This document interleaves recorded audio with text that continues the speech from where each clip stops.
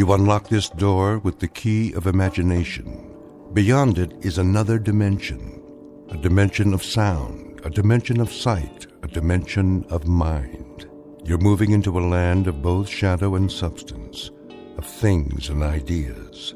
You've just crossed over into the Twilight Zone.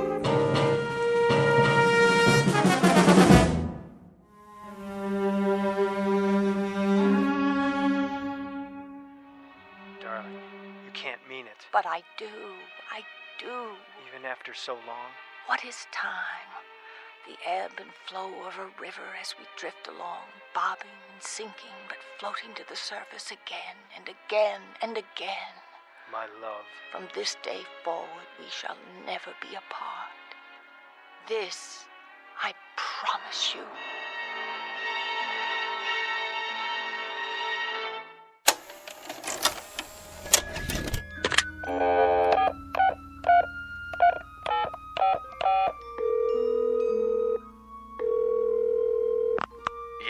Kruger, I've got an idea. Who is this? Jordy, who do you think?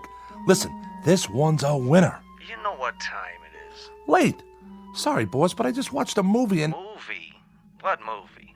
Remember that assignment you wanted to send me to the coast? To cover the awards, but you passed on it. Right, the Career Achievement Awards at the Academy. Jordan, surely this can wait. That's just it. It can't. Come morning, I'll be on a plane, headed for L.A. No, you won't. I'm sending the new boy. Not so fast. You remember why I passed on it? Because Pamela Morris isn't attending. As usual, so what? Well, I ran one of her pictures tonight. Her greatest performance. And this, I promise you. I've forgotten the magic. There's never been anyone like her, not even close. So here's what you do. Have you been drinking? Buddy, I'm stone cold sober. Get me a ticket for the Red Eye out of O'Hare. Then soon as it's morning, Pacific time, call our agent and set up an interview. I'll be there with bells on. Interview about what? Are you kidding? It's Pamela Morris. Where's she been all these years? Is she still as beautiful as they say? I'll get you an exclusive. And while I'm out there, I just might cover the awards, if you ask me real nice. 'Cause you're my favorite editor. Do us both a favor. Go back to bed. I haven't been to bed. I've been watching Pamela Morris all night long. And tomorrow, I'm going to meet her. No matter what. Thanks, Kruger. It'll be worth it. This, I promise you. The world's most beautiful woman. Pamela Morris. In person. Introducing Jordan Herrick, syndicated columnist, whose work appears in more than 100 newspapers. By nature a cynic, a disbeliever, and a jaded commentator on the movie business, caught up for the moment in a lovely vision. He's not sure whether that vision is merely a dream, but he'll soon find out. Her name is Pamela Morris, renowned star and femme fatale, not seen in public for many years, whose legendary beauty is remembered by millions. Mr. Herrick is correct about one thing. Tomorrow he will make her acquaintance, in person. But what he does not know is that the face he gazes upon may actually be a reflection, beamed his way directly from the Twilight Zone. And now, The Twilight Zone and our story, Queen of the Nile, starring Kate Jackson, with Stacy Keach as your narrator.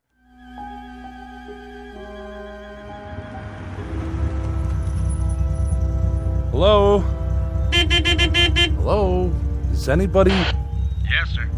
I'm here to see Miss Morris. Who? Pamela Morris. Do I have the right address? This is a private residence. No deliveries. Oh, for the love of... I'm not a delivery boy. Please turn your car around. My name is Jordan Herrick. Well, you still need an appointment. I have an appointment. Check the list. H-E-R-R-I. Oh, yeah. Mr. Herrick from Chicago. Thank you. I'll open the gate. Park in the circular driveway by the main house.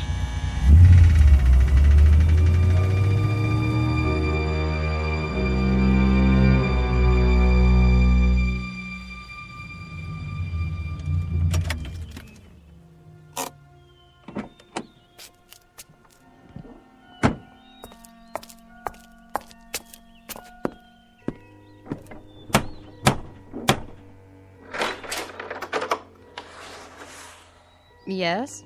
Hello there. I'm Jordan Herrick. I have an interview with Miss Morris. You're early. Am I? Well, if she's not ready, I can wait. This way. Well. This is impressive. Take your coat, sir. That portrait on the wall. Your coat? Oh, here. Who painted it, may I ask? I'll tell Miss Morris you're here.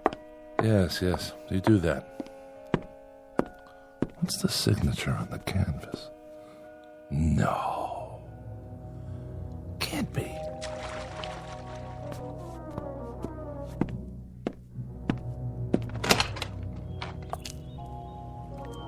Where's my towel? A young man is here to see you. Where? In the living room. Really?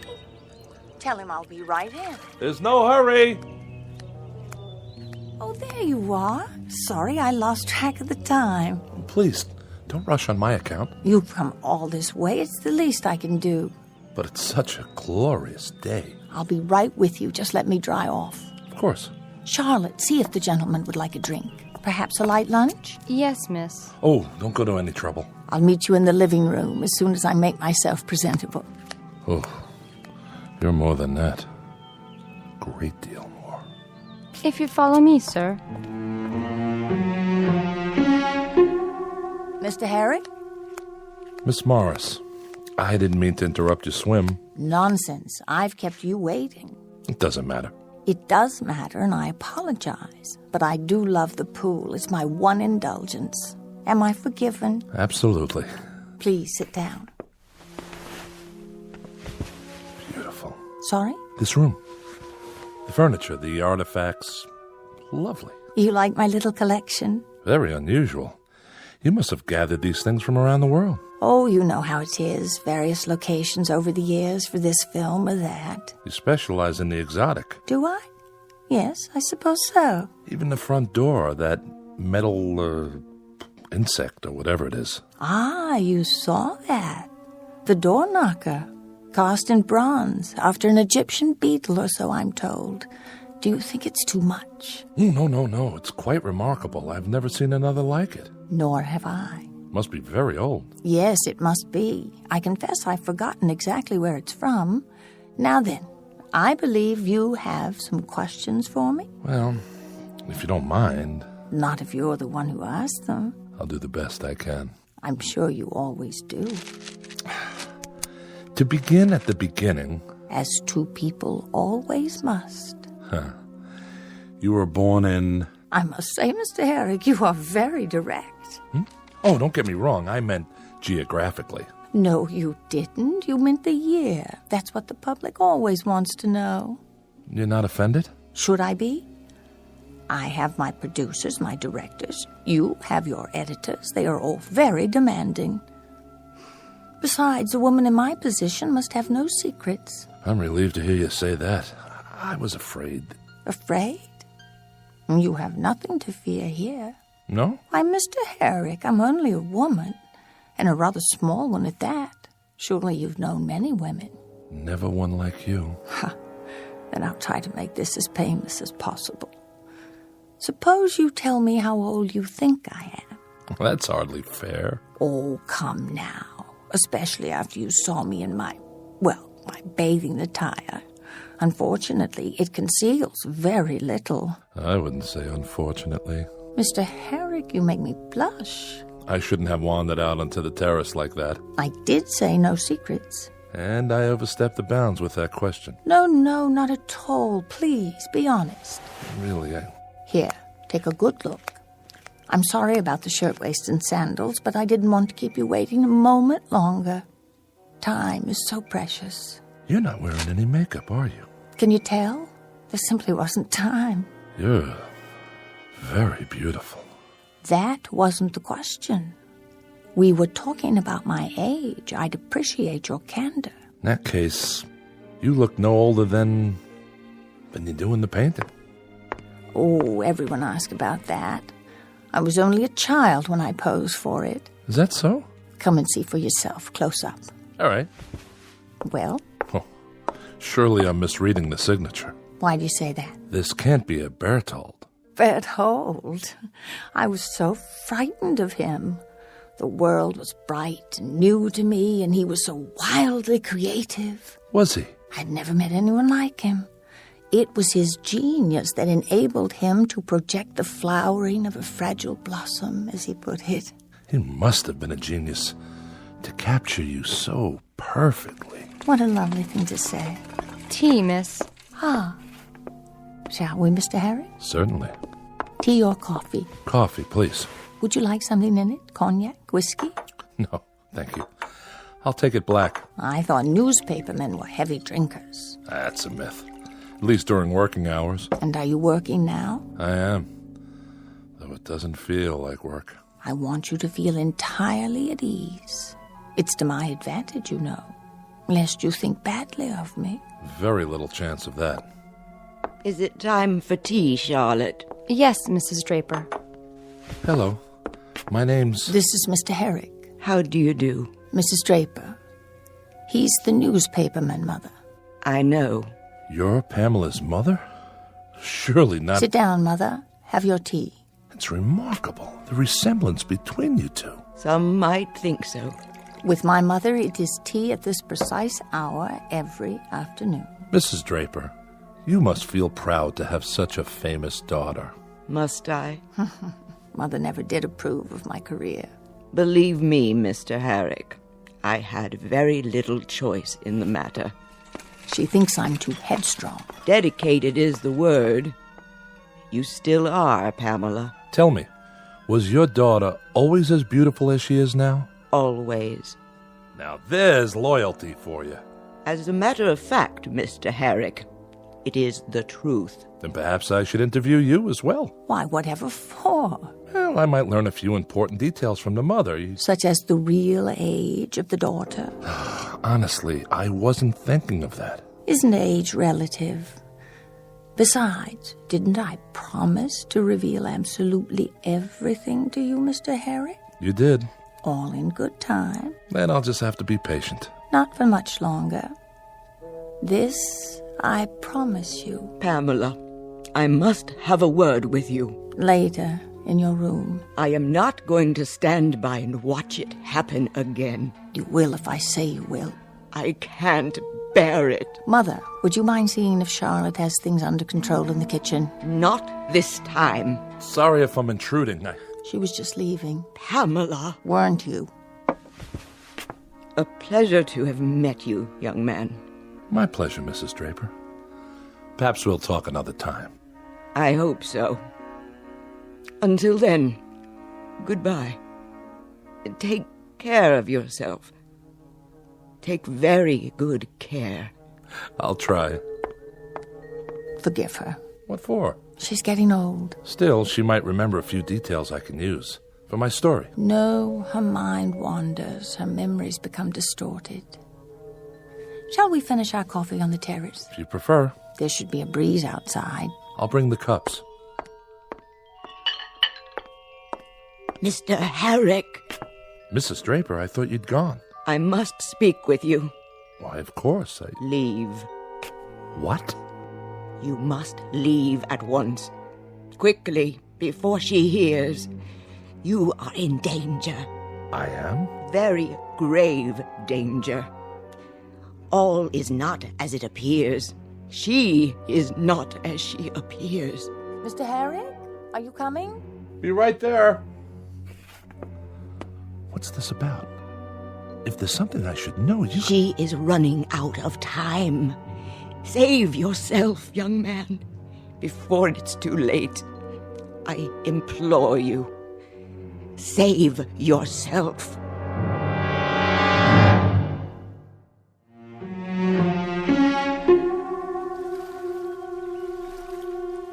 Isn't it lovely out here? Quite stunning. And a perfect location. I'm trying to remember. Who owned this house before you? Oh, some ancient actor from the silent days, I think. And when did you purchase it? There you go, Mr. Herrick, still trying to trick me. I assure you it was built decades ago, long before I was born. No doubt. I love to sit here by the hour, watching the birds and the clouds, listening to the sound of the water. At night I watch the stars. Do you? But that isn't what interests you, my nocturnal habits. It'll fit nicely into the story I'm doing. The question of age is still the big thing, isn't it? I wouldn't say that. I can hear it in your voice. Well, here goes. I am 38, Jordan. May I call you Jordan? Of course. Is that so terribly old? Not at all. Even in my case? Especially not in your case. The years have never been kinder to anyone. Oh, you're a dream. It's the truth. I should have realized you'd take all this down. Looks like you've already written several pages. Some advance notes. Dates mostly. Do they concern me? Indirectly.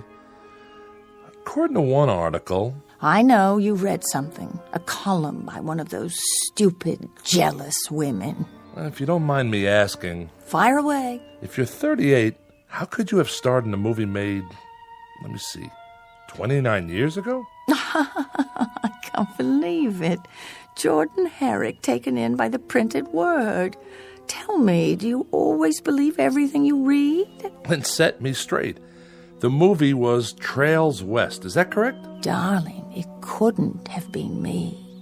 I would have had to be 9 years old, don't you see? It's an old mistake. I've run across it before. Once something like that gets into the books, it's hard to erase. Well, according to our files, your co-star was John Bradley. Was it? You were in love with him.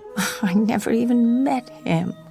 Your files are in error. That's possible. Almost 30 years ago. Why, I don't believe I'd even seen a movie yet. I wasn't allowed. My parents were very strict. Oh? We were poor. We lived in Iowa. My father's business was failing. It was a few years later that I set out for Hollywood, a star-struck girl in her teens, following the same trail blazed by so many hopefuls. I was extremely lucky. You must have been. You made Queen of the Nile with Charles Danforth. When you were 14? Juliet was 12. It's such an important production. Is that so much harder to believe than my true age today? You see, no one knew I was only 14. If they had, I would have been taken off the picture. I matured early. Indeed you did. I've seen the film. Have you? Shot on location, wasn't it? Oh, yes. No studio backlots then. A fabulous experience. I learned so much. And that was when you began collecting? What? The interior of your house. I take it the trip inspired the decor. I call it early Egyptian. I suppose it's silly of me, but how could I resist? It was my first big break, and I was far from home with more money than I'd ever seen before. I'm just glad it wasn't one of those horror pictures, or I'd probably have the place filled with caskets. No, I much prefer it this way. But really, you know, the fact is that I still feel 14 in some respects. No, let me be more precise. Sitting here with you, I feel new. I know it sounds foolish, but I want to live, Jordan. I want to savor all there is in this life. Is that so wrong? No. Come here and look at the view. You can see practically the entire city from here. The canyons, the pools. They look so blue from here. Don't they? Such a perfect color. Reminds me of something. Me too. Your eyes. You are too good to be true. But do you see what I mean? The world is such a magnificent place, full of so many wonders, too many to know in one lifetime. Maybe that's what makes life so precious. Because it's so brief. Does it have to be? If we live fully, tasting everything that's placed before us like a magnificent offering, two people alive to the moment and each other. Yes. I'm being foolish again saying such things. Oh, on the contrary. We've only just met. Hardly seems possible. That's because you've seen my films, each a time capsule, preserved, unchanging. There's something more, something that's very much alive right now. It's just that I so seldom get the chance to speak my mind, to air my dreams. That's true for everyone. Is it? It is for me. If I could know there's another who feels the same way, who wants to know life to the fullest. I think it's time for you to start believing. I don't dare. What are you worried about? You were so understanding, so simpatico. Don't stand too close. No, you don't like it. Move to the edge of the hillside. You might fall. Oh, Jordan, I already have. No. What's wrong? What must you think of me? Don't turn away. Look at me. It's as much my fault as yours. I wanted to kiss you from the first moment I saw you. You're very sweet, very real. But you really must go. Why? Because I say so. But we can see each other again, if you like. What about tonight? Dinner? Very well, shall we say? 8 o'clock?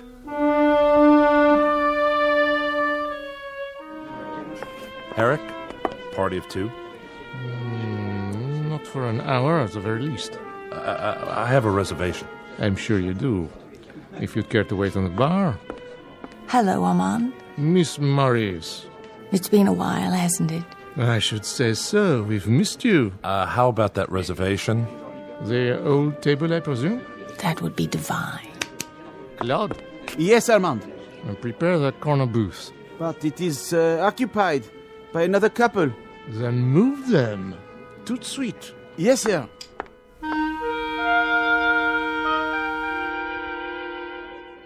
And that's our show. Ladies and gentlemen, we now invite you to dance. Darling, I don't know when I've had such a wonderful time, but it is getting late. Is it? I should call home to see how Mother's doing. Oh, don't tell me there's a curfew. It isn't that, but I do worry. Excuse me, Yes? Miss Morris? Can I have your autograph? Of course, dear. Thank you, Miss Morris. Will that do? Will it? You should charge for those things. That's the 10th one tonight. Darling, is something the matter? No.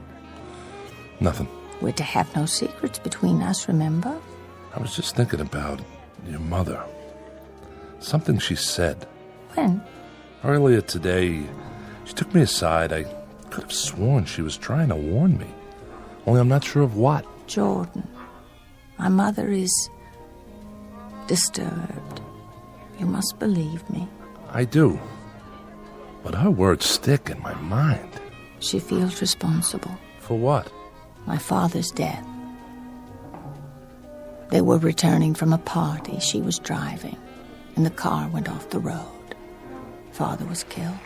Oh, I'm sorry. Since then, she's been suspicious, furtive, imagining all sorts of terrible things. I've tried to help her, but the doctors say it's hopeless. She's deeply depressed. She should be in an institution, but I can't bear the thought of... I shouldn't have brought it up. Let's change the subject. Yes, let's. Now then, I told you about me. What about you? What do you want to know? Where did you grow up? Chicago. I still live there. I've played Chicago, the Wells Theater. The Wells. Is it still always so cold in Chicago? Only in the wintertime. Oh, I almost forgot. I was going to call Mother. Where's my purse? Oh, wait, you'll need coins for the phone. Oh, don't worry about me. Here, I'll get change. Waiter? Jordan, please. It's no trouble. Listen to me. You're a kind and considerate man, but I can take care of myself. Just don't disappear while I'm gone. Promise? You have my word on it. What's this in my pocket? A letter? Someone must have put it in my jacket. But who? Dear Mr. Herrick, you are a fine young man. I know you want to see my daughter. But you must not.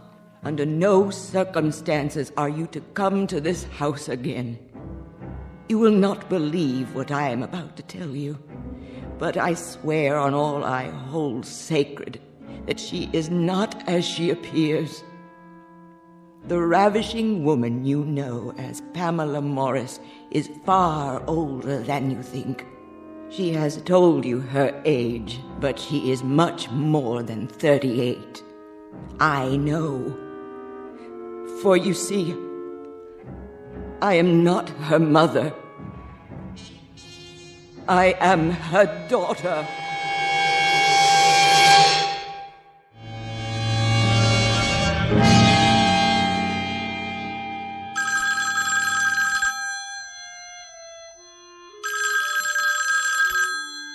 Morning. Jordan? Oh, I was just about to phone you. Were you? I overslept after last night. I was afraid you wouldn't call. I wasn't sure you wanted me to. Oh, now you're teasing me. I had the most wonderful evening. So did I. It was heavenly, Jordan. Every minute of it. Will I see you today? Wild horses wouldn't keep me away. You don't have to fly back? Not just yet. I'll tell Kruger I'm onto something here. Something that could be very big. Kruger? My editor. Don't worry, he'll go for it. Oh, I hope so. If I were to lose you now, you don't know how long it's been since I've felt this way. Stay right where you are. I'll be right over. I won't move from this spot. I'll tell Charlotte to make lunch for us on the veranda. I have a better idea. I'll take you to Musso and Frank's for brunch. Perhaps your mother could join us. What for? I thought it might be nice for her. To get her out of the house for a change. Mother's not feeling well this morning. Well, nothing serious, I hope. Only the usual complaints.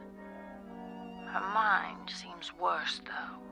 I wouldn't want to subject you to that. As you wish. You seem awfully interested in my mother. I do? Yeah. Just a reporter's curiosity. Enough about her. How soon will you be here? As soon as I shower and dress. Till then, darling. Till then. Front desk. This is Mr. Herrick. I'd like to place a collect call to Chicago. I'll connect you with the hotel operator.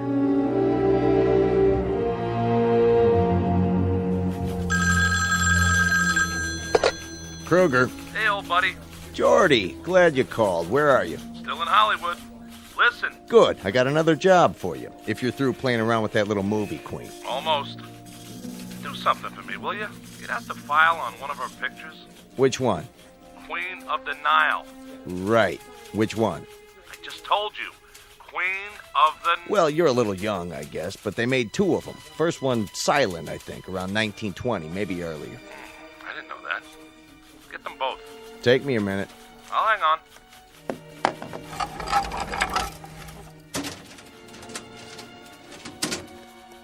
Here it is. You there? Yeah. I got it. What's the name of the girl who starred in the original? Let me see. Constance Taylor. Never heard of her. Anyway, she starred in most of it. What do you mean? It says there was some kind of accident during filming. A cave-in at a tomb in Egypt. Real tragic. They never found her. Got a photo of this Constance Taylor? There's a clipping from the obit. Compare it. With what? A picture of Pamela Morris in the remake. If you say so. Well? They look alike, but they would. They played the same part with the same makeup, same type of costume. The old Wells Theater. When did they tear it down? The Wells? Here in Chicago? Oh, it must have been sometime in the 30s. Why? I want to be sure first. In the meantime, I need you to do a little more research. Find out about the men who were involved with Pamela Morris. Send me every press release, every clipping you have on her. Then fax them to me at the hotel. Can you do that? This better be worth it. Ooh, it will be. Sounds like you're on to something. Kruger, you wouldn't believe it if I told you. But it's something, all right. Something fantastic.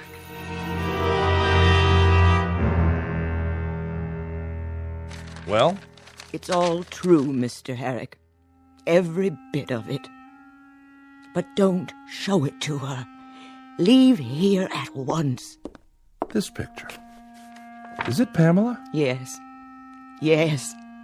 Please, Mr. Herrick. You don't know how it is. January 12th, 1933.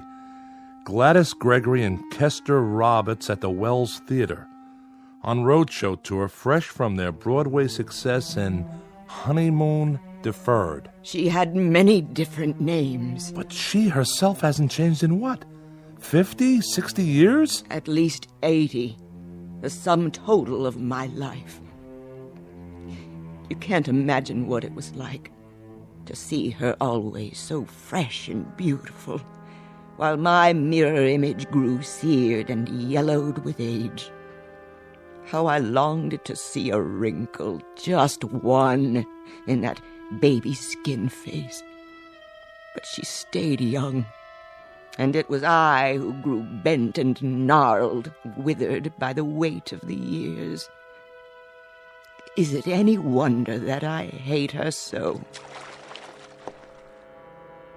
Hard to imagine hating her. Take one last look, Mr. Herrick, and then go. How old is she, really? She is ageless. Perhaps eternal. That's true. What is her secret? What woman would not sell her soul to know? Surely you have some idea. It has to do with the motif of this room. The artifacts? The scarabs. The scarabide beetle, to be exact. The Egyptian symbol for everlasting life from the banks of the Nile. Mrs. Draper, if you hate her so... Why do I stay? What else could I do? After Pamela and my husband. Go on. Tell me the rest. Charlotte? I cannot. You must go. What about those other men? John Bradley, Charles Danforth, Wesley Harrington. Don't ask about them. Charlotte, was that Mr. Herrick's car in the driveway? I thought I heard... Oh, Jordan. I knew it was you. I could hardly wait. Hello, Pamela. What's she doing here? Pamela. How nice of you to drop in, Mr. Herrick. Has my mother been entertaining you? Yes, she has. Tea, Miss Morris. Thank you, Charlotte. What wild tales have you been spinning, Mother? I'm beginning to think they're not wild tales at all. Oh? For one thing, the Wells Theater where you played was torn down years ago. Many, many years. And the artist, Berthold, who painted that picture of you, do you know when he died? You may leave us, Mother. Charlotte will serve your tea in your room. Pamela, please. I want to speak to Mr. Herrick alone. Yes, I'm sure you do. That will be all, Charlotte. I'll pour for Mr. Herrick. Yes, Miss Morris. Your coffee, black, as I recall? Yes, Pamela. Drink up. Pamela, Now then, you were saying? Please understand, Oh, I do. I'm a reporter. It's my job to gather facts. And last night, that was part of your research? Last night was special. Believe me. My, look at all these newspaper clippings. Let me explain. You've compiled quite a dossier on me. What is it you want? Money? You think I'm a blackmailer? Well, if that's not it, what do you want? The truth. It comes down to this. I told you it isn't about money. I understand. Then why are you opening the wall safe? You want the truth, Mr. Herrick, and you shall have it. Come here. What have you done? Just a little white pill in your coffee. You drugged me. Don't worry. It's only a sedative. Well, why? I'm about to show you the secret. Don't you want to see what's in the box? Very well. I'll bring it to you. What is that? A rare Egyptian scarab, Mr. Herrick. The secret of eternity. Where did you... Get it? From the pharaohs, who understood its power. Pharaohs? I told you, Mr. Herrick. I was once Queen of the Nile. That was only a movie. Was it? Oh, yes, but I'm talking about the real thing. You were? Not were. Am. Oh. Sit down. It's easier that way. Let me open your shirt. You'll feel a slight sting as it penetrates your flesh. Then when it's fed, when it's filled itself with your life force. Please. Please. There. Now I simply remove it and place it on my skin. so that it can reverse the process. Let me see. This leg should do nicely. Do you think I have nice legs, Mr. Harry? Oh, but you can't speak. You can't do anything, can you? A pity the art of mummification no longer exists, because in a few more seconds, there will simply be nothing left to hold your body together anymore.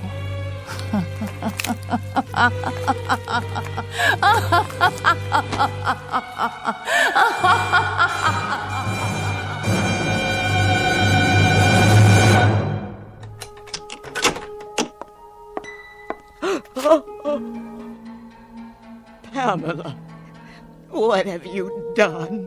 I've told you, Viola, never come in until I call you if you want to live another day. No, I can't bear it. Get rid of the remains. Quickly. This must stop. Clothing, shoes, everything. Now. Yes? I have an appointment to see Miss Morris. This way, sir. I'm here, Charlotte. Yes, miss. Oh, do you mind? I seem to have knocked over a cup in the living room. Would you see that it's swept up? All of it? Right away, miss. If I've come at a bad time... Nonsense. You must be Mr. Jackson. Yes, I called the other day. And I told you to come out when you could. Did you think I'd forget? Well, I didn't want to intrude.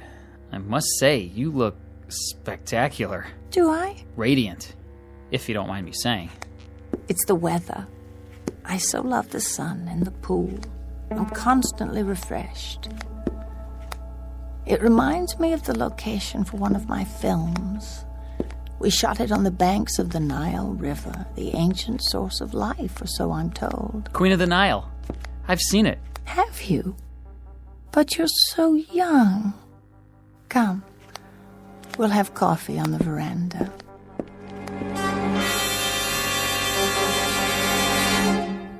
Everybody knows Pamela Morris, the beautiful and eternally young movie star. Or does she have another name even more famous, an Egyptian one from centuries past? A word to the wise. It's best not to be too curious, lest you end up like Jordan Herrick, a pile of dust and old clothing discarded in the endless eternity of the Twilight Zone.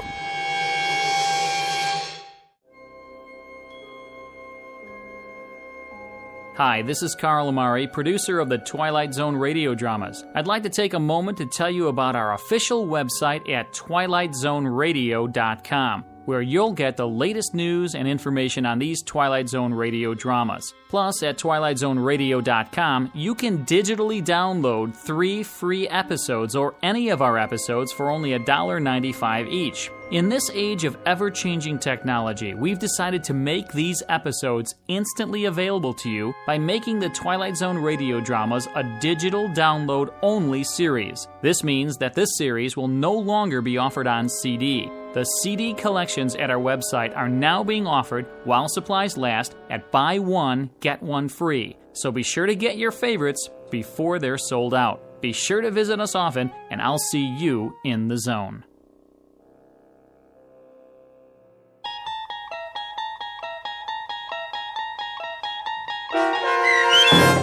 Queen of the Nile, starring Kate Jackson with Stacy Keach as your narrator, was adapted for radio by Dennis Etchison and based on a script by Jerry Saul.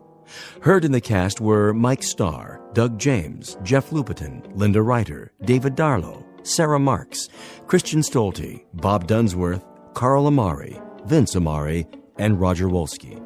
To learn more about the Twilight Zone radio dramas and to obtain audio cassettes and CDs of these programs, visit our website at twilightzoneradio.com.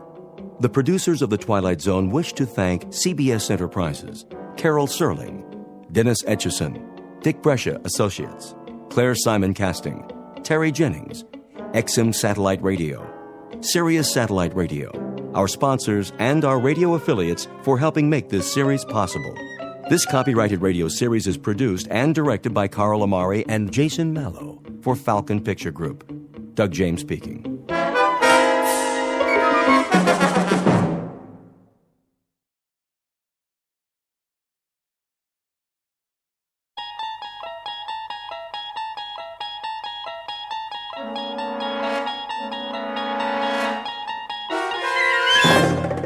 You unlock this door with the key of imagination. Beyond it is another dimension, a dimension of sound, a dimension of sight, a dimension of mind. You're moving into a land of both shadow and substance, of things and ideas. You've just crossed over into the Twilight Zone.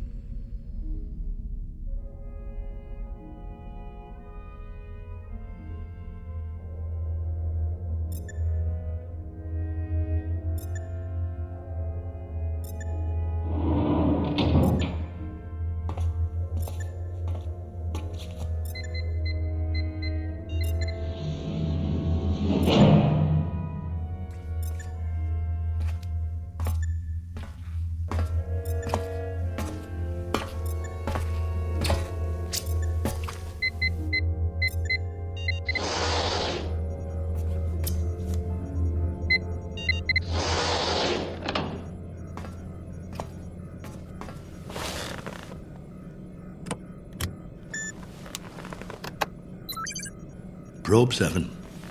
Log entry 1411. Another waking period.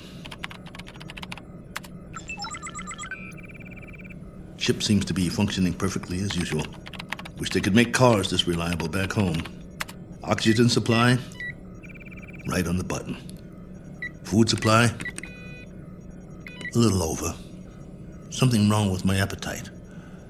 Not enough exercise, I guess. I know. More workout time. Gotta stay in shape. Never know who I might meet in space.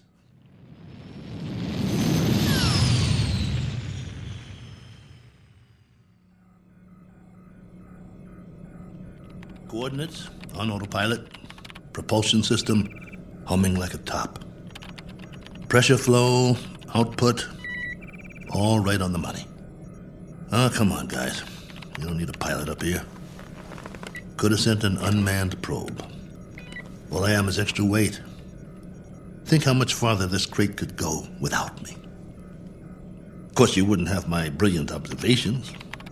Boredom followed by prolonged disinterest, with periods of great loneliness. Must be fascinating. Here's an observation. All these blinking lights in the cockpit. They remind me of stars, or candles, or cigarette lighters. That's it. You remember cigarettes? Did you know at concerts people had these little lighters, and sometimes they'd hold them up and it looked like a sea of stars out there in the dark? I want to write a book, not this diary. Doesn't have enough plot.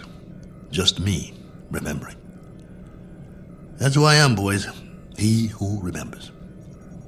Oh, well. Better send you the numbers.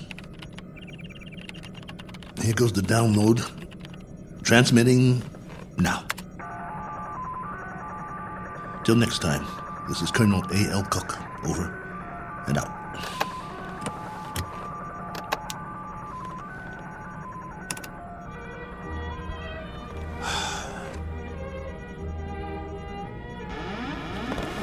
Hold on, I think we've got a malfunction here. Some kind of overload. Yep, there's the power drain.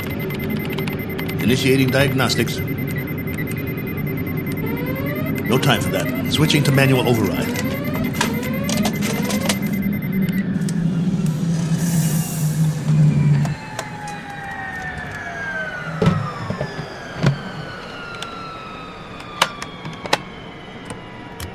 Base, this is Probe 7. Probe 7, calling base. Come in. I've just lost a rocket tube. Can't handle this baby. Controls won't respond. Losing power fast. Have to set down on the nearest planet.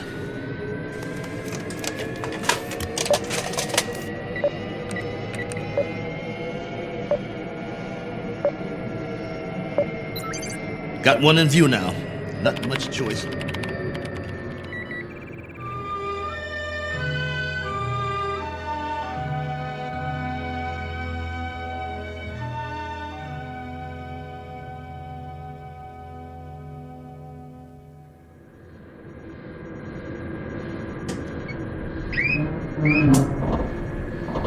Entering atmosphere.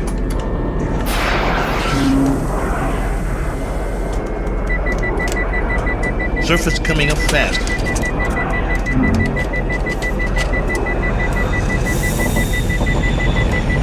Can't slow down. No retro rockets.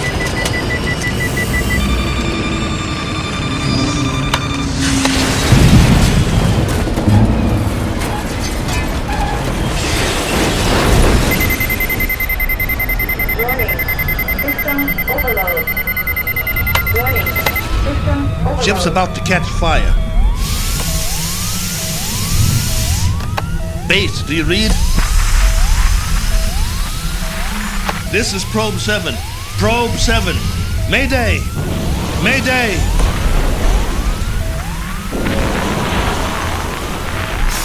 Mayday! Mayday!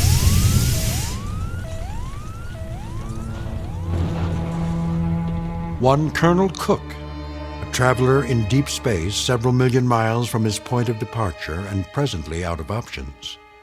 He set a course across an endless ocean in a one-man lifeboat, now scorched and broken on an alien shore.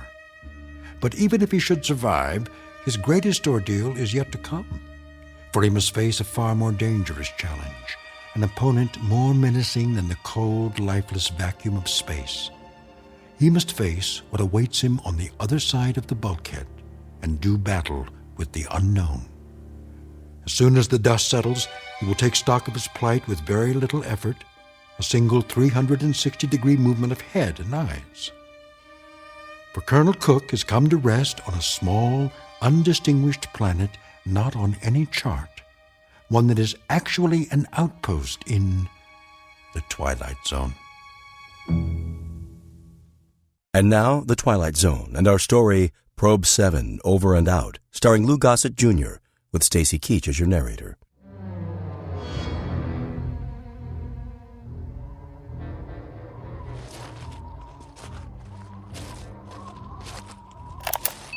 Log entry 1412. I'm alive. That's all I know for sure. The ship is wrecked pretty badly. It might be possible to realign the main drive, but not without help. So far, I'm holding up.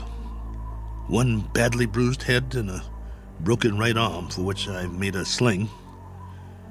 A few more painkillers in the first aid kit, but after that, I'm on my own.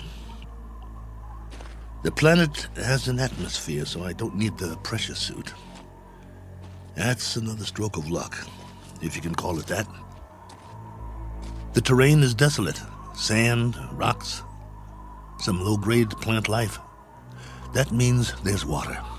The question is, how much and where? The ship has cooled down now, what's left of it. Main instrument panel is intact, so I'll try to contact the base directly, if there's enough power. More later. Cook, signing off.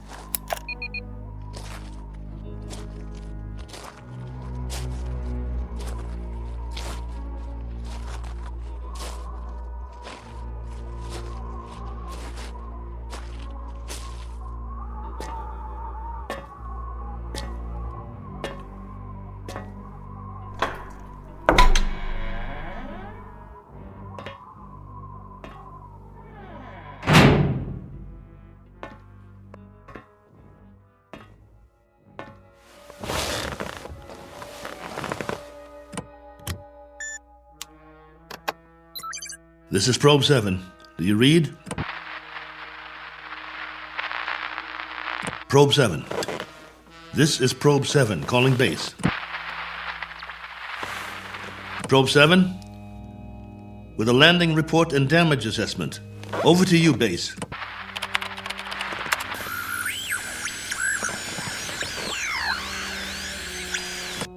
This is Probe 7.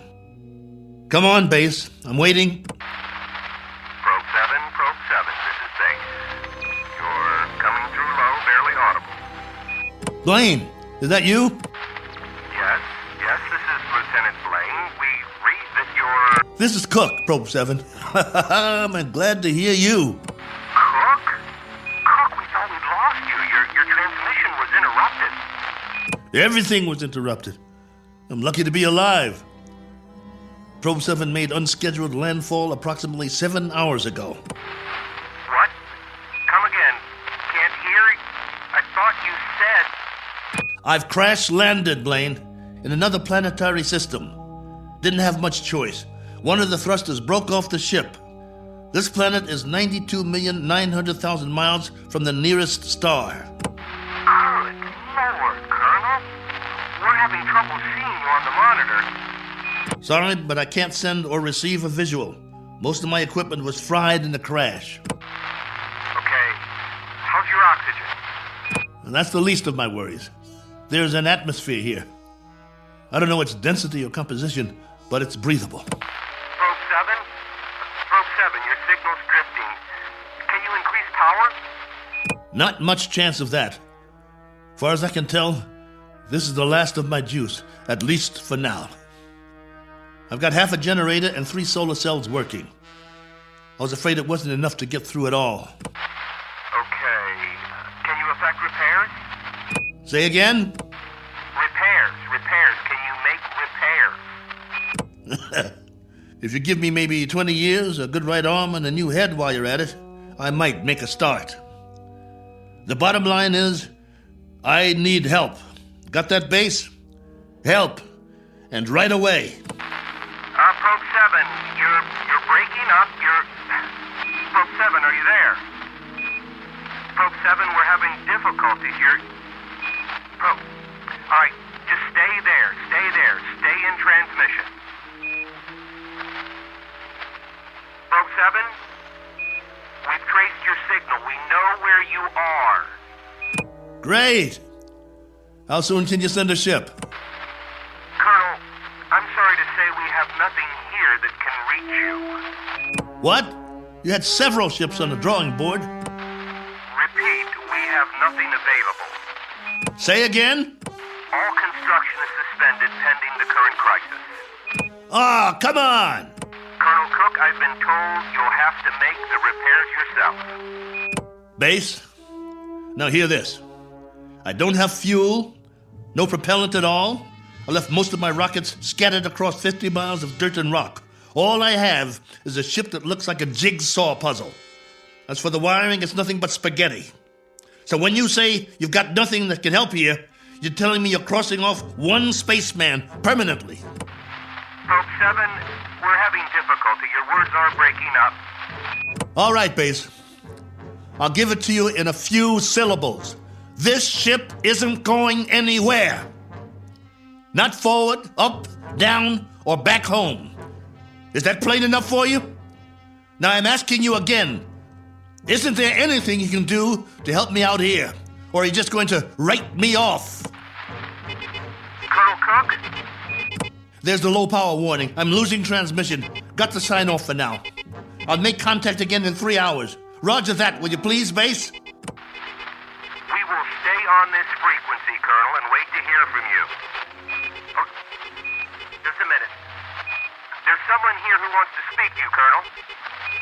Colonel Cook, this is General Larrabee. We understand the spot you're in. We wish we could help. Thank you, sir. Well, there is a possibility that once you give us a full report on the ship, we can send you instructions for its repair and walk you through it step by step. That's still an option. Is it? Well, here's an option. Why don't I just build me a new one, General? I'll make it out of tin cans and chewing gum. I'll burn some circuit boards with a magnifying glass. That's a possibility, too. Colonel, I'm trying to be frank with you. Sorry, sir. I'll transmit again in 3 hours. Over and out. Heaven help me. Wonder if that's a possibility.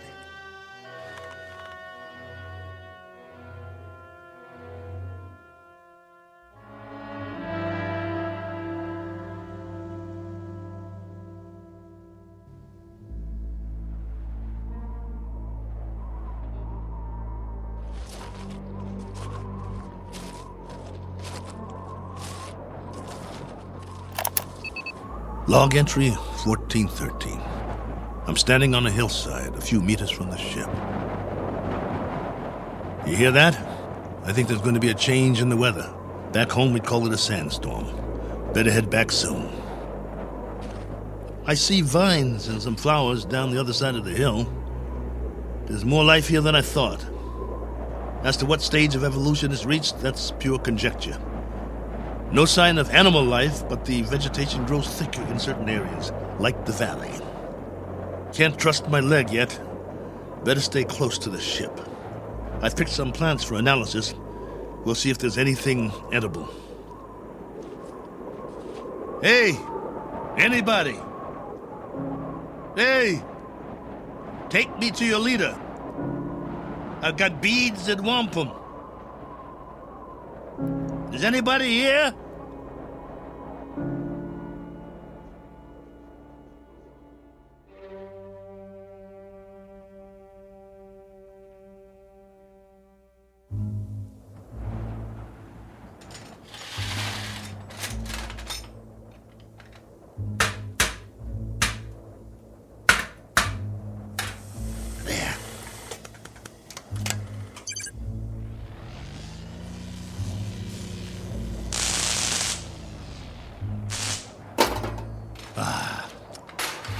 That's just great.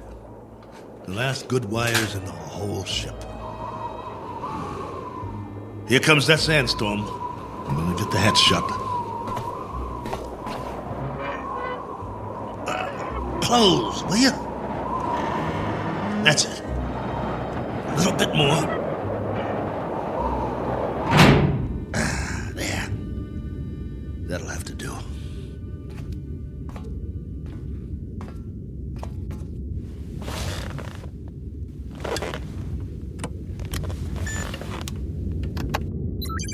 This is Probe 7, calling base.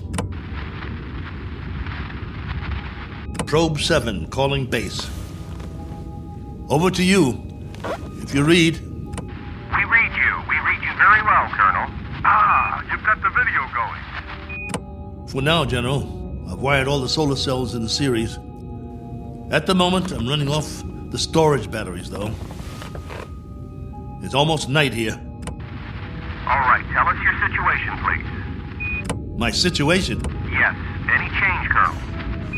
I've done what I can, but I'd have to call it unchanged.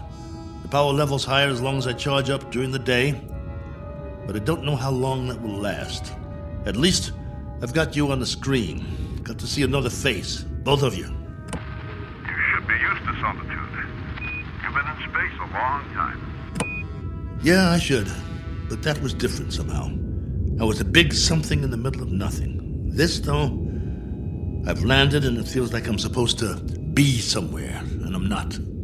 My memory of home is fading fast. Colonel, and the condition of the ship, still a total loss? Probe 7 is no longer probing, General, unless it's the few feet of dirt I tore up when I crashed. There is life here, like I said, vegetable life, pretty elementary. I've explored the surrounding area in all directions, but I can't get down to the valley with this leg. The gravity is roughly the same as ours. From what I can tell, the atmosphere is similar as well. At least, there's no pollution. I haven't started coughing yet. Describe what's left of the ship. What's left of the ship, General, is a few feet of bent-up metal. I told you, it's unrepairable. You're sure, Colonel? You're absolutely positive? There isn't one other section that's still intact. She'll do for a museum or a junkyard. Take your pick. As for me, I don't have the luxury of making a choice. Nor do we, Colonel. Nor do we. Right. The crisis. Listen to me, Cook. We've got a major problem here. Oh, you do? Since you left, we've had an international incident. A serious one. There's talk of war. The next 24 hours will be crucial. As long as I can remember, there's always been a crisis, and there's always been talk of war. Well, hasn't there? Yes. this time, I'm afraid. You'll forgive me, General, but I've got a crisis too, and it's a very immediate one. I have the remainder of my rations and 2 broken bones in one arm. You have my location. I need to know that help of some sort is on the way, or would you call that unreasonable? Now listen up, Colonel. The rest of the fleet's been taken out. There isn't another ship, unless we build one. And if we go to hydrogen war in the next few hours, there'll be nobody left to do the building. Do I make myself clear? You're serious? That's the realistic view, Colonel. It may go down hard, but I'm giving you the facts of life. 10 hours from now, maybe 6, maybe 4, we'll be fully committed. I'm talking about 500 million people, not just one man. That's about as clear as I can put it. Very well then, General. I guess that's it. We don't see any alternative. Will there be any point in making further contact with base? Yes, Probe 7. For 2 reasons I can think of, both of some benefit to you. One, so you'll know that you're not alone up there. And 2, to confirm that your own world still exists. Though the latter is a moot question at this point. Over to you, Colonel. I can't think of anything else to say at the moment. Feel free to keep the signal open, if you like. Can't do that, General. I need to charge the batteries when it's light again. Here's that storm. Don't know how strong it'll be or how long it'll last. But I'll try to get through it.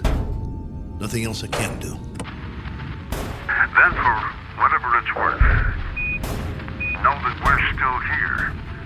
For now. Over to you, Probe 7. Roger, base. And out.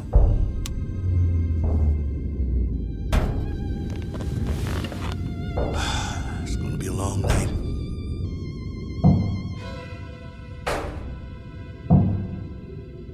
Wait. What's that? Hold on.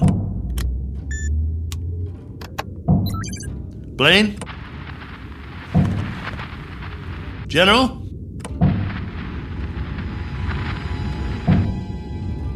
I wish you could hear this. There's something outside, I swear. Something or someone.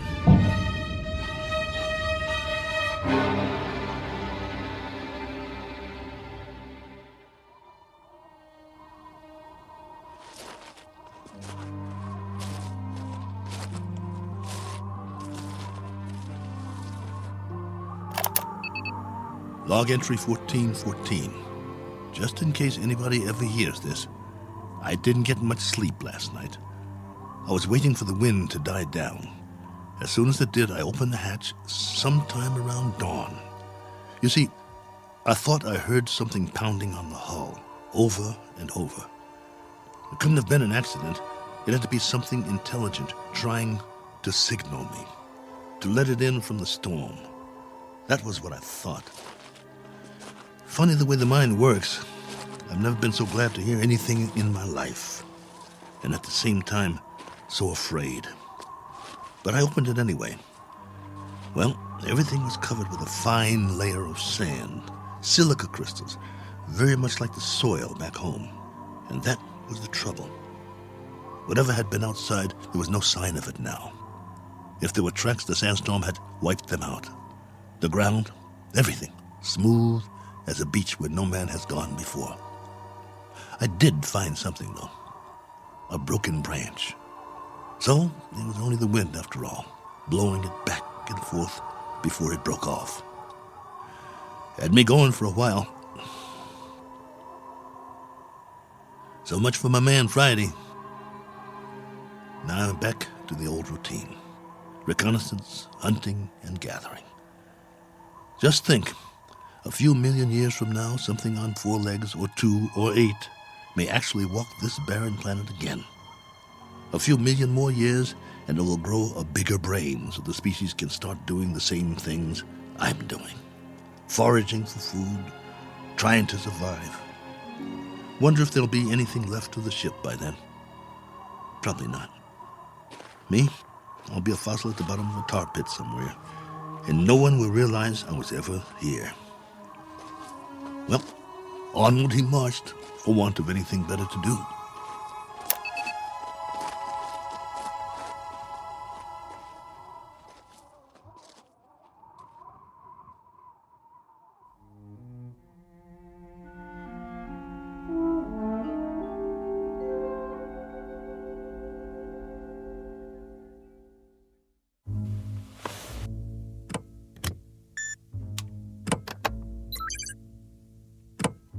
Blaine? General Larrabee? Are you still there? Here, Colonel. Go ahead. Well, you look like you haven't slept. Not much. And you? Not really. Up at dawn to do some hiking, north, east, south, and west. I had been hoping. Yes? Just a crazy dream I had. No sign of anything? It's a primitive planet. I'm very much alone here, after all. Oh, not completely. I've got a wind that sings sad songs and some scrawny plants that check me out every now and then as I walk by. There might be some fruit trees that are edible down in the valley, if they're not poisonous. But that's it. That's all of it. I'm truly sorry. There used to be an old saying, if life gives you lemons, make lemonade. The only thing wrong is I can't even find the lemons. But don't worry. I'll keep trying. Not that this will provide any vast solace to you, but at 9 o'clock this morning, Colonel, we went to war. And? The whole eastern seaboard went up. You mean all of it? The cities, everything. It took 12 minutes. Exactly 12 minutes. I suppose we retaliated? Oh, indeed. With great alacrity and effectiveness. And we still are. With everything we've got. It was our old enemy? That's right, if it matters now. And the result of all this? Our world is doing a little wholesale dying at the moment. And there's nothing to do but watch it happen. What about the base? Are you safe? For the time being, our location's classified. Only you and a few others know where we are. The signal's encrypted. That's good then. Trouble is, we can't stay here much longer. There have been bombs as close as 400 miles from us, falling through the night. It's now a question, Colonel, of the manner of death. Very fast or very slow. It's that kind of consideration, not one we thought would ever be a reality. General. You know, it's really quite a pity that we didn't send others with you. What you think of as a prison might have proved to be a haven of sorts for the survival of the species. Don't have any illusions about it, General. What you think of as a haven is only a very sizable dungeon. A good-sized dungeon with a breathable air. But that's what it is, and there's no way out. I don't much care for solitary confinement, and neither would you. Unfortunately, both of us have very little choice in the matter. General, this is urgent. Give it to me. What is it, General? What's happening there? In a moment, Blaine. But, General... I said in a moment. Cook, I've just received an official communication. We're going to have to move out of here. Now, I don't know whether we'll be able to transmit again or not. If we are able to, I'll do my best to make contact. You have my word. Thank you. Try if you can. It means a lot to hear a real, live voice. I wish we could do more. Silence. Or cries. That's the story from our world. Silence or cries. God bless you. And good luck.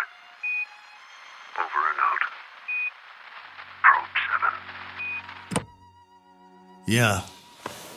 Over and out. Not with a bang, but a whimper. Hell of an ending. To all my friends back home, take good care.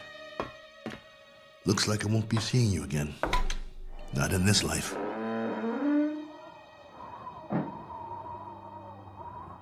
Time to start a new project. Chapter 1. The Memoirs of Colonel A.L. Cook. And I've got a very good memory. You wouldn't believe the stories I could tell. Who knows? After I'm gone, maybe someone else will crash here and find it. A lifetime of memories. Every sight, every sound, all the way back to the beginning. The kids I knew, the girls I dated, my friends, mom and dad, the first job, all of it. Every detail recorded for posterity. Has anyone ever done that before? Maybe people who keep diaries their whole lives, except that no one ever got it all down. Didn't have the time, but I do. All the time in the world.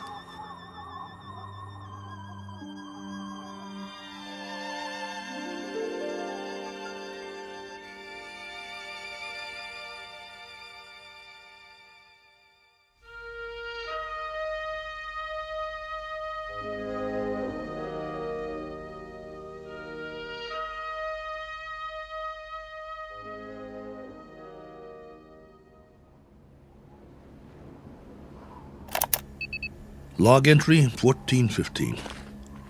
This one's for the record. A final official entry. From here on, it'll be the life story of Colonel A.L. Cook. Me, myself, and I.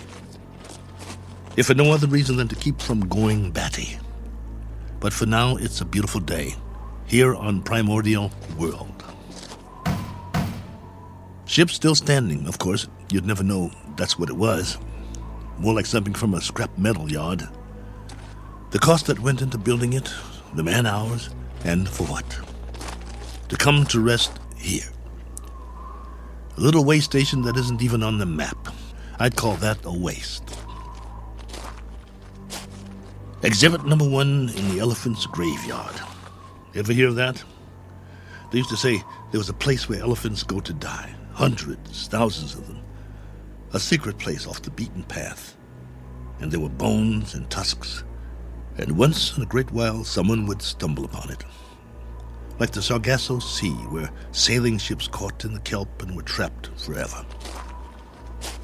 Well, maybe other travelers will end up here, gone to ground, never to move again. Eventually, there'll be a whole collection of them from all over. But remember, I was the first. I should scratch it in the metal. Cook was here. But I digress. This is still supposed to be my official report. The evaluation of the crash site coming up. The tail fin is all but covered by sand. Have to dig it out before the next storm. Then build some kind of windbreak or the whole ship might get buried. I could gather some branches, make one. There's more vegetation in the valley if I can get up and over.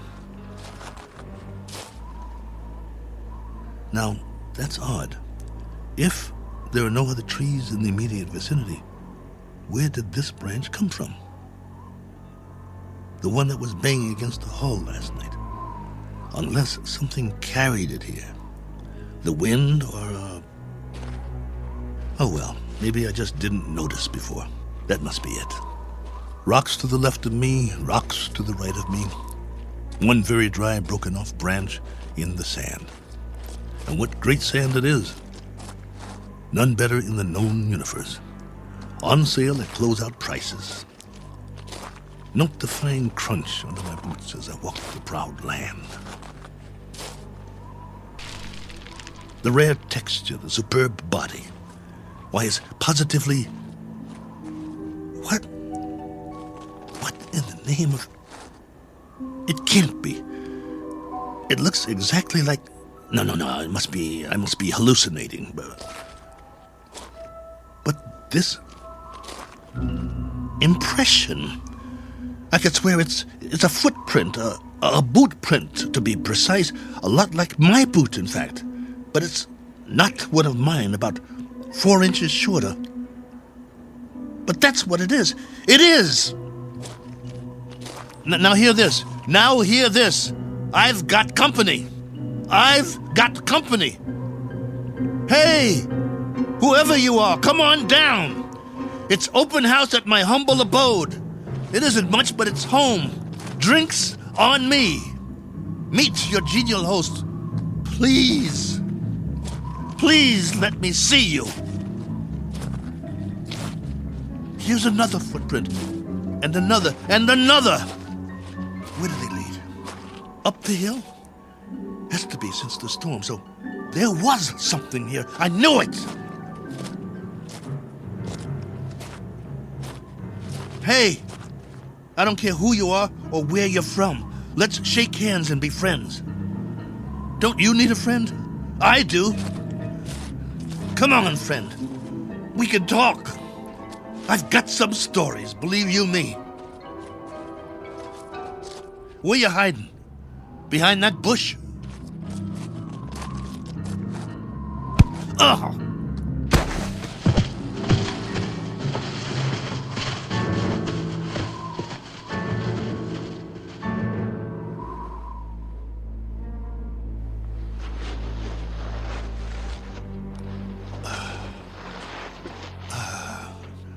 Blood on my head.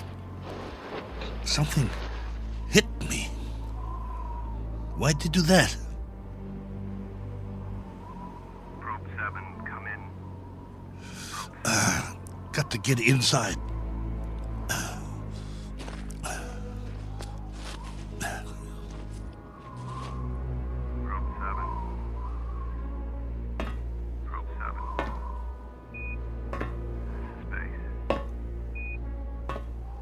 Get the hatch closed before they come after me. Probe 7. Base. Can't let them get in. This is Base. With our last transmission, we got ours a few minutes ago.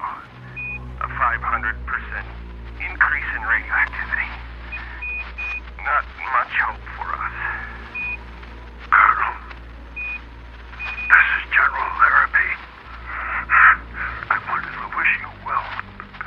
From what we can gather, the enemy got it just as bad as we did. We wiped them out. And they wiped us out. One last forlorn wish for you, Colonel.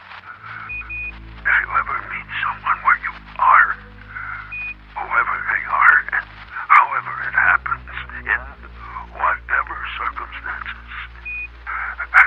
I hope it can come without fear. I hope it can come without anger. That's what they're going to have to put on the stone. The one we'll all be buried under on our world. Here lies a race of men who flex their muscles. One time too many. I hope your new world is different, Cook. I hope there's no such word as hate. I hope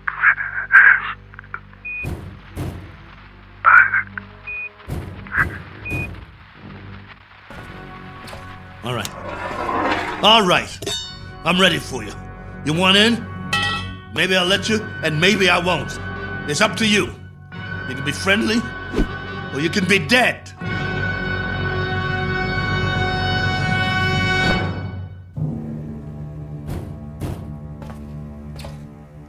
Hey, friend. You want to come in? Must be lonely out there. I hear you. What's the matter? Hungry? You're going to get a lot hungrier. Or don't you eat, friend? What do you say? Speak up. Can't talk, huh? No. You only know how to hit. Take more than that to put me down. What'd you use, a tree branch? Not very friendly, if you ask me. Well, I've got a nice piece of metal in my hand, and I know what to do with it. Won't catch me again.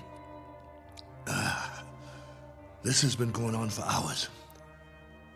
I don't know about you, but I need sleep. I really need it. Understand? Sleep. And this king-size bump on my head doesn't help. Tell you what, we'll make a deal. I give you one more chance to get away. Go hide, I don't care. You may not understand the language, but maybe you get the message. I'll wait a while and catch some sleep. Then when I wake up, I'm going to have a nice freeze-dried dinner. If I don't hear you out there, we'll forget the whole thing. You stay up the hill, and I'll stay down here. Just remember to keep your distance. Otherwise, I might have to come up there and teach you a lesson. A man's got to have his boundaries. Oh, God, I hurt. I want to sleep just for a while.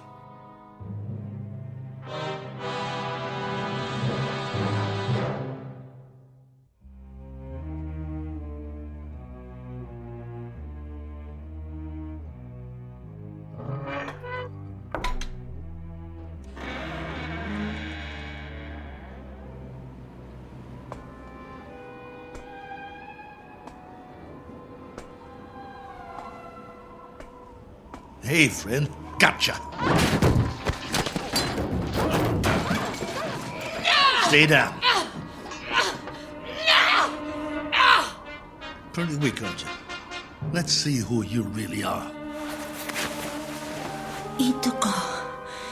Miena. Manda. Manda. No. You're a woman? No, wait. Let's talk. Can't we talk about it? Do you understand anything I'm saying? Min. Oh boy. Look. My name is Cook. Colonel Cook. I'm from another planet. I crash landed here.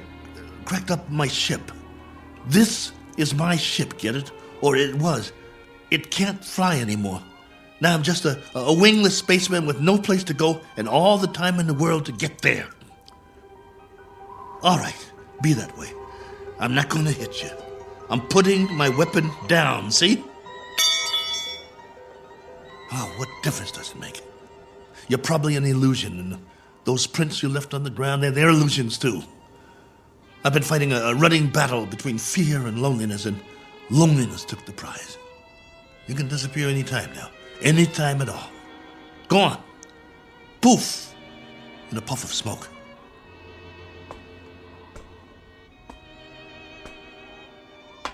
No, wait, please. Are you real? This knot on my head certainly is.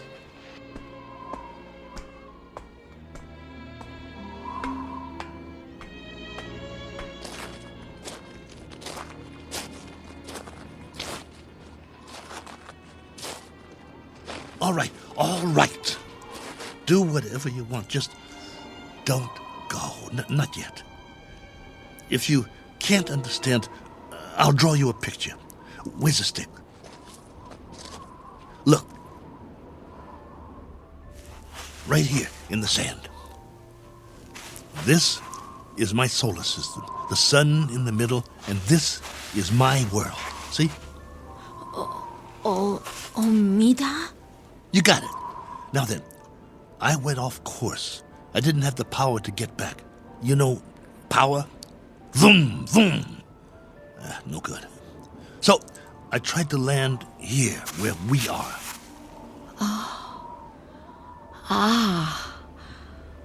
Omida korum.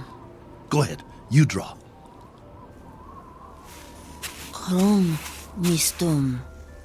Oh, that's your solar system and your world. You came from there. Let me see now. It went out of orbit. Is that it? Your planet left its orbit and moved away from the sun. And the line, that's where you went and where your world went, right? I'm sorry. What about now? Where's your planet now? I understand. Gone. Disappeared. Probably frozen by now. But you got out. How many others? How many got out? You got away. Any others? Min. One finger. That's a hard count, my dear. A very hard count. And you've been here a while, haven't you? Look at your suit. Your galaxy might be light years away. It would have taken years to reach here. Where's your ship?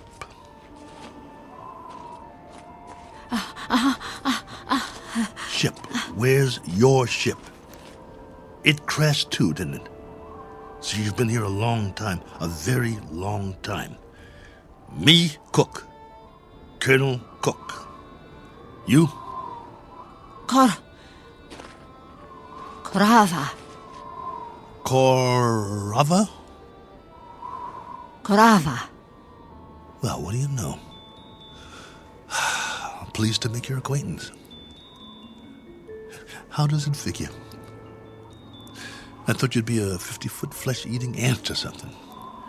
And you turn out to be a woman. Which is neither here nor there. Because however you slice it, we're stuck here. A one-armed man and one very tired lady. Quite a pair. What have you been living on? What food? You understand food? Eat? Well, I can offer you lunch or maybe it's breakfast. I'm not sure which. And some companionship. And we can spend the rest of our lives drawing diagrams in the sand, which will be somewhat tedious. But the brighter of us will have to learn the other's language eventually. I hope it's you. Because I got some stories to tell, believe me. Come, Korava. Eat. Food. In the ship. Chow time. Come along. Inside. Eat. Food. Food? Okawa? Okawa? No. Not that way. Come here. Food. Please come back. I'm not going to hurt you. Please. Okawa! Oh, for heaven's sake.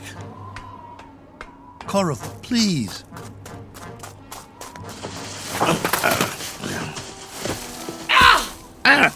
You scratched me. What did you do that for? That's all you know how to do, isn't it? Draw blood. Well, go ahead. Get away from me. It's not just language, is it? It's our animal nature, the way we instinctively respond to one another.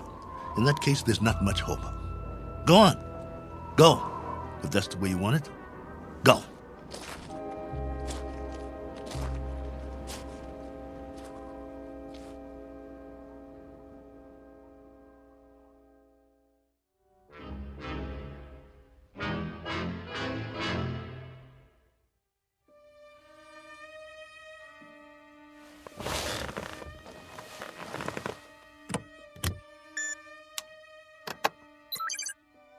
Base, this is Probe 7.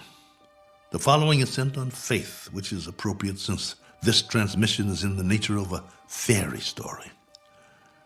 I don't know under what heading you would classify it. Very likely space medicine or space opera. The long and the short of it is that I'm not alone here. There's a woman from another planet. Her name is Korava. I don't know much about her. I do know that she comes from another planet in another galaxy. A planet that left its orbit and moved out of space away from its sun. I suppose the inevitable happened. They just froze. She's not very old, so she must have been sent in a spaceship as a little girl. But now that ship is no more. They probably sent others too. God knows what happened to them. Died en route, lost their way, landed elsewhere, who knows. But somehow or other, she made it. Perhaps as a child on a preset course. She was here alone until I came. If by some chance you're still there, I can't send you any soil tests. I can't send you data about plant species or anything like that. But I can give you an observation about the psychological makeup of the animal kingdom. They're a frightened breed, a very frightened breed. It must be a universal trait wherever there are advanced life forms. Though it's questionable how advanced we really are, so I guess we aren't alone in that regard, which is really quite a pity, as you may understand all too well if any of you survived. Base, this is Probe 7. Last call. Absolutely, positively, the last. Over and out.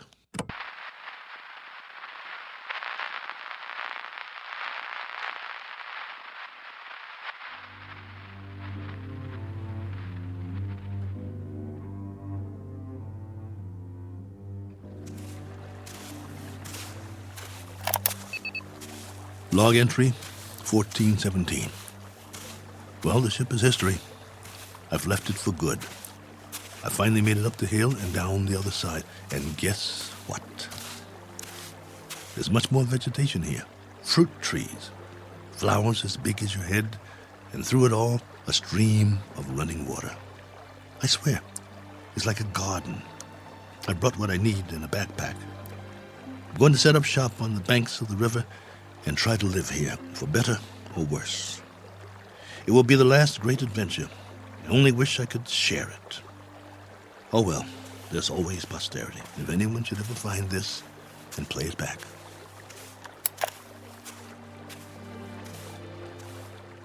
Cook! Oh, you. Never mind. Talking to myself. But you wouldn't understand. Why don't you just keep your distance? Cook? Ah. Cook. Not going to hit me, are you? No? That's a surprise.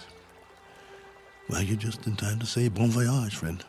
I'm going that way. There are even more fruit trees over there. No reason to get in each other's way. Cook. You want to come? You may, if you like. We'll eat and we'll live. I don't know how or for how long, but we can try. Cook. What? Dirt? Soil? What do you call it? Earth. Earth? What does that mean? Earth. Is that the name in your language? All right. We've just given this place a name. We'll call it that. We'll call it Earth. Cook. Korava. Earth. That's right. My name's Cook. My first name is... But there's plenty of time for that. No need to rush things. Okay, Korava. This is our home now. This is Earth. What's that? Food. So that's what you've been eating. Some kind of red fruit. Any good? Food. Eat. All right.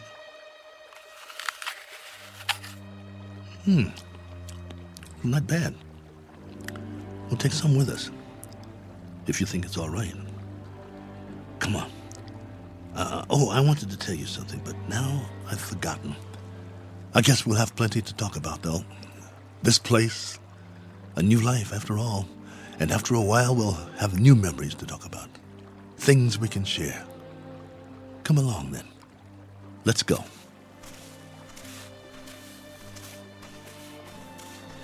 This route's all right. Any other life forms around? I hope not, for the moment. But if there are, we'll make the best of it, won't we? Pleasant enough place, don't you think? My leg's better. We'll explore as much of it as we can. No need to set up any boundaries, I guess. There's plenty for everyone. For you and for me. And it's a beautiful day.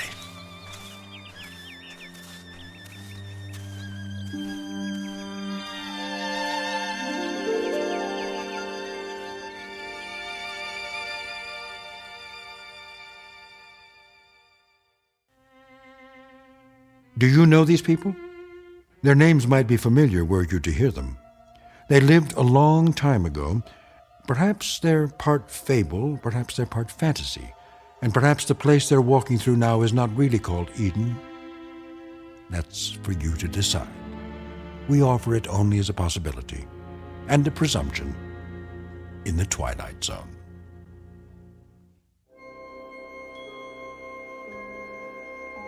Hi, this is Carl Amari, producer of the Twilight Zone radio dramas. I'd like to take a moment to tell you about our official website at twilightzoneradio.com, where you'll get the latest news and information on these Twilight Zone radio dramas. Plus, at twilightzoneradio.com, you can digitally download 3 free episodes or any of our episodes for only $1.95 each. In this age of ever-changing technology, we've decided to make these episodes instantly available to you by making the Twilight Zone radio dramas a digital download-only series. This means that this series will no longer be offered on CD. The CD collections at our website are now being offered, while supplies last, at buy one, get one free. So be sure to get your favorites before they're sold out. Be sure to visit us often, and I'll see you in the zone.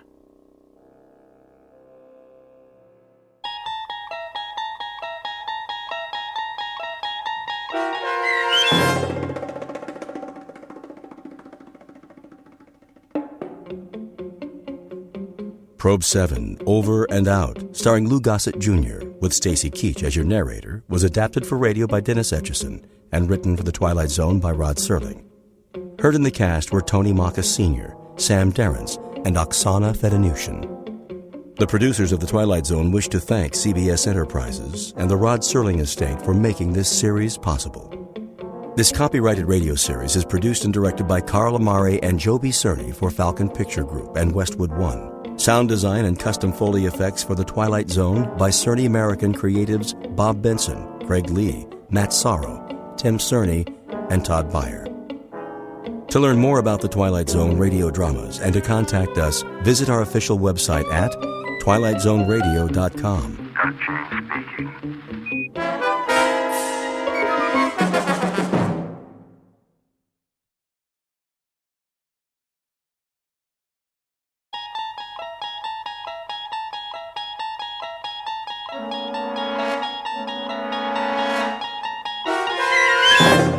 You unlock this door with the key of imagination.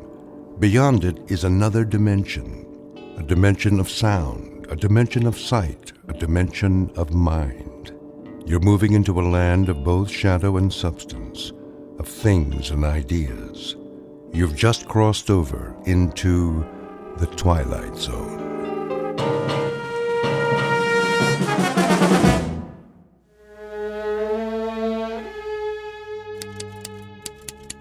Oh, no, not now. What's wrong, boss? This old typewriter. I think it's got a broken key. It's not broken, only jammed. There. All better. Thanks. Think nothing of it. I'll be here all night trying to get this editorial written. Oh, come on. Things aren't that bad. Don't be such a gloom cookie. I am not now, nor have I ever been, a gloom cookie. That's better. Now go back to work. I got the front page all laid out. Great, Andy. Rest of the pages are almost done. Can I, I'd like to talk to you, Mr. Winter. Can't it wait? I can spare a few seconds. What's on your mind? Well, the fact is... Something stuck in your throat? No, sir. Wait a minute. I've got some real medicine here. Come on. Take a swig.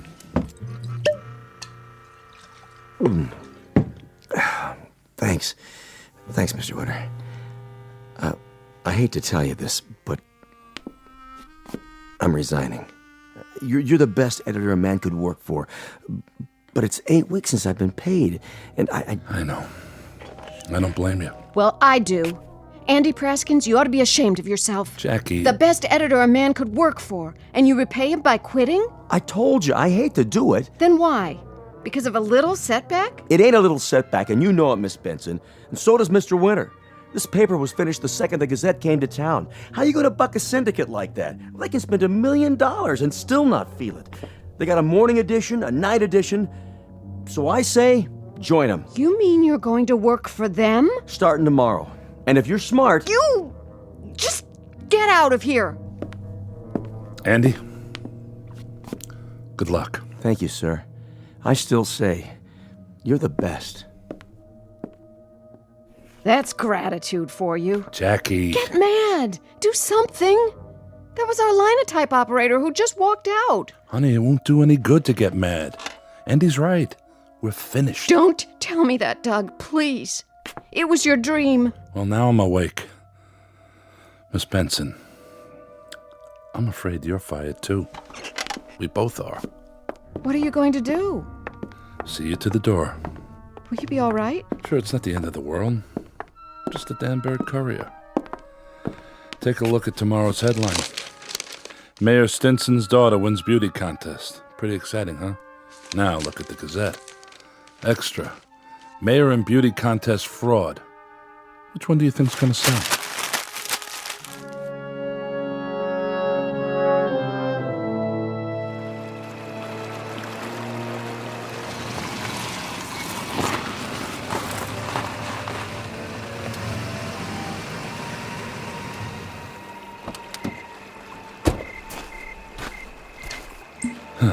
Bottle's empty.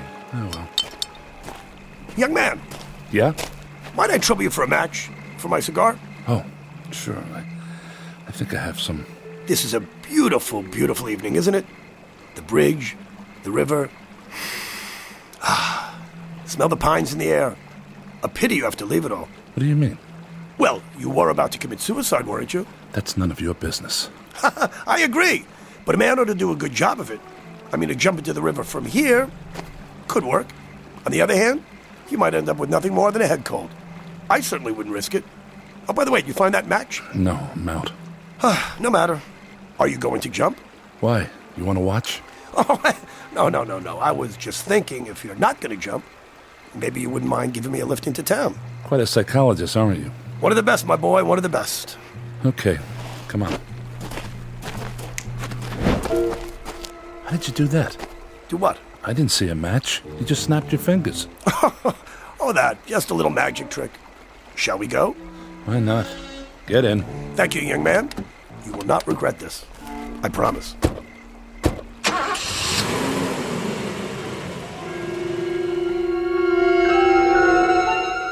Take away a man's dream, fill him with whiskey and despair, and send him to a lonely bridge late at night. Let him stand there looking down at the black water and try to imagine the thoughts that come to mind. You can't. I can't. But there's someone who can, and he's seated next to Douglas Winter right now. Mr. Winter thinks his car is headed back to town, but he's wrong, because its real destination is the Twilight Zone. And now, The Twilight Zone and our story, Printer's Devil, starring Bobby Slayton, with Stacy Keach as your narrator.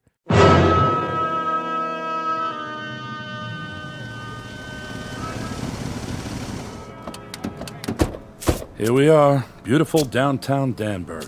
Why, thank you. I appreciate the ride. Sure, and thank you. Half Moon Bar and Grill. Excuse me, young man. Yeah? I hope you're not going to drink alone. I was. Care to join me? I'd be delighted.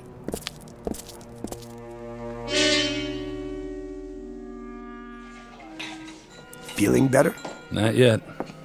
Hi, Mr. Winter. Hello, Molly. Let me have a cup of hemlock on the rocks. Cup of what? Make it a martini. The same for me, Molly. Could I see you for a second? What about? Well, The tab. I'm sorry. Mr. Foster says he'll wait, but from now on it's gotta be cash. Please, allow me. Oh, well, that'll be fine then. Now, Molly, you run and go get those drinks. And tell Mr. Foster to make them doubles. Would you do that for me? Of course, sir. Thanks. Nothing at all, my boy. She's a plush one, isn't she? Full of fire. I wouldn't know. Mr. The name's Smith. Douglas Winter. Not the Douglas Winter. The newspaper editor? Ex-editor. Why X? It's a long, sad story. You wouldn't be interested. Oh, but I would. You see, Mr. Winter, you were the reason I journeyed to Danbury. You must be a bill collector. Not yet, anyway. I am, in fact, a newspaper man, and I was kind of hoping to secure a position here with the Courier. I could have saved you a trip. The Courier's dead, Mr. Smith. I don't understand. There isn't much to understand. The Bragg Syndicate decided to start a rival paper, the Gazette. Can't you just fight them? I thought so, at first, but they were big and rich, and I was little and poor. Your drinks, fellas. Keep the change, my dear. In payment for your lovely smile. Thank you, sir. Wow, she moves fast for a big one. So what do you say, Mr. Winter? Do you suppose the Gazette could use a linotype operator? I'm afraid not, though they did just grab my best man. Probably give him something else to do. Not much call for hot lead typesetting anymore. Everyone switched over to computers. Well, it's very disappointing. That was my specialty, along with reporting. It was? In fact, if I may dispense with false modesty, I would have to count myself among the best in both fields. Perhaps the best.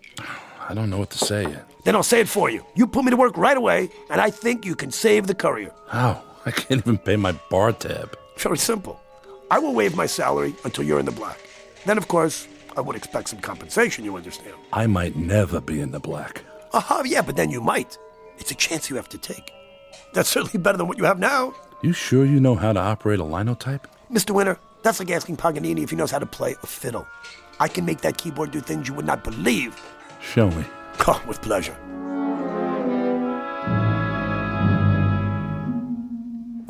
This little storefront is the Courier.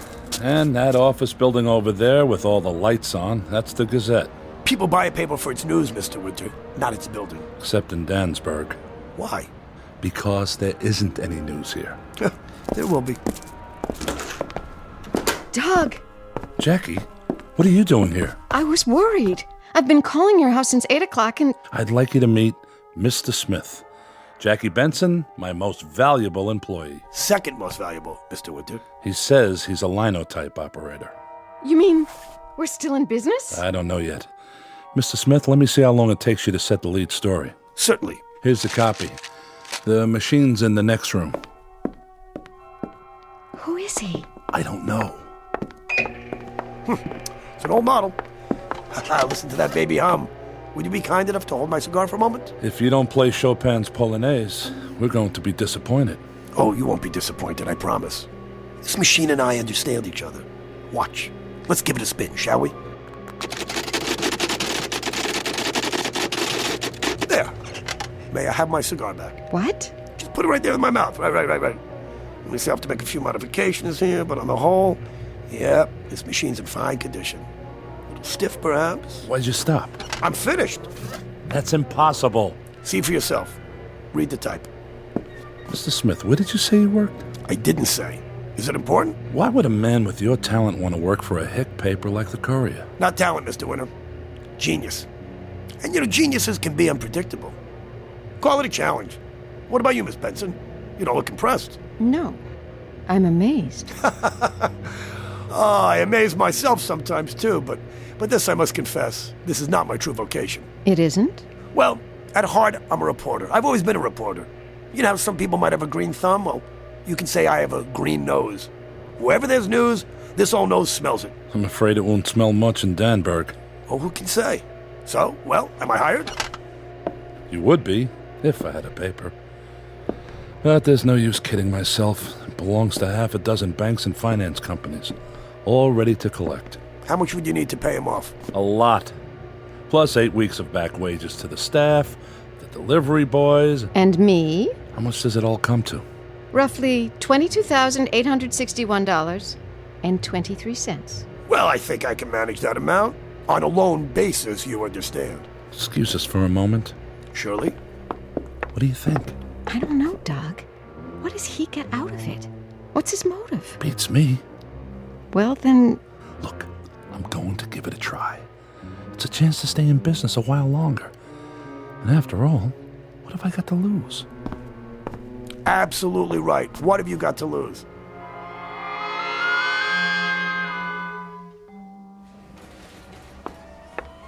Here are the rest of the checks to sign. Gives you a funny feeling, doesn't it? Paid in full. Paid in full. That old rooster's the best thing that ever happened to us. Speak of the devil. Hey, excuse the interruption. I was just wondering, how fast do you think you can actually get an edition on the streets? We're not due till tomorrow morning. I mean, an extra edition.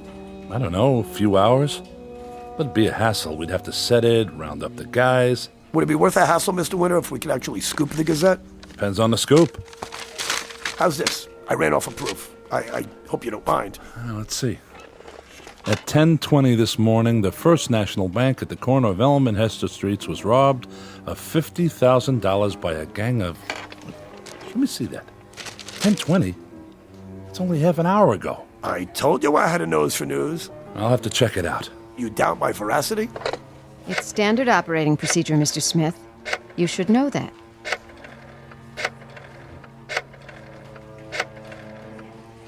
First National Bank? This is Winter at the Courier.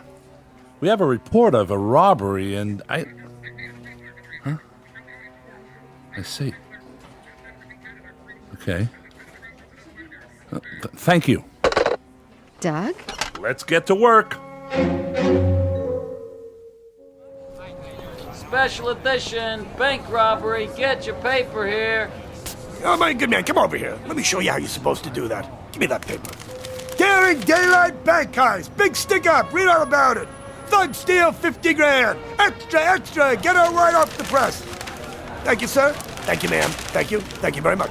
Have your money ready. Thank you. Get her first. Right here in the Courier. Read all about it in the Courier.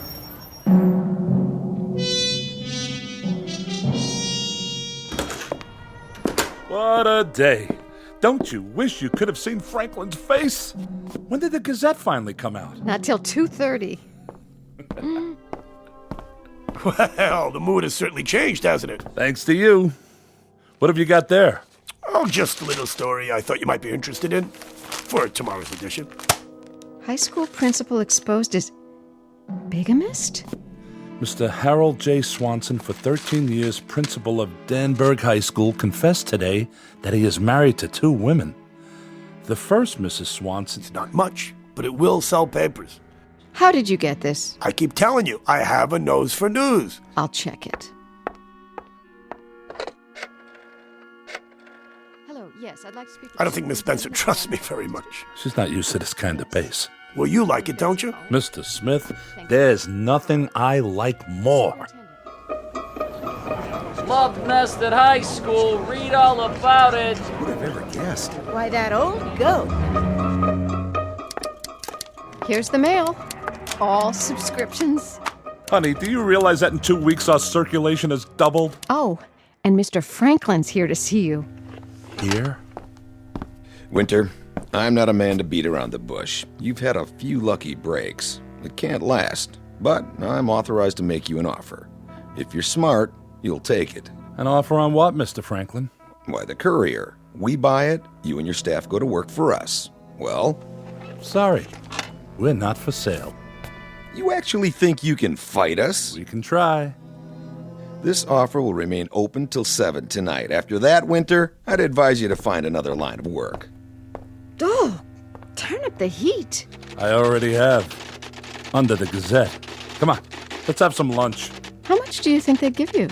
Well, if they're as worried as Franklin looks, a couple of $100,000, maybe more. Why? Honey, what's wrong? I'm not sure. I have a surprise for you. I don't think I can take another one. Oh, you can take this, Miss Benson. It happens to be the biggest scoop of all. I'm almost afraid to look. Let's see. Fire destroys Gazette building. What? Listen.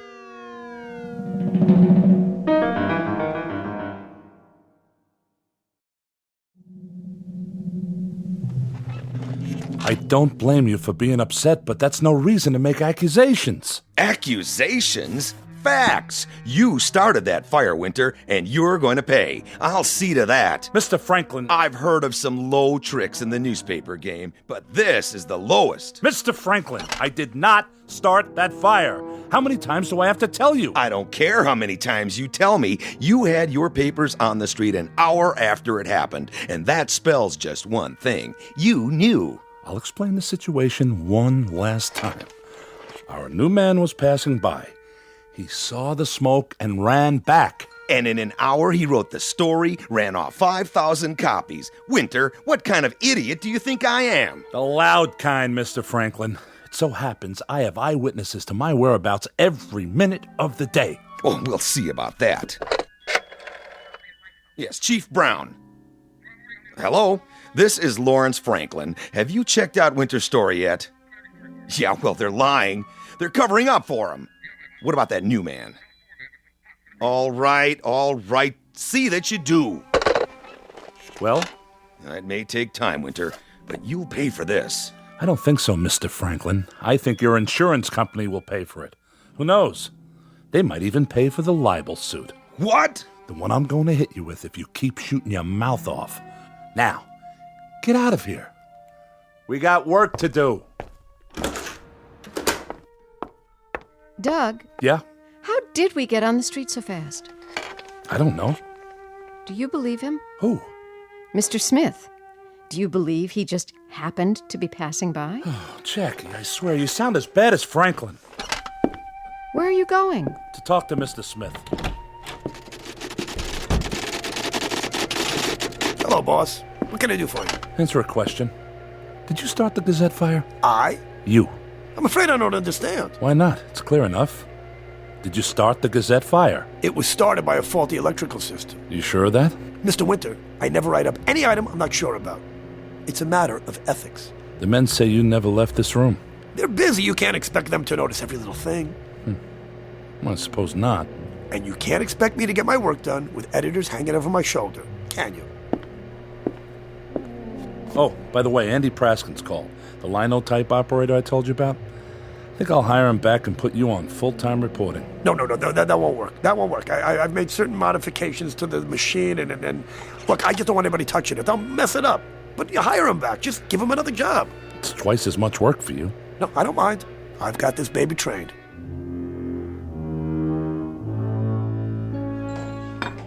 Two specials.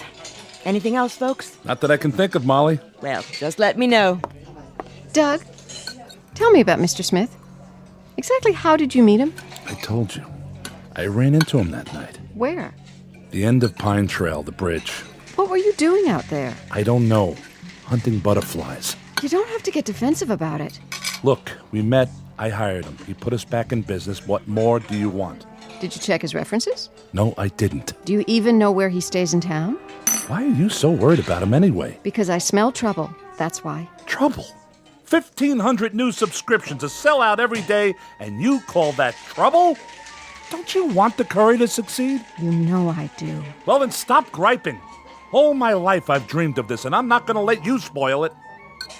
What's happening to you? Nothing! You've never yelled at me before. You've never acted like a nagging wife before. I'm not your wife, Doug.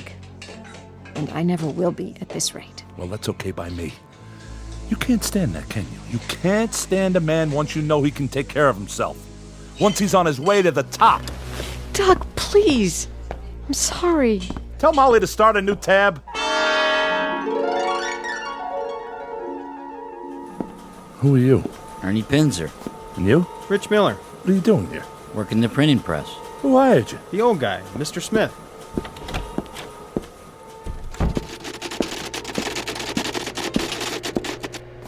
I hope you don't mind. We needed the extra help, and they needed jobs. They're Gazette men. Mr. Smith? Yes? Read that to me. What? On the machine. What you're writing. Well, I'd hoped to surprise you. Tomorrow. Surprise me now. Start with the lead. Okay, if you like. Local man wins $2 million.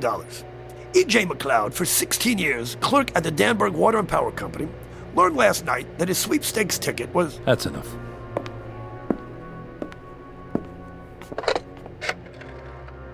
Information, give me the number of E.J. McLeod, please. Yes, please, dial it through.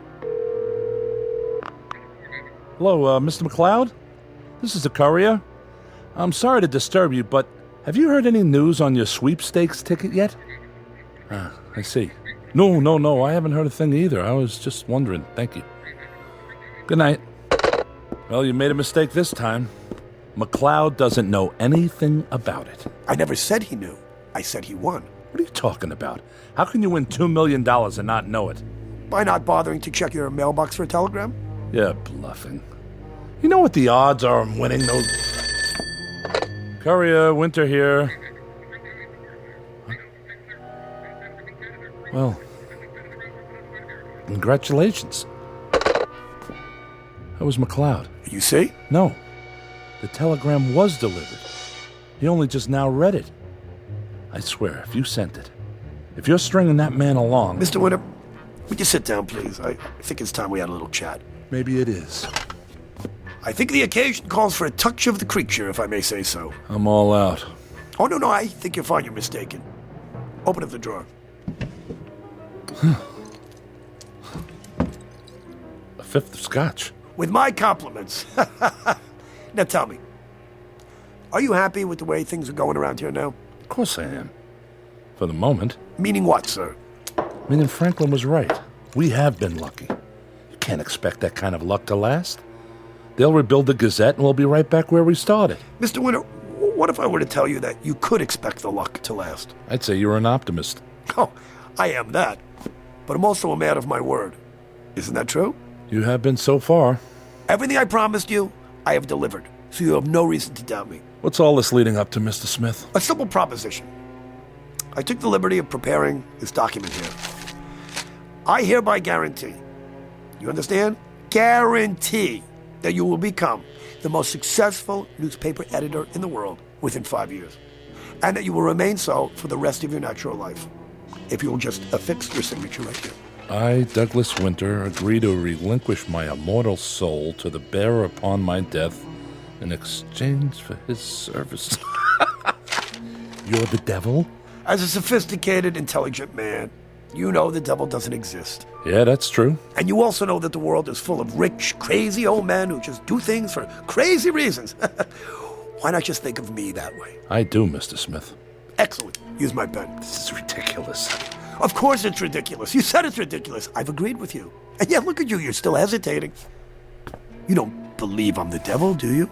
Certainly not. Then humor me, huh? After all, what good is a soul anyway? It's sort of like an appendix these days, if you know what I mean. Particularly if it doesn't exist in the first place. Just for the sake of argument. Why would you want it? All right, just say for the sake of argument. I might find a use for it. Let's say, I don't know, I'm a connoisseur and yours is a choice soul. Like wine. A very good year, so to speak. Why not just take it? If you're the devil, you can do anything. Not quite. I am bound to certain rules, and I do have my limitations. You're nuts. I agree. Let's drink to that. Oh, I forgot to add, by the way, that if you don't sign, which is okay, that your somewhat gloomy predictions of the courier's future will almost certainly come true. Then, of course, I'd be forced to resign, and you know what? Let's not even consider the possibility, okay? After all, you don't want to go back to that bridge again, do you? No. Then humor an old man. It would mean a lot to me, okay? If you don't, you'll be admitting fear and belief. And you're not afraid, are you? Not in the least. What then? Oh, boy, fancy that. Look at you. A grown-up man who believes in the devil.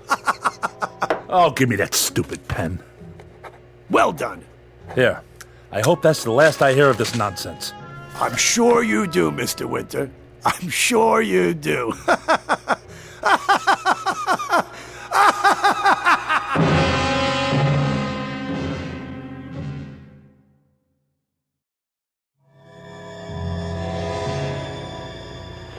Okay, let's see. What shall it be tonight?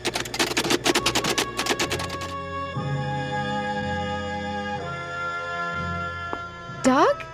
Doug, wake up! What? It's 8:40 in the morning. Didn't you go home? I guess not. Must have been overtired. Overloaded, by the looks of that bottle. Have some coffee. Oh. Have you seen the paper? Yesterday? Today's. It's on the street. 7 teenagers perish in fiery crash. Tell me what's going on, Doug. These things, they can't just be happening. Stay here.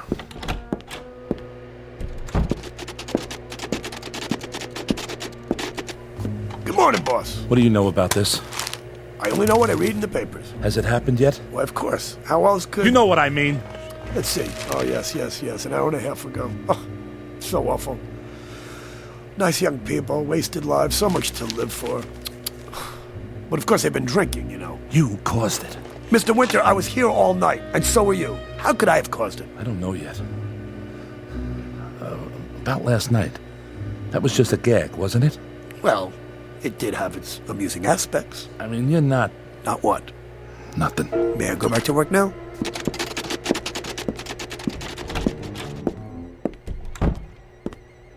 I'm terribly sorry. Thank you. It's true. How did he know? It's his job to know. But the papers were on the street right after it happened. Who printed them? Who delivered them? Ask Mr. Smith. I'm asking you. Get off my back, will you? All right. If that's the way you want it. Oh, lovely dress you're wearing there, Miss Benson. And that perfume. What is it? Something new. It's called Hands Off. That's good. Very good, Miss Benson. What do you want? A bit of fire for my cigar? Here are some matches. Keep them. Thank you. I do believe we're going to be great friends, my dear.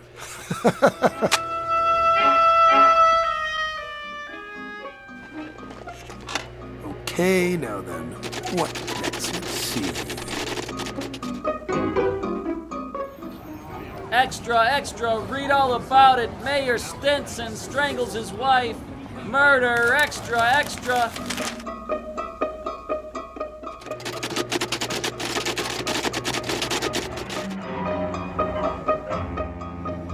Honeymooners drowned in Lake Bundy. Read all about it. Extra. Honeymooners dead. Read all about it. Honeymooners drowned in Lake Bundy. Extra, extra.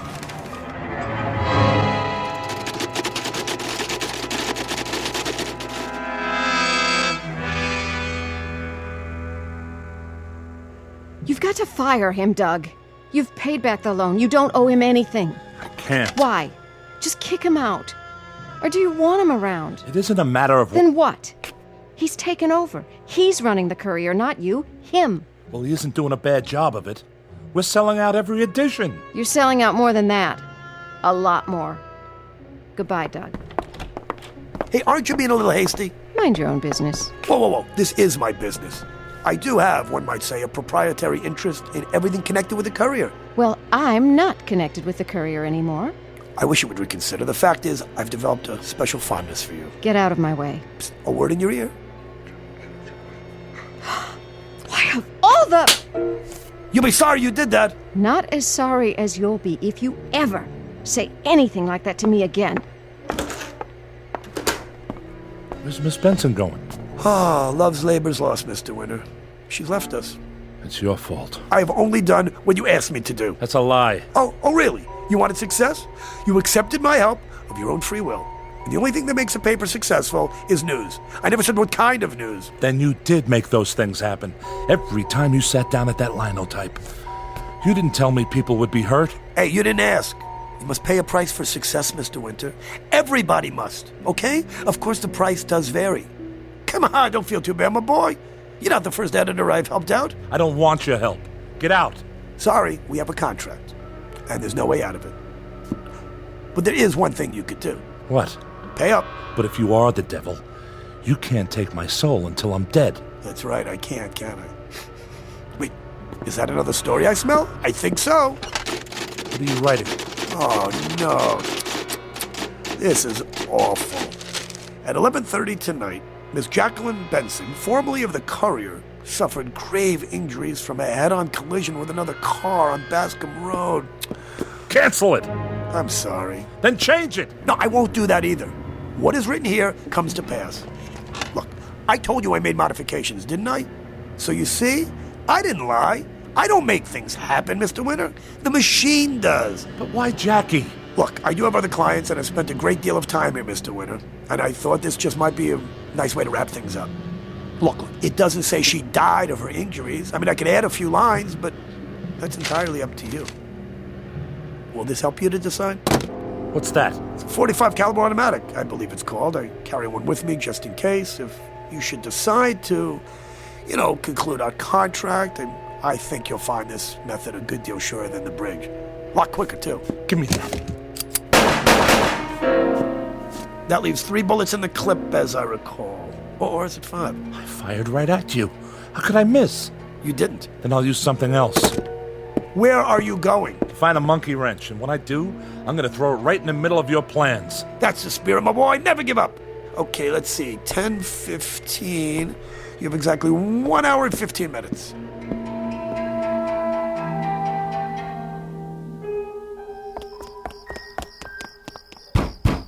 Jackie! Jackie!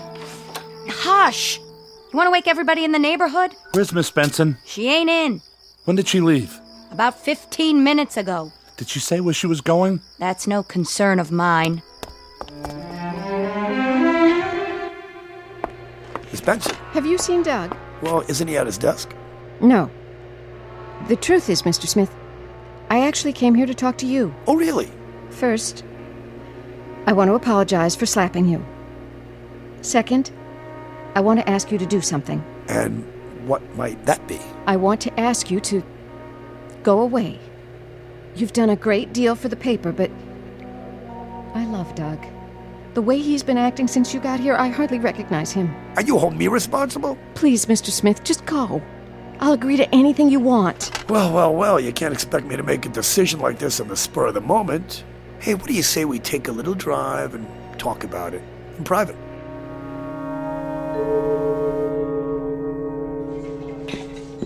Why, hello, Mr. Winter. Is Jackie here? Miss Benson? Not since lunchtime. What's the matter? Can I get you something? Mr. Winter. You don't mind my driving, do you? Where are we going? Well, this ought to be a good spot. Why are we stopping here? Well, so we can talk. Then we have an agreement. We might. It depends. On what? On you, Miss Benson, and your powers of persuasion. Go on. Persuade me. I can't. What? It's that cigar. Okay, well, let's take a walk. That is, if you would like to get acquainted. I do. Come on, don't be afraid. Take a little walk into the woods. Jackie? Mr. Smith? It's 11:10 already. He said it happens at 11:30. What am I going to do? Well, there's always this. One bullet is all I need. For myself. My hand doesn't shake too much. Wait. The linotype. Yes, that's it.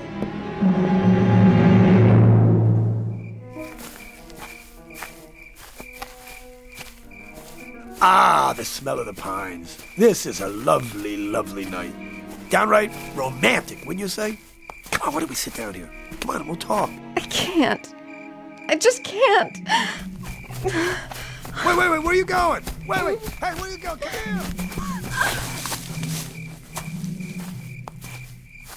Ah, there you are. Okay, Miss Benson, I'm a little out of breath here.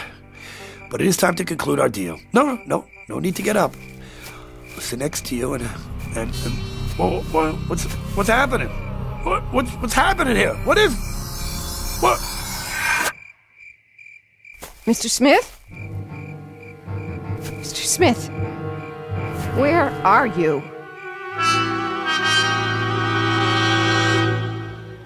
Doug! Jackie, where is he? I don't know. He just disappeared.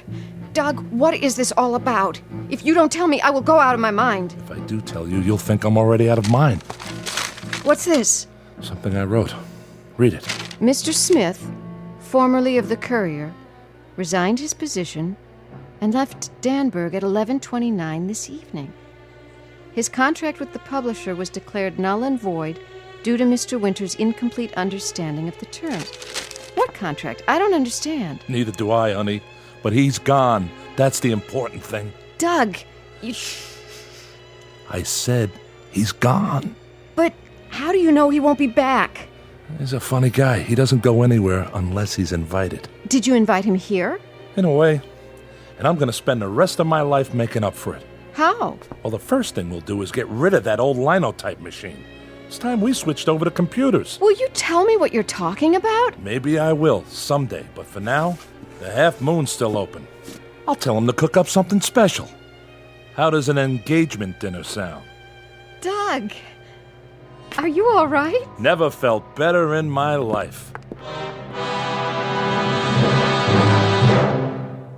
Exit the infernal machine, and with it His Satanic Majesty Lucifer, Prince of Darkness, otherwise known as Asmodeus, Belial, Lucifer, Scratch, and sometimes Mr. Smith. He's gone, but not for good. That wouldn't be like him. He's gone for bad, and sooner or later he may be back with another invitation from the Twilight Zone. More from the Twilight Zone after this. Hello, I'm Stacy Keach. I hope you're enjoying this edition of the Twilight Zone radio dramas. To learn more about this series, be sure to log on to our official website at twilightzoneradio.com. You'll find special discounts on our Twilight Zone audio collections, listings of our radio stations, links to other websites, and a photo gallery of our recording studio and some of our stars in action, plus ways to contact us with questions or comments about the show. And for a limited time, when you log on to twilightzoneradio.com, you can send in for a free CD of the show. So be sure to visit us at twilightzoneradio.com.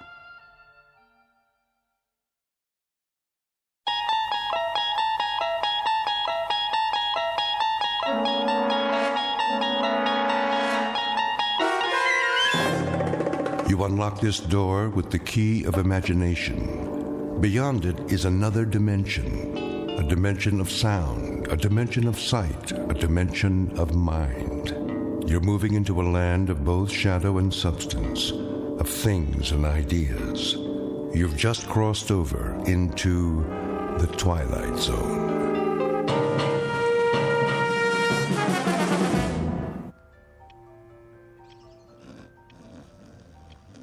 Shh, I'm trying to sleep.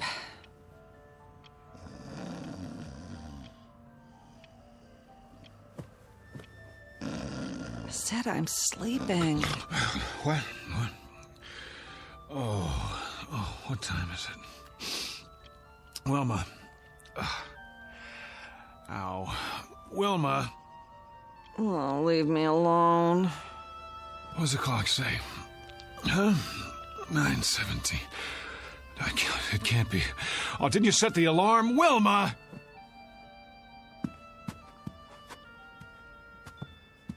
Gotta be at the bank. Do you know how late I am? Oh, great. Just great.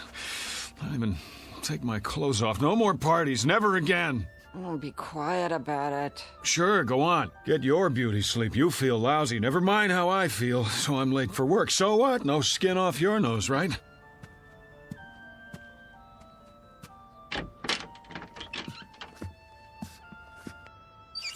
Oh, yeah. I shouldn't have looked in the mirror. You know, I didn't want to go to that stupid party in the first place. It wasn't my idea. I wanted to stay home and read, but no, can't do that. Can't hurt old Petey's feelings, can we? Wouldn't be nice. So I go to work an hour late today, and you sack out till noon. That's fair, yeah, makes sense to me. Oh, my aching feet. Could have at least taken my shoes off, but that would have been too much to ask before you passed out.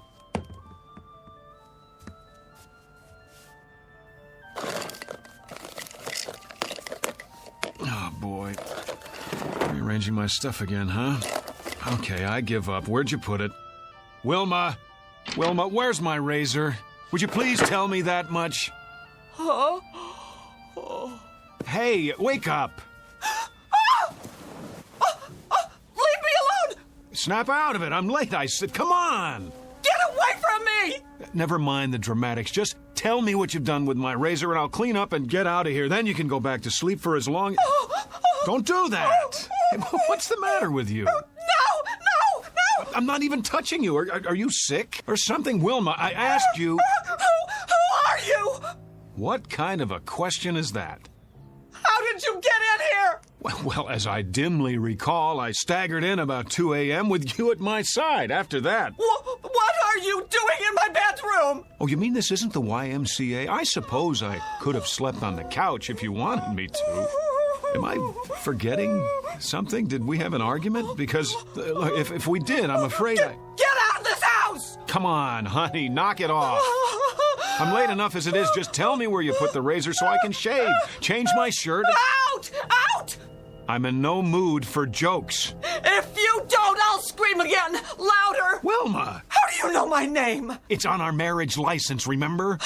Mister, I don't know what you think you're doing, but I've never seen you before in my life.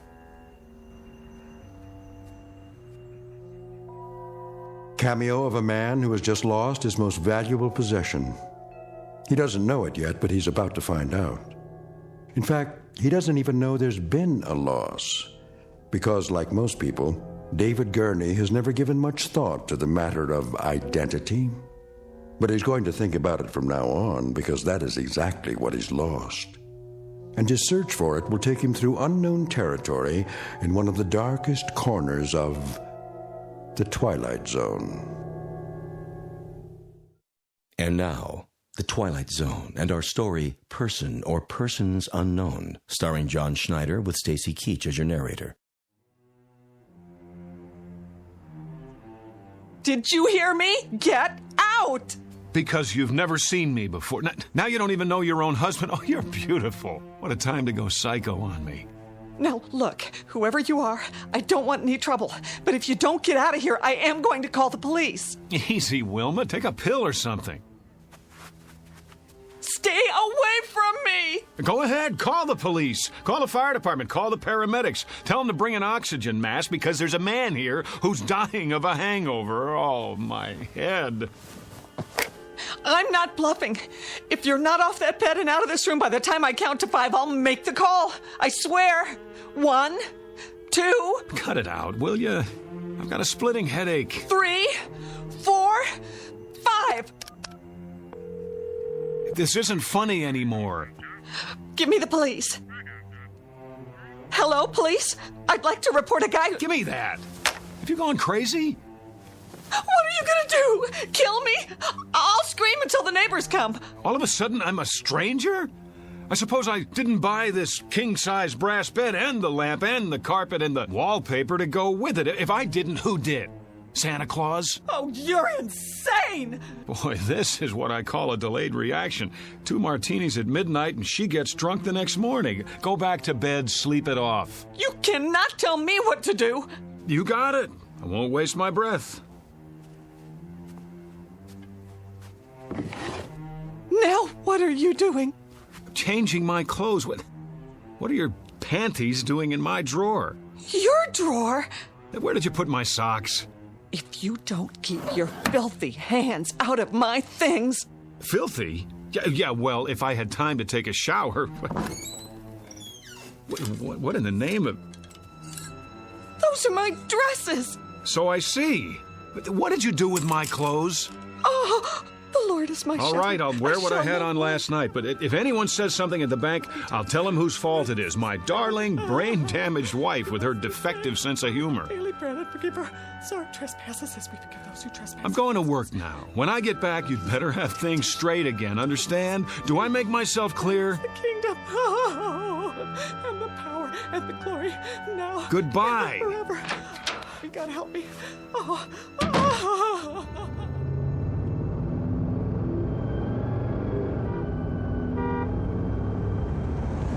Oh, great. No gas, which means I get to work even later. Mr. Miller's gonna love that.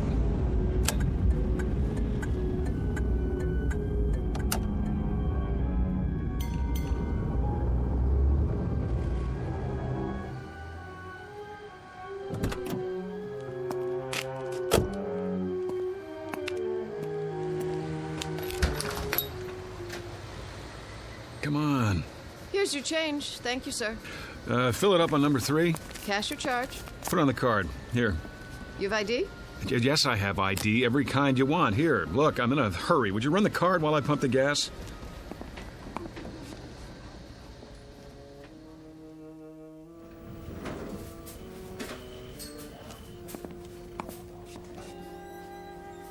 Morning, Jim. Morning, sir. Welcome to Federalist Savings and Loan. Boy, treat the customer like a king. New uniform? What's that, sir? Looking mighty spiffy. Hat's on crooked, though. It is. Keep up the good work. Don't let any bank robbers in. If you'll fill out a transaction slip. Who do I see about a loan? Morning, Julie. Fred. Bring back this loan application and I'll begin the procedure. Well, how long's it gonna take? Oh, no, not long. We can usually give you a decision in 72 hours. What in the... Well, see, I sort of need the money right away. I'll do my best, Mr. Klein. May I help you? George? I am Mr. Hurtubise, Assistant Vice President. Of course you are. Who's that? Sir? At the desk by the window. Why, that's Mr. Cooper, our vice president. Well, would you mind telling me what Mr. Cooper is doing at my desk? Beg pardon? What is he, some trainee of all the... If you'll wait your turn, sir, Mr. Cooper's busy. Yeah, sure he is. What is this, George? April Fool's Day? I don't see why I have to fill this out. I already gave you all the information. I'm sorry, Mr. Klein, but without verifying your collateral, I'm afraid there's nothing we can do. You know how long I've had an account here? And you giving me the runaround? Well, maybe I'll just take my business somewhere else. What do you think of that? Well, thank you for stopping by, Mr. Klein. If you'd care to reconsider... Thank you for nothing. Nice. I beg your pardon? You just lost a customer. I could have processed his application in 24 hours. And you are... Who the devil are you? How's that? I said, who the devil are you, and why are you sitting at my desk? Your desk? Yes, my desk. I've had about enough of this today. Get out of that chair. I'll do nothing of the kind. Friend, you'll get out of that chair, or I'll throw you out. Yes, I need security over here. Move. No need to get upset, friend. Oh, you don't think so? After the morning I've been through? Here, take this junk with you. Your pictures, your phony nameplate. I said take it! Trouble, Mr. Cooper. Would you show this man to the door? Knock it off, pal. You're the one who's leaving. Better come with me. Back off, Jim! This joke's gone far enough. He says it's his desk. Come on, sir. Let's settle this outside. There's nothing to be settled. I want my nameplate back and my pictures. What the hell did he do with them? Now, sir. Outside, I have to insist. Go ahead, insist. I'm not budging. Yes, you are. You're putting your hands on me? This is too much, Jim. I like you. You're a good security guard. But if you don't let go of my arm, you're out of a job. Outside. I said, let go of my arm. There! Now you are fired. Put your hands up. Put your gun away and get back to work. What's the matter with you people? Has everyone gone crazy? Up, over your head. I advise you to do as he says. Mr. Cooper, call the police. I already have. Well done. What? Now walk 3 paces in front of me. All the way to the door. Don't make me use this. George, what's going on? Tell me, please. Outside with him. Let's go. Sorry, everyone. Minor disturbance. Don't be alarmed.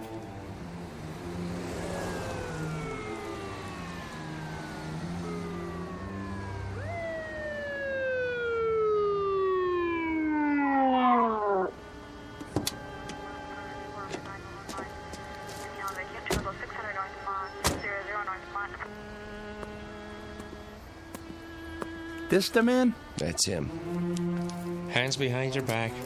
Oh, for God's sake. Hold still, fella. Now, get in the car, nice and easy. Wilma, is that you? That the same guy? Yes. What's your name?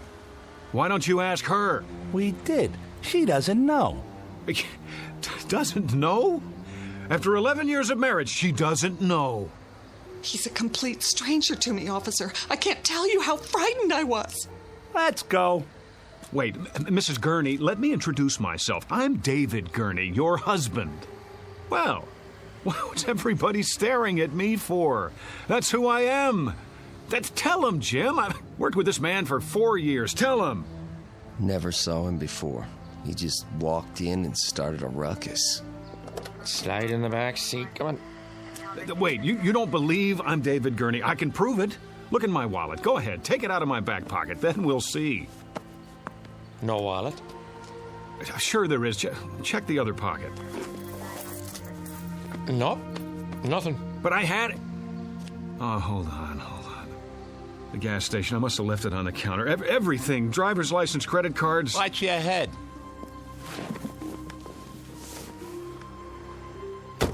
You can't do this. Somebody tell them. My name is David Gurney. David Gurney.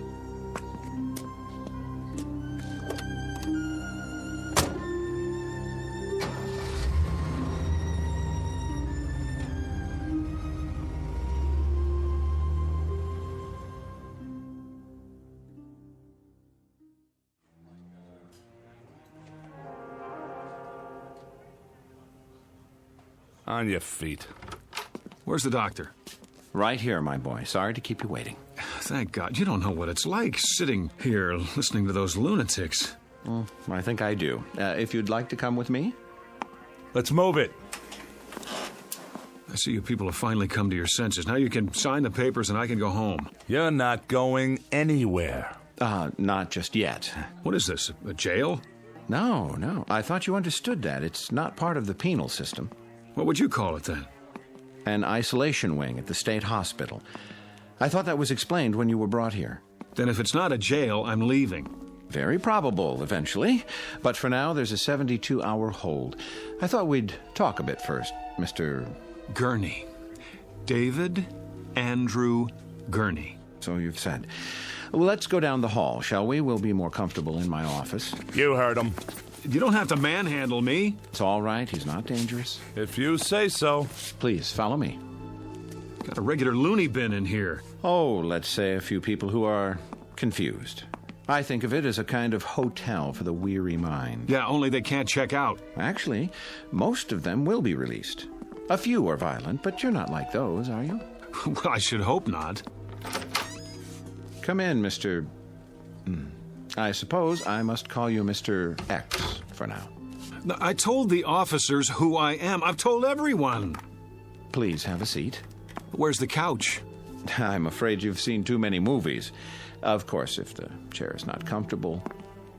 It'll do. I just want to get this over with and go home.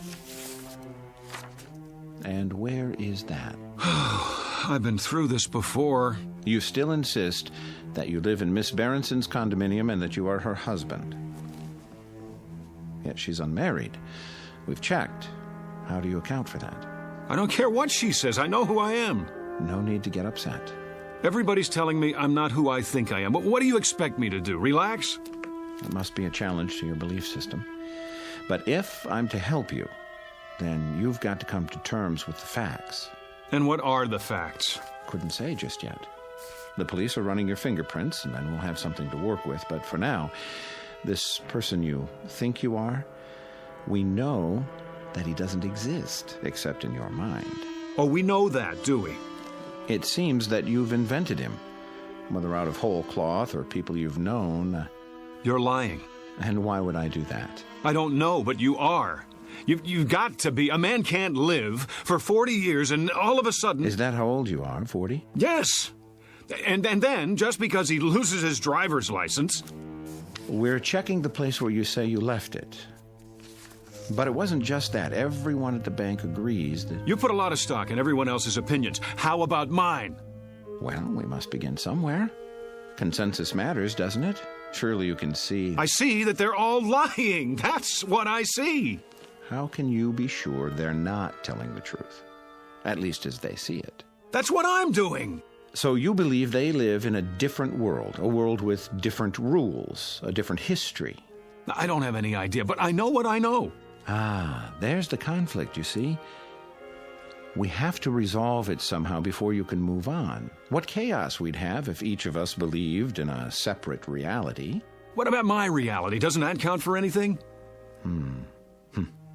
Epistemology rears its head. You're obviously an educated man. Perhaps if you'd provide a list of the schools you've attended, we can contact them. Unless you believe their files have all been corrupted somehow.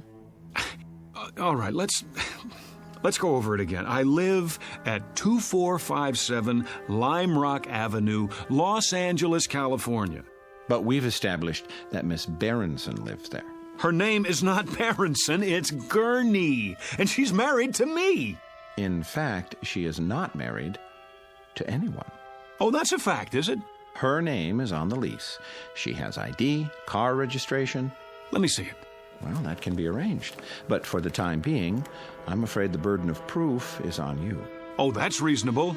How can I prove anything while I'm in here? Could you prove who you are? Could anyone? But I'm surrounded by a staff who know me. The people in those rooms down the hall, their voices in the wilderness. Eventually, they're going to have to come around, acknowledge the commonly agreed upon reality, or they'll be sent somewhere for long-term treatment. You don't want that, do you? What choice do I have? There's always a choice. It's up to you. There's a man here who says his name is Winston Churchill. I've shown him pictures of the real Churchill, but he's sticking to his story. So he won't be going home anytime soon. The same with his neighbor, Florence Nightingale, and her buddy, Jack the Ripper. He thought he was Jesus of Nazareth yesterday. Maybe he'll come around. I hope so, because the sanitariums are full of Jesus Christs. It's a real strain on the budget. So please, don't make it hard on yourself. The choice is yours. Pretty cut and dried. Either I prove who I am, or I give up my identity in order to get out of here. You don't have an identity at the moment. That's the issue in a nutshell. Let me use the phone. All right. It's about time. I'll turn on the speakerphone so we can both hear. Agreed? Agreed.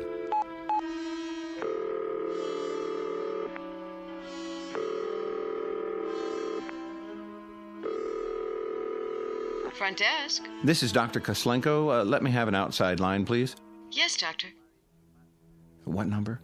838-2171. My friend Pete. I've known him forever.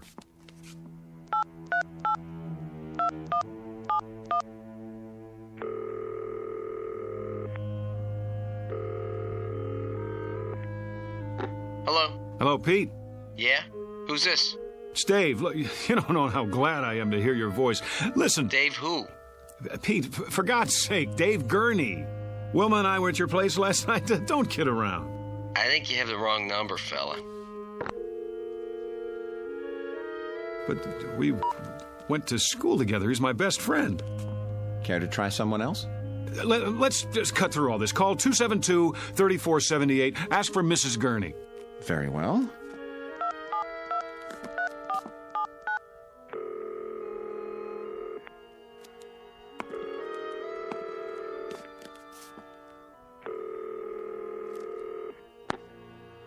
Yes? Who is it? I'd like to speak to Mrs. Gurney, please. This is Mrs. Gurney. Really? Hello, Mom. Hello? Oh, I'm so glad I got you. Hello? Who is this? Who's on the line? It's David. Mom, don't you recognize my voice? David, your son. You see here, whoever you are, I don't have a son. And I don't like practical jokes. Mom, stop it. Don't do this to me. Don't, please. That's enough. Ma'am, please excuse the call. It was a mistake. Well, you see that it doesn't happen again, or I'll report you. I don't understand. You're sure your name is David Andrew Gurney? Yes. And you have a telephone? Of course I do. Unlisted? No.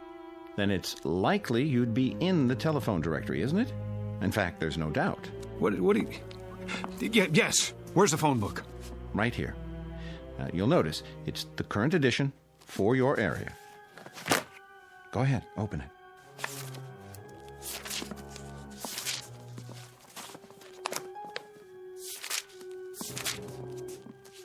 Gurney, Bertram J, 26837 Broadview, no. Elizabeth Y, 6578 Logan Street, Van Nuys. Well? It's not here. I believe that's called evidence. Now, are you ready to consider an alternative? But if I'm not David Gurney, then who am I? That's what we're going to find out. Now the real work begins.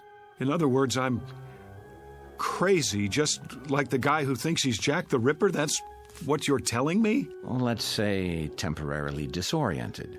It's not uncommon when one is under stress. I know it must be difficult to accept, but looking at it logically, could there be any other explanation? Sometime last night, you suffered a break, became confused, entered Miss Berenson's apartment. No, for some reason that's what you want me to believe, but it isn't true. Because in spite of everything, I know who I am. If I don't know that, I don't know anything. Oh, I was afraid of that. You know, I've been through this a great many times. Too many. And it's what I was trained to do, and I'm very good at it. Always ends up the same way. with the patient either returning to a normal productive life or entering into a lifetime of treatment. Why? Because they won't break? Hear me out. We're not playing around in here. I can give you a prescription for drugs, set up a schedule of visits, but it's maintenance, that's all. The bottom line is it's up to you. If you behave that way, you become that sort of animal. My name is David Gurney. I live at 2457 Lime Rock Avenue. Look out the window. You see all those people on the grounds walking back and forth? Some of them look normal enough, some of them look like zombies. But all of them are here for the long haul. It's such a waste of time, money, human lives. Don't do this. You're an intelligent, educated man. The system is what it is. You can't beat it. Take my advice. Learn to play ball right now, before it's too late. Or else... Not this way. What other way is there? I have to know. Do you understand? Either I am crazy or somebody's gone to a lot of trouble to blot me out. Use your brain. Why would anyone want to blot you out? How should I know? What, the CIA? This is not a spy novel. Whoever or whatever it is, they can rig all the phone books in the world and they can pay off everybody who ever knew me, but there's one thing they can't do. They can't get inside my mind, and they can't think of everything. What do you mean? Something even Wilma doesn't know about. I just realized there's still one way to prove who I am. Well, I'll be happy to take it under consideration. Sure you will. Stand back. I'm going to make sure I get there first. Get away from the window. No, out of my way!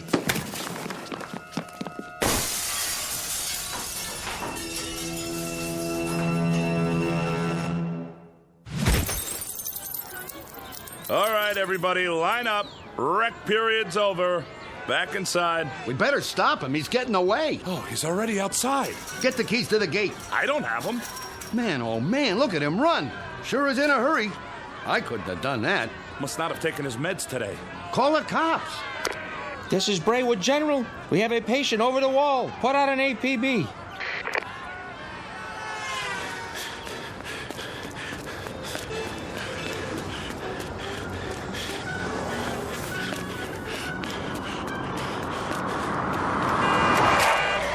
Hey, buddy, get out of the way.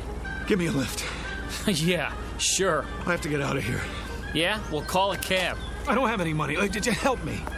Sorry, buddy. Get out. I need it. Get out. Hey, what are you doing? Then slide over. I'm in a hurry. Hey, look, man. I don't want any trouble, okay?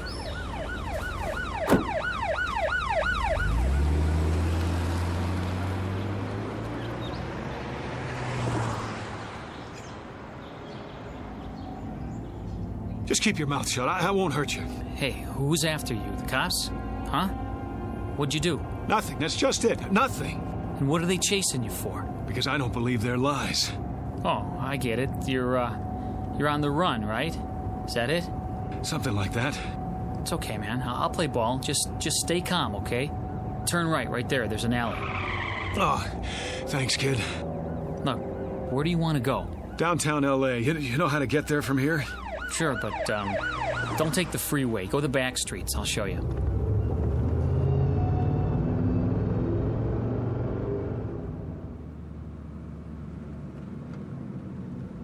I hope this is the right address. So, can I go now? Now, go on. I can handle it from here.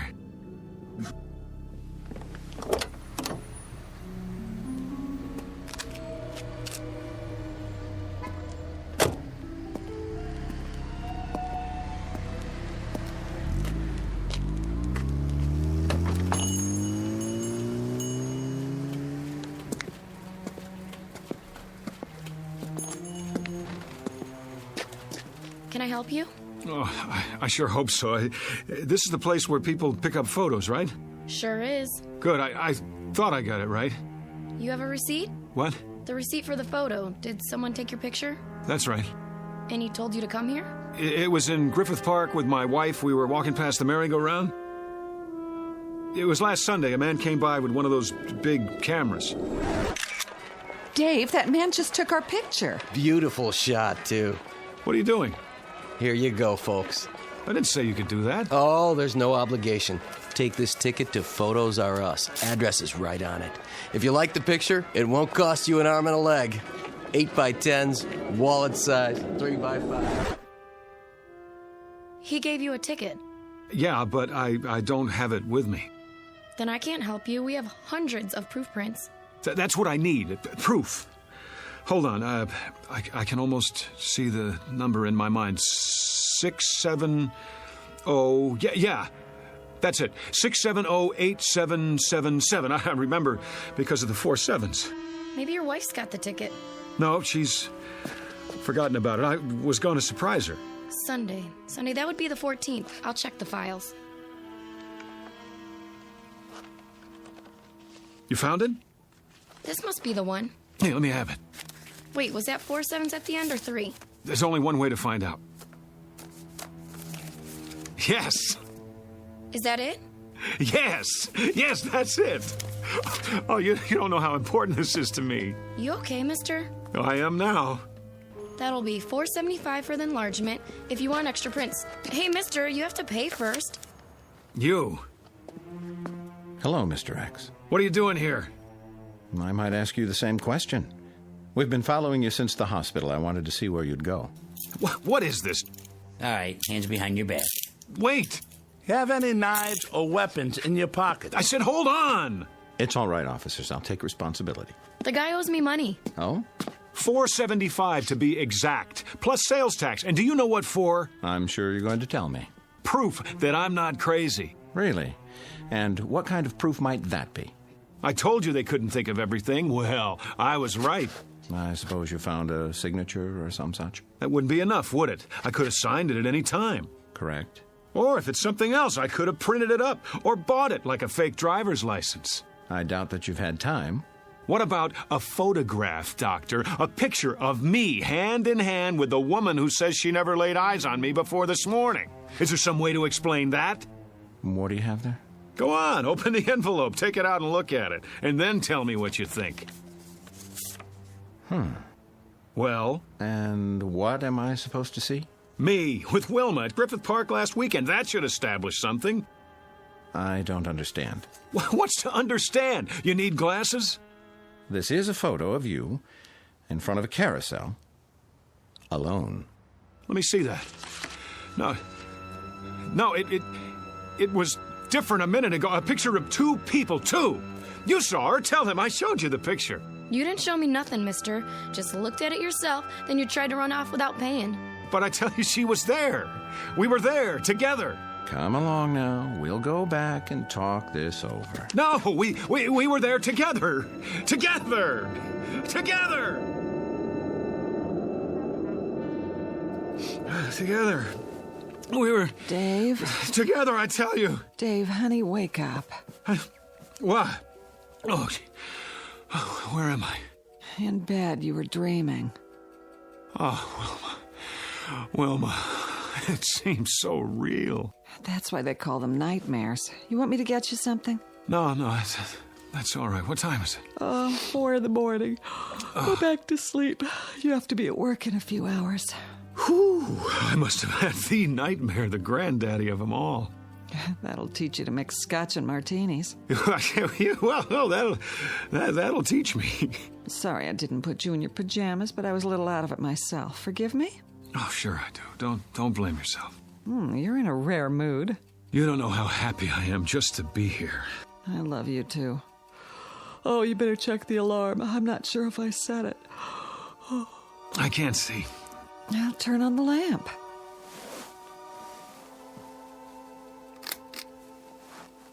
Oh, it was the worst dream I've ever had. I couldn't prove who I was, and you weren't yourself either. You were someone else, or you thought I was. No matter how hard I tried, I couldn't convince you. It was so... Well, you're okay now, aren't you? Set the alarm and turn the light off. It's hurting my eyes. Dave? Dave, honey, is something the matter? Why are you looking at me like that? Who are you? What do you mean? It's me. Who did you think I was? Dave? Dave, darling, You get out of this bed. Go on. Get away from me. Whoever you are, I swear, I've never seen you before in my life. Dave? Dave, don't act like this. You're scaring me. You're so pale. Are you sick? Dave? Dave? Dave! A case of mistaken identity? Or a nightmare turned inside out? A simple loss of memory or the end of the world for someone named David Andrew Gurney? At least he thinks that's his name. He doesn't know much of anything anymore, and he may never find what he's seeking because the truth is he's lost his way. But you can be sure he'll continue looking for it night after night in the Twilight Zone. We'll return to the Twilight Zone in just a moment. You are about to enter another dimension, a dimension not only of sight and sound, but of mind, a journey into a wondrous land of imagination. Next stop, the Twilight Zone. Hi, this is Stacy Keach. I'd like to take a moment to tell you about our Twilight Zone website at twilightzoneradio.com. At twilightzoneradio.com, you'll find the latest information on these Twilight Zone radio dramas, including behind-the-scenes photographs, plus the newest product releases, trivia contests, ways to contact us, other Twilight Zone-related info and merchandise, plus links to other fascinating websites. So make your next stop twilightzoneradio.com. Visit twilightzoneradio.com to purchase these Twilight Zone radio dramas on cassette and CD, or call toll-free 1-866-989-ZONE. That's 1-866-989-9663.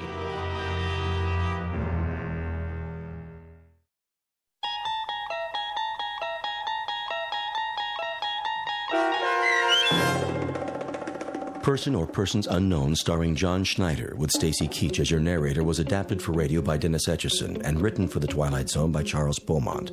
Heard in the cast were Meg Falcon, Tom McElroy, Roger Mueller, Richard Hensel, Roderick Peoples, Kurt Nabig, Carl Amari, Fernette Lebo, Doug James, Ann Whitney, and Jen Patterson.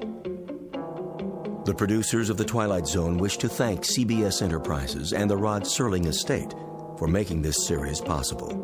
This copyrighted radio series is produced and directed by Carl Amari for Falcon Picture Group.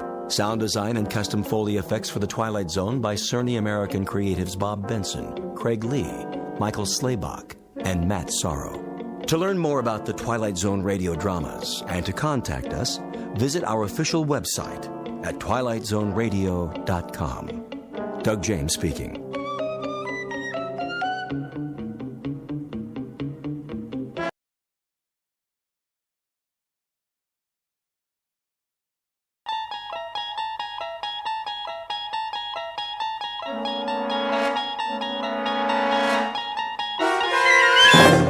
There is a fifth dimension beyond that which is known to man. It is a dimension as vast as space and as timeless as infinity. It is the middle ground between light and shadow, and it lies between the pit of man's fears and the summit of his knowledge. This is the dimension of imagination. It is an area which we call the Twilight Zone.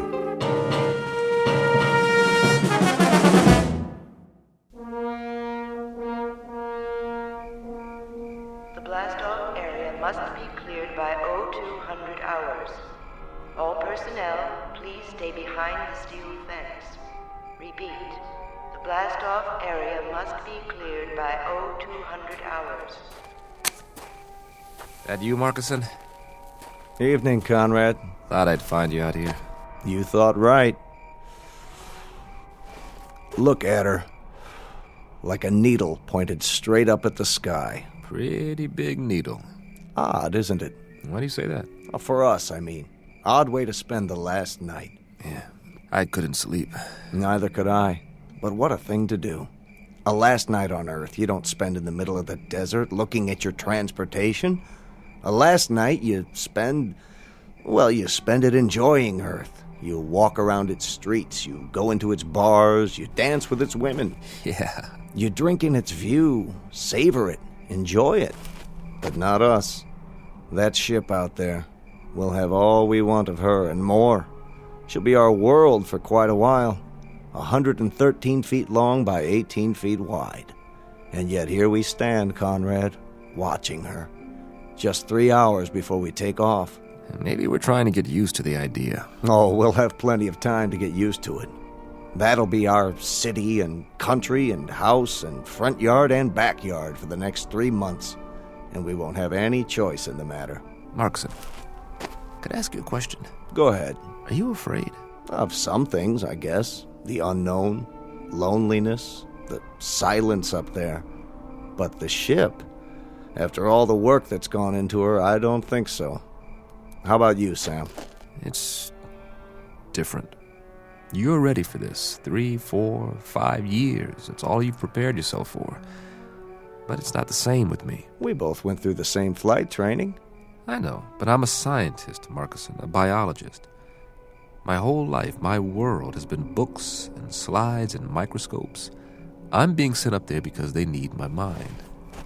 Pity they just can't send that and leave my body back here where it belongs. But speaking frankly, yeah, I am afraid. I'm frightened of the place we're going and what we might find there. Martians? Well, that's not very likely. They're the one thing you don't need to be afraid of. They shouldn't be feared, even if we do run into them. Whoever we meet up there, whatever kind of creatures they are, if they exist, they'll still be people of one sort or another. You don't really think that? Why not? I've got a philosophy about people, and I mean all people. I'm sure that when God made human beings, he developed them from call it a fixed formula, with the same batch of ingredients. We have a pattern of behavior designed to meet certain needs, and those needs are going to be identical no matter what the form and the place. And that means we're all essentially the same on Earth or in the farthest reaches of space. Think about it, Sam. People. On Mars. Wherever they're able to exist, they have to be the same, even up there in the stars. I'd like to be able to read those stars. I wish there were an equation that applies. A plus Y equals what? A rocket ship plus 2 men equals... Equals a wondrous adventure. Let's get ready, Sam. We've only got a couple of hours.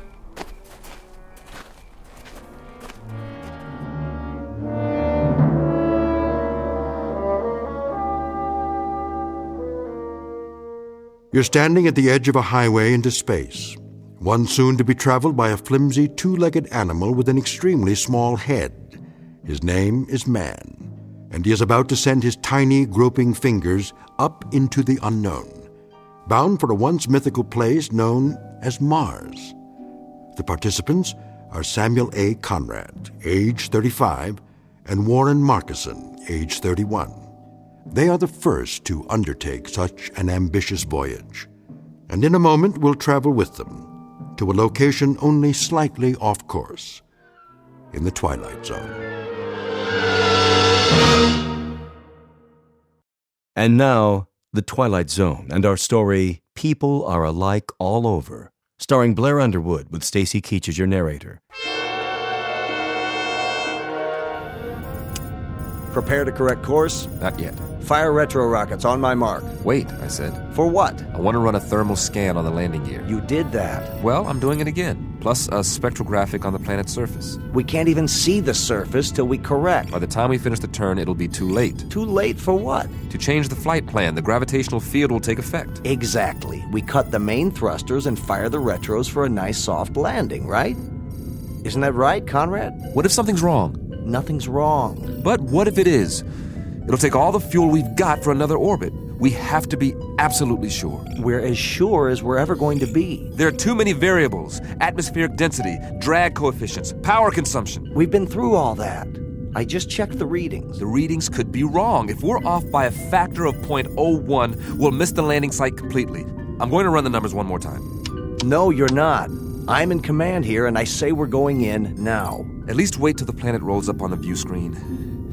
I want a spectrographic readout. 5, 4. Not yet. Cancel the sequence. I'm not canceling anything. 2, 1. Fire retros. I said fire. All right, if you won't do it... Don't touch that switch! Fire! Fire! You fool! Strap into your seat, now!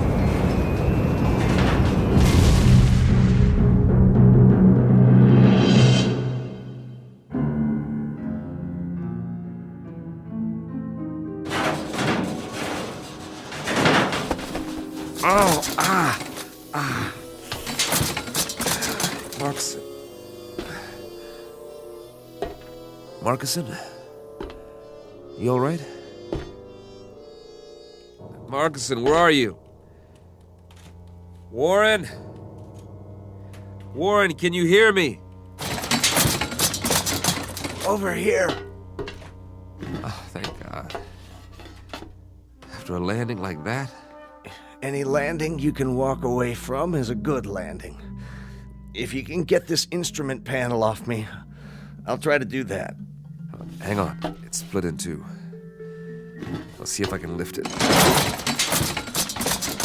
How's the rest of the ship? Nose down in the bottom of a crater, as far as I can tell. Air pressure seems to be holding. Here, take my hand. Whoa. Not just yet, Sam. I've got a little bit of a problem with this leg. But we made it, didn't we? Yeah, we made it. With or without my help. It wasn't your fault. Sure it was.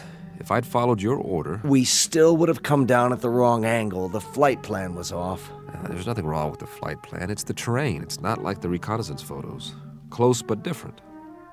Somehow... Then you were right to be cautious. Do we have power? I don't know. I haven't had time to check anything. Try to get the lights running.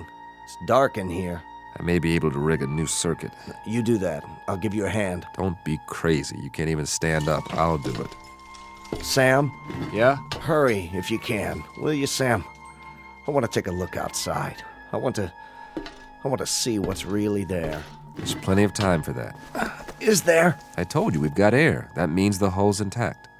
You rest easy. I'll get the medical kit. If you say so, Sam. If you say so.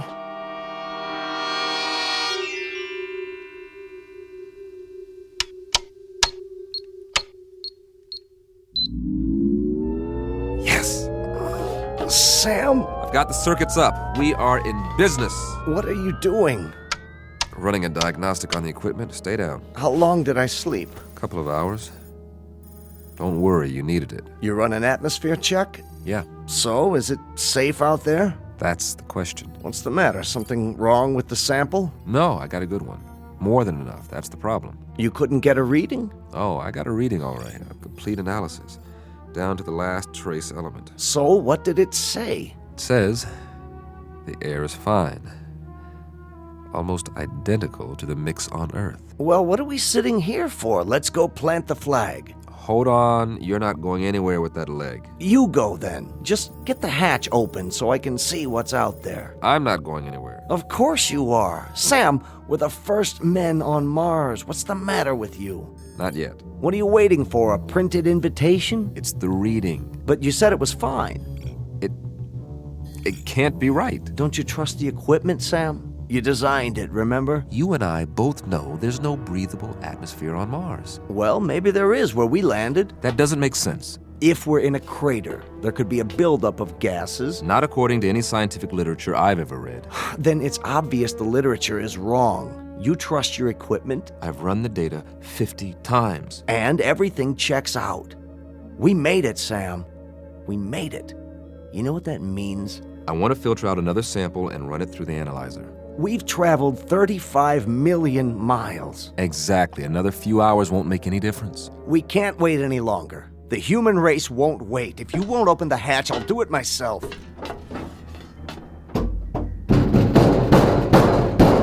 You won't be able to get it open. The hydraulics out. Patch in the auxiliary power supply. You said the circuits are up. I'm telling you, we can't. Maybe you can't, but I can. You're going to wreck your other leg. I'll use the manual override. That's what I'll do. I'll disconnect the hydraulic lift at the wall and... I told you to take it easy. Sam.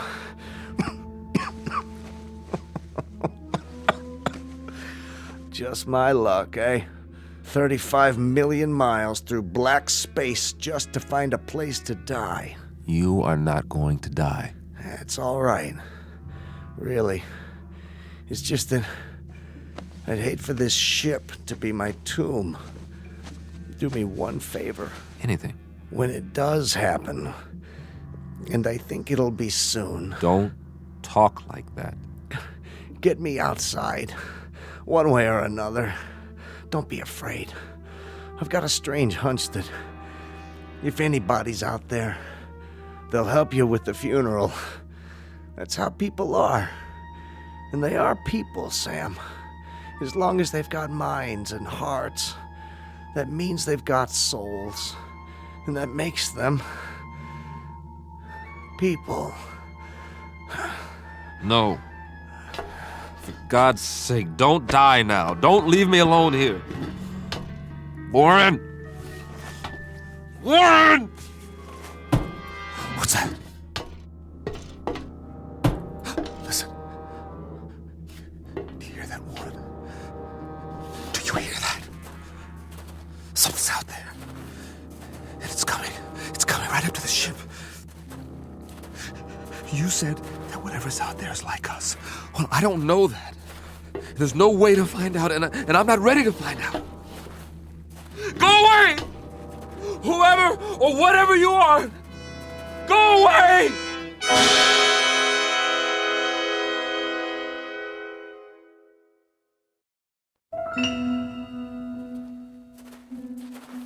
No, they're coming. Whatever they are, they're coming. The gun. Yes. Where's the survival kit? There. Nothing fancy, just a good old .38 automatic. That ought to do the trick. Get away! I said, get away from the ship! All right, if you won't go away, you want me to come out, I'll come out. You think you're ready for me? Huh? Huh? Where's that lever? Whoever or whatever you are, let's find out if you can eat lead. What the? Come on. Where are you? What are you waiting for? You see this? It's a gun. Know what a gun is? Want to find out? Step into the light so I can see you.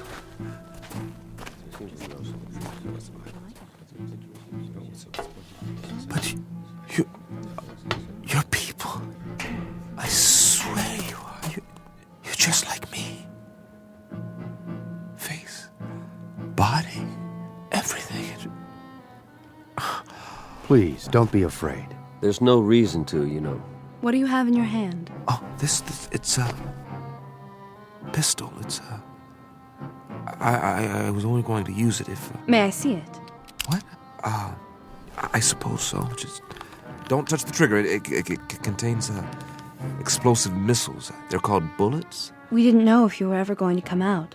We've waited most of the night. Very glad to see that you've finally done so, however. This is amazing. I'm Conrad. Samuel Conrad. That's my name. Do you understand? Name? We understand, Mr. Conrad. We landed here, my friend and I, in this ship. Crashed, I should say. We come from Earth. Earth? Where I'm from.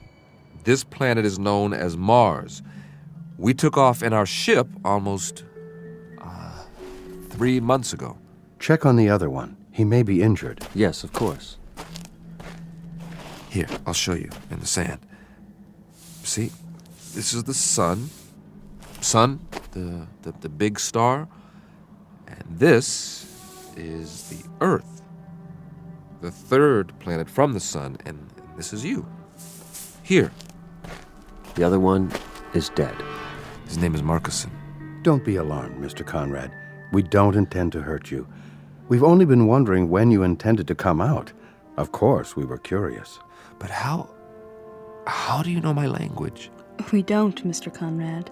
As you'll no doubt soon realize, you're speaking our language. Your language? Unconscious transference. You'd call it hypnosis of a sort. But you must be tired.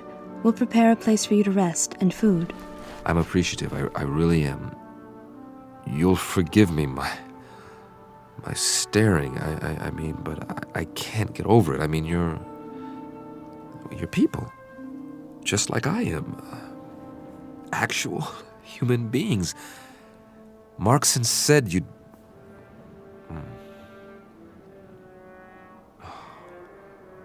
Marcus. We'll bear your friend for you. Later on, you can tell us the sort of marker you'd like. That is your tradition, isn't it? Yes, it is. We can also repair your ship for you. You can? If that would please you. Oh, yes, very much. Good. Consider it done. There are so many questions I want to ask. Really? So many things I want to find out about your civilization, your science, the way you live, the social structure. 100 questions, 1,000. We will be glad to answer all your questions. But first, you must rest. Yes. Come with us, Mr. Conrad. You must have food and drink and sleep. After you. Where are we going? Not far. A structure we've built. I don't see anything. Oh, I know it's dark out there, but it's only a short walk. You'll understand more when we arrive. The true end of your journey, if you will. A place that's more comfortable. Would you give me a moment? What? It won't take long. I'd like to say goodbye to my friend. Oh, certainly.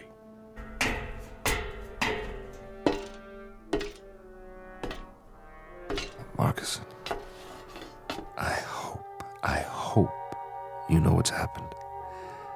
I hope you know that you were right. There are Martians, after all, and they're people.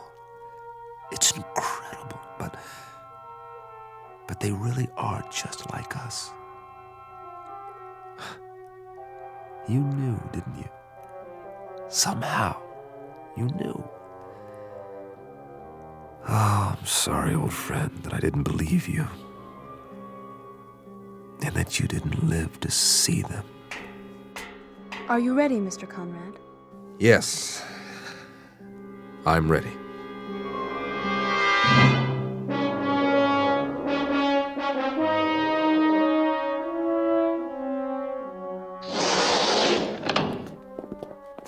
I hope this will do.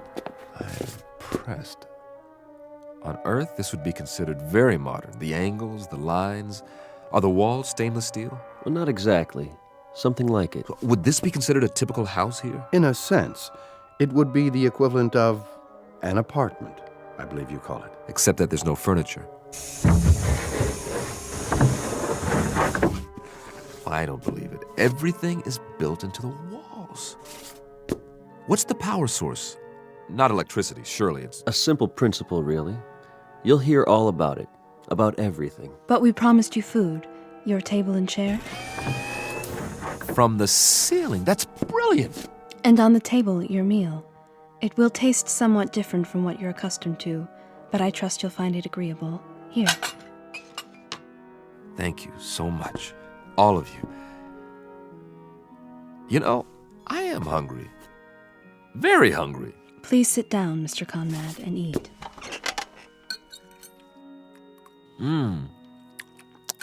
It's different, but I like the taste. Like melon or cantaloupe, maybe. And yet, there's almost a meat flavor. You don't mind it? Mind? Are you kidding? After that freeze-dried stuff we ate on the ship? No. This is delicious. We'll leave you to eat then. Oh, I wonder, could you do us a small favor, Mr. Conrad? Anything. As a favor, would you mind sketching for us what a home looks like on Earth, so we'll better understand your culture? No, not at all.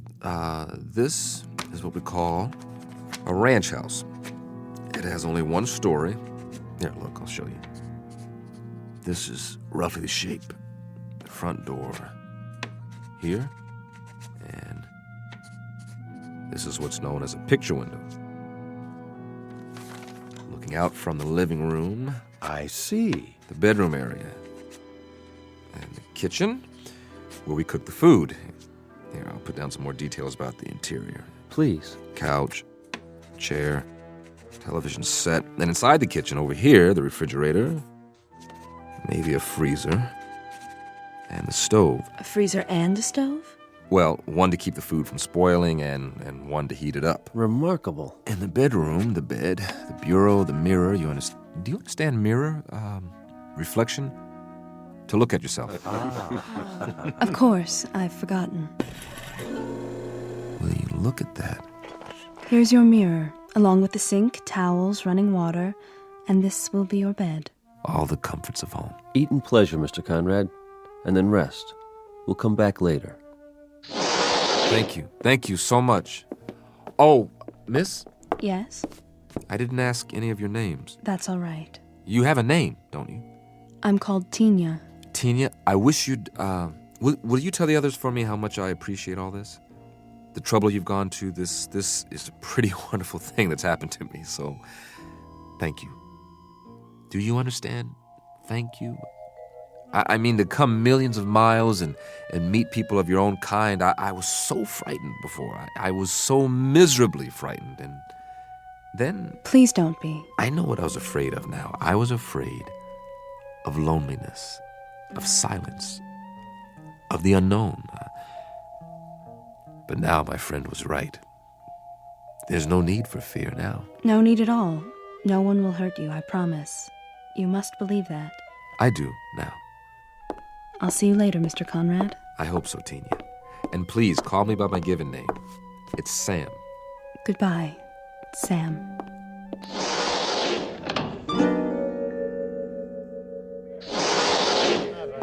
There she is. Sorry, he had more questions. What did you tell him?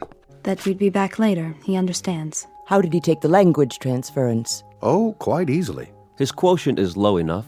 You should see the wave chart. He has the mind almost of an infant. And you must have a look at his ship. I have done so. So primitive as to be almost unbelievable. You wonder how he made it here. Tina, how does he react to things?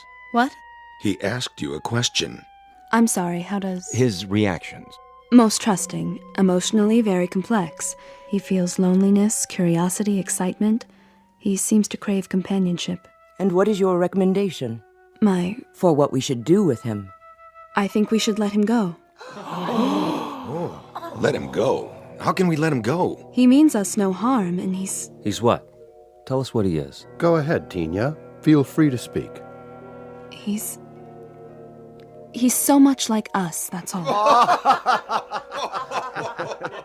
Did you hear that, everyone? He's so much like us. Excuse me. Tina, where are you going? I have something to do. At this hour, surely not. Perhaps to observe our new arrival. After all, he is almost one of us now. One of us indeed.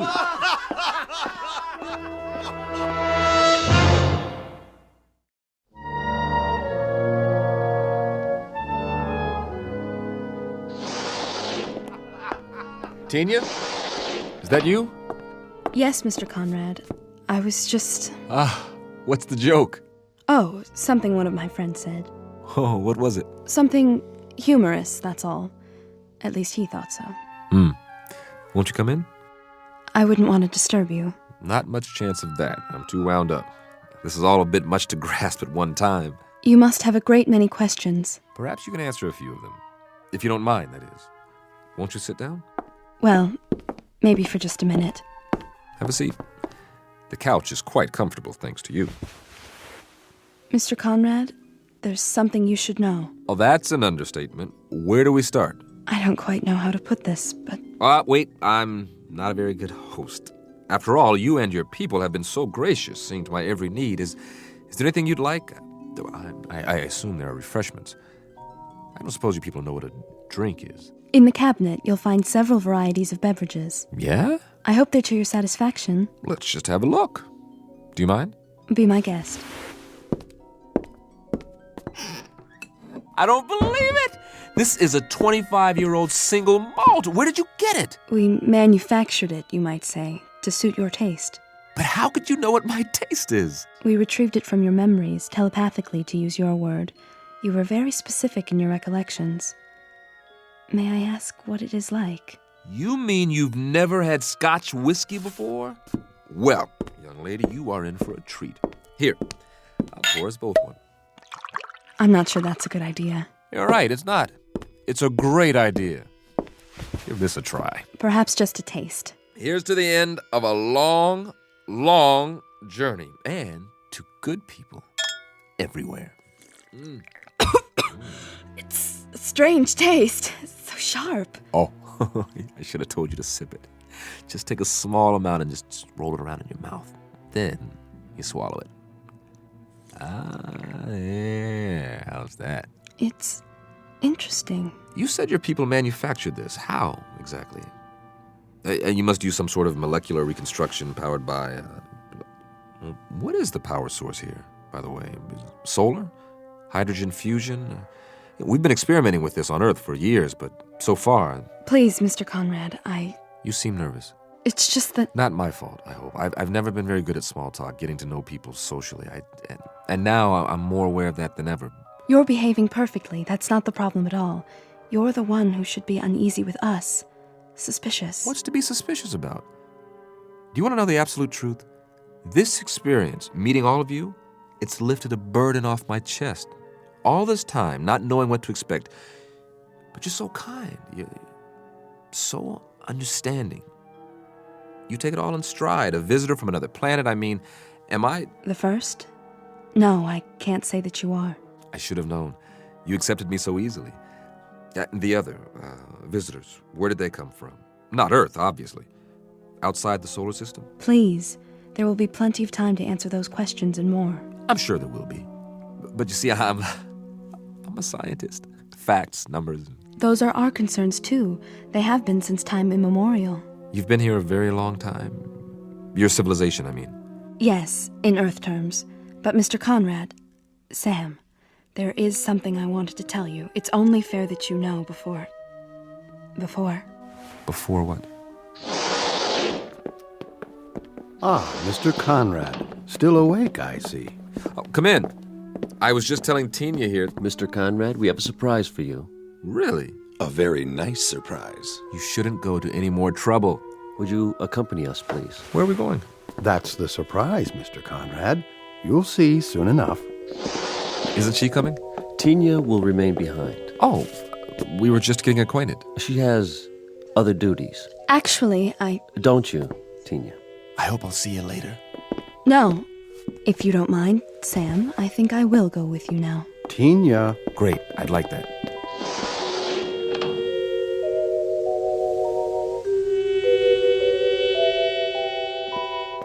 Quite a complex you have here.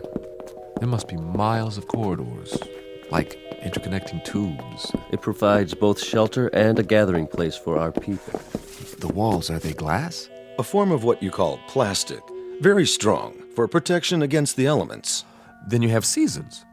We've seen evidence of dust storms on the surface and, of course, the polar ice caps. We've had to recreate an atmosphere in recent centuries. That has wrought havoc with the forces of nature. Far more than you might have observed from space. I can hardly wait to take a closer look. Really, Mr. Conrad, you don't want to tire yourself. You should get a good night's rest while you can. No reason to. I feel fine. Does the complex house your research facilities, laboratories, that sort of thing? They are in an adjacent structure. I thought I saw a reflection out there, but it's so dark. All in good time. It will be a few more hours until sunrise. Then, all will be clear. Ah, here we are. After you, Mr. Conrad. What? Allow me to illuminate it for you. But this is... This is what, sir? Why, it's just like the entrance to my house back home. Is it? Yes, this is the foyer, and the living room would be down here. You like it? Do I? It's a perfect replica of my place in California. This is perfect. We did our best. I mean, in every detail. Furniture, the works, even the drapes. If I open them, I bet I'll see my old picture window. No point in opening them now. It's dark. Wait till morning. How did you build it so quickly? We sincerely hope this is the way you're used to living. You didn't miss a thing. The general outline came from your diagram, the rest from your mind. You think very clearly, Mr. Conrad. Very clearly indeed. Strong, clean impressions. Would you care to see the rest of the house? Would I ever? Ah! My kitchen! And my refrigerator. It's filled with your favorite foods, the ones you remember most vividly. Cheese, fried chicken and pizza. Oh, I'd love to have some warmed-over pizza right about now. This is really fabulous. I don't know how to repay you. Your presence is quite enough. I really, truly appreciate it. We wanted you to feel at home, Mr. Conrad. Do you? Well, I never saw it this clean. Splendid. In that case, we were wondering if you'd mind remaining here for a little while. Oh, sure. And about my spaceship. Take your time. Your spaceship? You said you'd be able to fix it. Oh, yes. We'll restore it to its original state and then transport it here, outside your residence. It will be in perfect working order. That's great. You expressed interest in seeing more of our people. We'll arrange that first thing in the morning. I'm sure they will be most interested. I'd be delighted. For a little while longer, then. Enjoy yourself, Mr. Conrad. Enjoy your house. You bet I will. I can hardly wait to sleep on a real mattress again. Oh, let me show you out. That's not necessary. Sure it is. This is my house, isn't it? It is, sir. It most certainly is. What's this in the vase? You call them roses, don't you? Well, yes, but how? We had a little trouble with the petals. So delicate. If you examine them closely, you may find them somewhat imperfect. I doubt that very much. Here, I want you to have one. It's my way of saying thanks. Thank you. I'll keep it to remember you by. But we'll see each other again, won't we? What? Are you crying? Come along, Tina.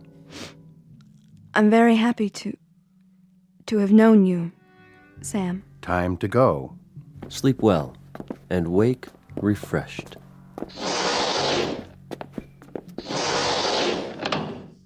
Man, this is too much.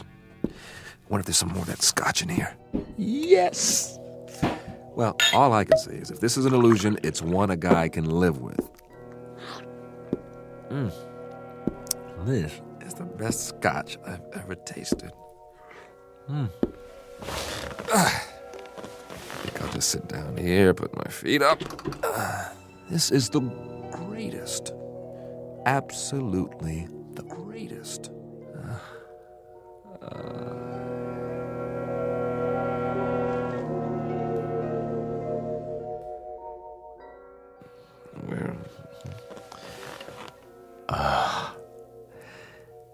It wasn't a dream. I really am here, after all. Never even made it to bed. That's okay.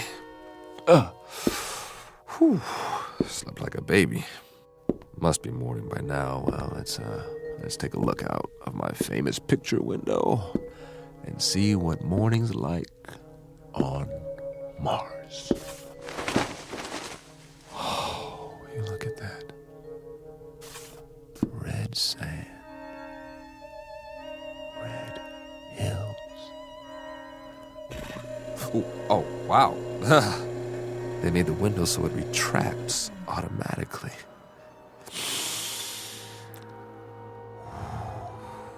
Smell that. Oh, real honest to goodness air. I gotta get outside. Come on. What's the matter with this door? Wait a minute. What's that? Sounds like some kind of vehicle. Hey! Hey, everybody! I bring you greetings from Earth! Hey, what are these bars for?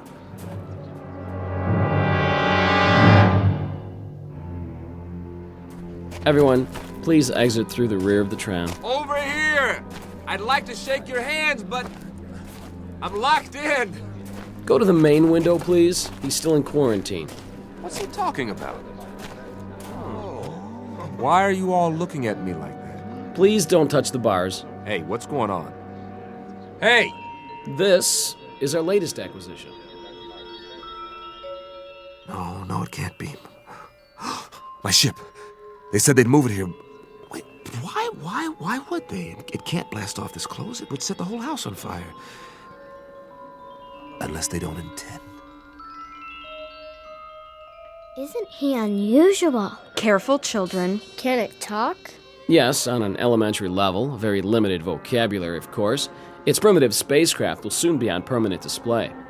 For now, you're free to observe the creature in its natural surroundings. I don't belong Note in the here. simple primal emotions. No! No! Let me out of here! You may take holograms if you like. And next, we'll move on to the Venusian habitat, the intergalactic breeding area, and the Alpha Centauri house. This again is a holographic opportunity.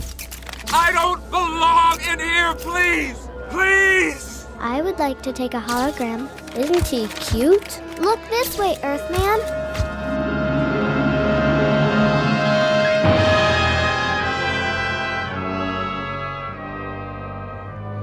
You were right, Marcus. You were right. People, they are the same. No matter where you go, they are always the same. It's a zoo. A zoo. A zoo! It's a zoo. Species of animal on public display. Physical characteristics similar to a human being. Head, trunk, arms, legs, hands, feet. Very tiny, undeveloped brain. Comes from a primitive planet known as Earth. Calls himself Samuel Conrad. And he will remain here in his specially constructed cage with running water and electricity and central heating for the rest of his natural life. Because Samuel Conrad finally discovered a flight plan that led him off course and into the Twilight Zone. More from the Twilight Zone after this. Hello, I'm Stacy Keach. I hope you're enjoying this edition of the Twilight Zone radio dramas. To learn more about this series, be sure to log on to our official website at twilightzoneradio.com. You'll find special discounts on our Twilight Zone audio collections, listings of our radio stations, links to other websites, and a photo gallery of our recording studio and some of our stars in action. Plus ways to contact us with questions or comments about the show.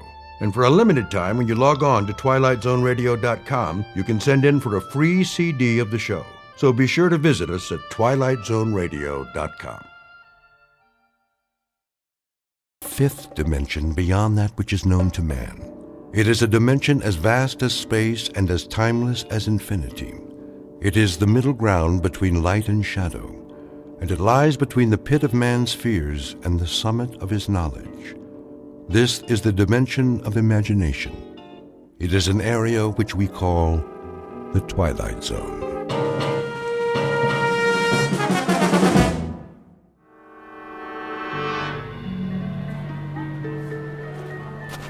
Cotton candy here. Get your cotton candy. Look, Mom, can I have one?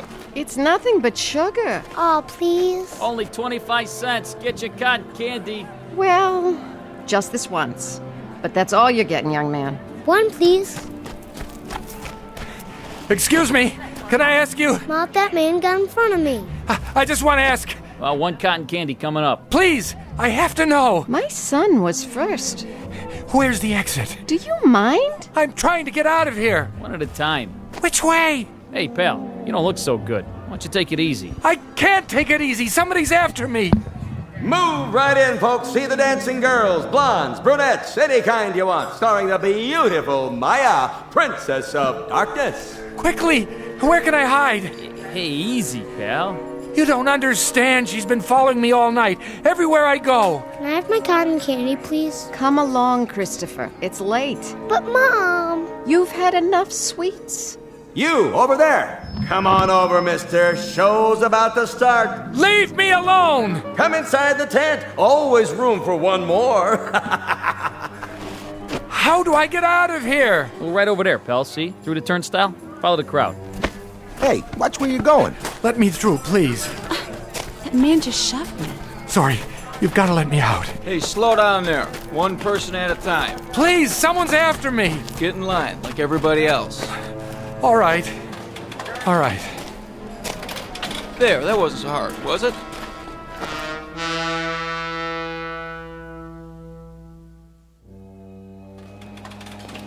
Officer, where's the uptown train? That's the next platform. Keep it moving, folks. Where am I? What's that?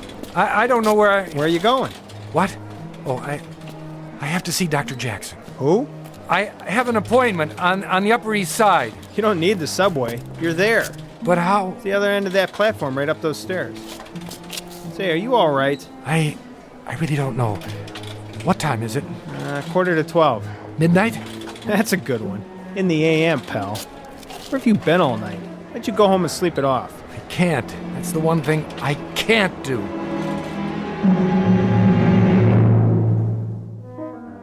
Noon in the city.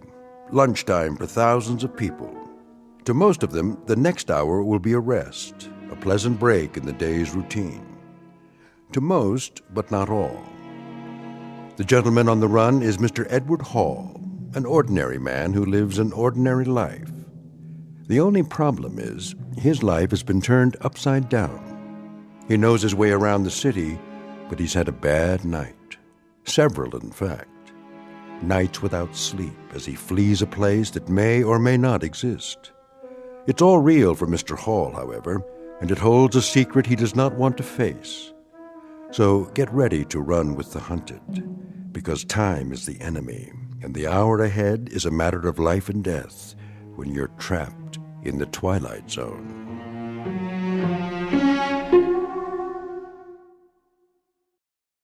And now, The Twilight Zone and our story, Perchance to Dream, starring Fred Willard, with Stacy Keach as your narrator.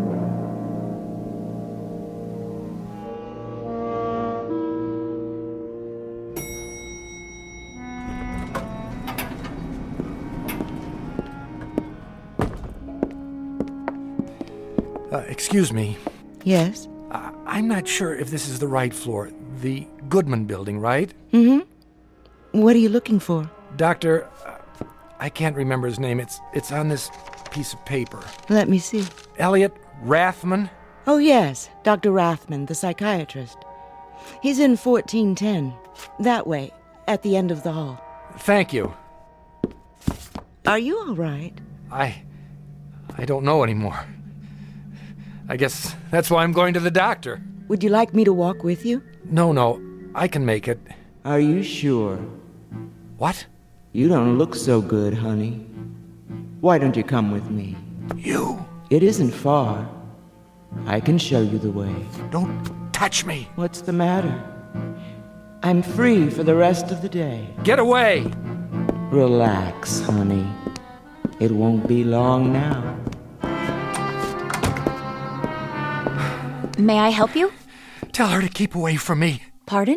That woman. Who? In the hall. She's been following me. I don't see anyone. She was there as soon as I got off the elevator. I didn't recognize her at first, but when she began to speak... Well, there's no one there now. See for yourself. She was. I tell you.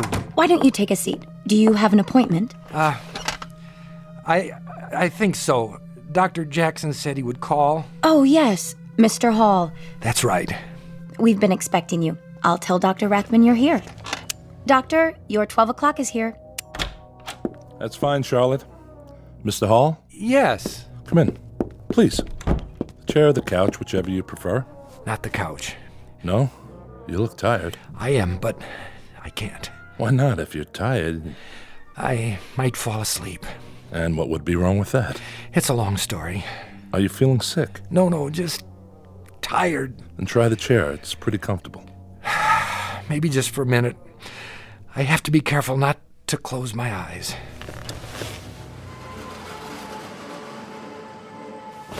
No. I thought you said you were tired. I am. I am the tiredest man in the world. You know how long I've been awake? 87 hours. Almost 4 days and nights. And you can't sleep? Can't. No, doctor, that isn't it. Mustn't. I mustn't go to sleep, because if I do, I'll never wake up. Really? Mind if I walk around, keep the circulation going? Stand on your head if you think it'll help. I don't have that much energy. What's funny now? You are. You're sure you're a shrink? That's what the diploma on the wall says. Why do you ask? You're not what I expected. Oh? What did you expect? Oh, I don't know, something more like... An old man with the white goatee and a German accent? I've heard that before. It's what everybody expects. And they're always disappointed. I've often thought of wearing a disguise. Wait a minute. I have a pair of horn-rimmed glasses in my pocket there. How's that? Perfect. I hope it makes you feel more comfortable. Oh, you looked okay before. But I'm afraid I'm wasting your time. Why do you say that? You can't help me. Nobody can. You're sure? Yes. Then why did you come to see me at all? It was Fred Jackson's idea. He's my regular doctor. I know. What did he tell you? Not much. Your name, Edward Hall. Your age, 35. Your occupation, draftsman. Unmarried. That's right. Long-standing heart condition? Since I was a child. Dr. Jackson's treating you for that? Yes, with pills. And did you remember to take them? When? This morning. What day is this? Good thing you reminded me. You have a glass of water? Surely. Thanks. No history of mental illness? Definitely not. That's all I have. You want to tell me the rest? No, forget it. I'm sorry to take up your time. Mr. Hall. Yes? You really think running away will do you any good? I wish I knew. Don't get me wrong. Sometimes running away is the best answer. Depends on the problem and whether it's something that can be overcome. The fight or flight response. Precisely. But I don't know if yours is that sort of problem. Listen, you can do what you like. But I'm going to charge you for the appointment no matter what. So why not get your money's worth? Promise you won't put me in a straitjacket. I can't promise anything. It wouldn't make any difference anyway. Mind if I open the window? What for, if I may ask? To see the view. Cars look like ladybugs from here. People like insects. Quite a drop. Straight down. 14 stories, 13 technically. There's no 13th floor. Architects are superstitious. And are you? Not that I know of. I'll have to ask you to close it. I only wanted some air. I'll turn up the air conditioner. It works best with the windows closed. Did you think I'd jump? You might have. Not a chance. I want to live. That's my problem. Why is that a problem? There are people who don't want me to. Then get on with it. With your story, I mean. I don't know where to start. Start anywhere.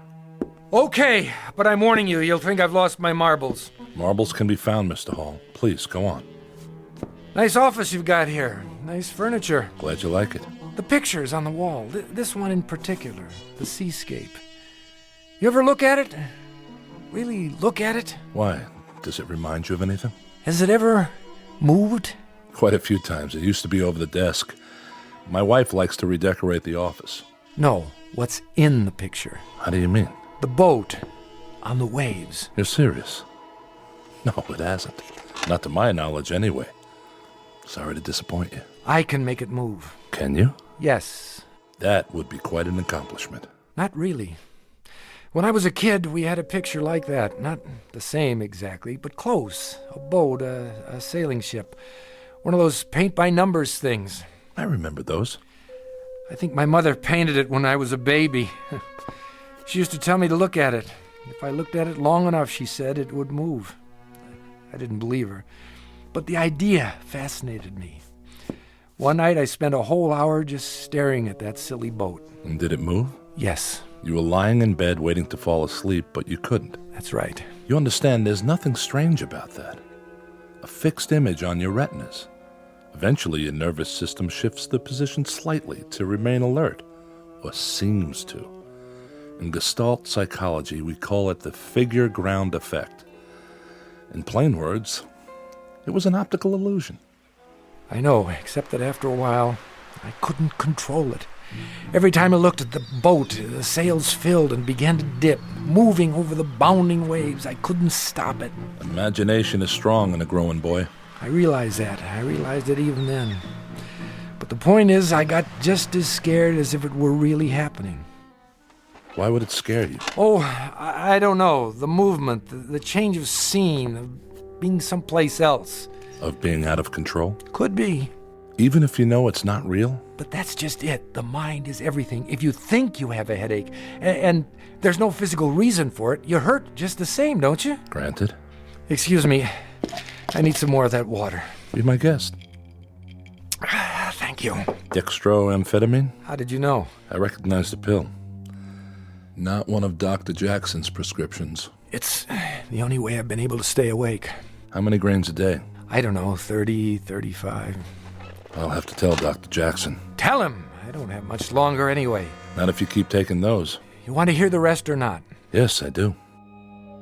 All right, here goes. When I was 15, I developed a rheumatic heart. They said I'd never really get well, that I'd have to take it easy. No strenuous exercise, no long walks, no stairs, no shocks to the system. Shock produces excess adrenaline, they said. That was bad. Avoid any kind of shock. But they forgot about my imagination. Then 3 years ago, a woman was killed by a man who'd hidden in the back seat of her car. Maybe you read about it? I believe I did. Well, I started thinking about it. Maybe someone was hiding in the back seat of my car. Maybe I'd be driving over Laurel Canyon some night. I'd look in the rearview mirror, and I'd see somebody or something rising up out of the darkness behind me. I had to drive the canyon twice a day. The second time was always late at night. It's a tricky road. One slip and you're over the edge. One night, like every other night, I was headed for home. It was a dark stretch, only my headlights cutting into the blackness. Suddenly, I began to feel uncomfortable, as if I weren't alone in the car. It was ridiculous, but I couldn't shake the sensation. I kept thinking, there's somebody back there, directly behind my seat. If I look in the rearview mirror, I'll see his face, and then I'll see his hands reaching up. Here's the important thing, Doctor. I knew intellectually that I was alone, but I also knew that my imagination could make me see something if I thought about it long enough. And so don't ask me why, but I looked in the mirror, and there he was. I hit the brakes, lost control, and that was when I went off the road into the ravine and crashed.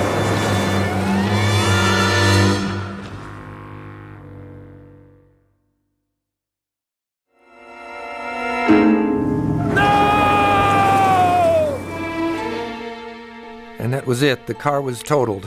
And you were okay? Not a scratch. Of course, there wasn't anyone else in the car. It was all in my mind, but what difference did that make? I crashed anyway. You were lucky to walk away from it. Yeah, I was lucky. The shock could have killed me, the old heart condition. The doctor said I couldn't survive another one. And has there been another one? No, but there will be. Just as soon as I fall asleep. The girl will be in this dream. And it will be the last. The girl? I'm getting to that.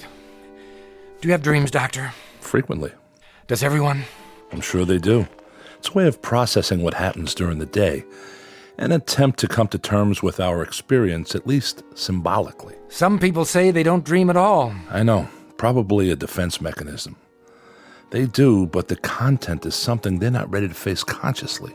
I've always had dreams, ever since I can remember. Sometimes they've been wonderful, sometimes terrible, but vivid. I'd wake up and for a few seconds I wouldn't be sure which was real, this world or the dream. It's not uncommon, Mr. Hall. They say a dream takes only a few seconds, but I can't believe that. I've dreamed whole lifetimes. Generations have passed. Civilizations rose and fell. A single second, and it lasted forever. I'm sure that's the way it seemed. The experience of time can be very subjective. It expands, contracts. It's more than a feeling. Why do you say that? When I was a kid, I used to dream in sequence. I mean it. Remember the adventure serials they showed at movie theaters? It was like that. Every dream was the next chapter. And I'd always remember because when I woke up, I wrote down what happened. Do you think that's crazy? Not necessarily. It could simply be that the dreams conform to your notes and not the other way around. Then you don't think it's possible to dream in episodes? I don't say it's impossible. I just haven't seen it in the literature. It's possible. Believe me. For a while, the dream stopped. Then something happened. About a week ago, that was when it started again. What was it that happened? Nothing. That's just it. Why don't you tell me what you remember? Well, I went to bed around 11:30. I wasn't tired, but I needed to rest because of my heart. I don't even know when I fell asleep, but all of a sudden I wasn't home in my bed anymore. I was at an amusement park in the middle of the night. Can you describe it? Oh, the usual. A merry-go-round, a roller coaster, a funhouse, a shooting gallery. We could win a prize, that sort of thing. Colored lights. And it was crowded. People all around, pushing, yelling. I couldn't get my breath.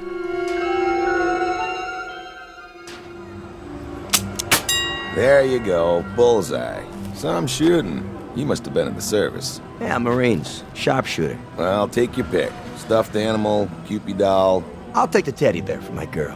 One teddy bear coming up. Ooh, Artie, thanks. It's so cute. Keep it by your bed to remember me by. Oh, I will. Hey, how about you, buddy? What? Over here, Mark. Step right up. My name's not Mark. Oh, yeah, sorry. Take a chance. 6 shots for a quarter. Hit the bullseye and you get a genuine imported Cupid doll. How about it? 25 cents. 1/4 of a dollar. How much? 25 little pennies. Go on. You look like a good shot. That was when I got it. The prices. I looked around, and it was the same amusement park I went to as a kid. In 26 years, nothing had changed. It was exactly as I remembered it. Ah, you missed it. Here, let me give you another rifle. This one shoots straight. No, thank you. Hurry, hurry, hurry. See the dancing girls. See Maya, the cat girl. Move in close. One more time and you've got it. Excuse me. That'll be 25 cents. I don't have any change. Hey, you owe me a quarter. Girls, girls, girls. The most exotic, the most exciting, the most sensational examples of feminine popculture this side of heaven. Move right up, folks. Last show of the night. See this roll of tickets? Well, the regular price is $1, but I'm going to put these away.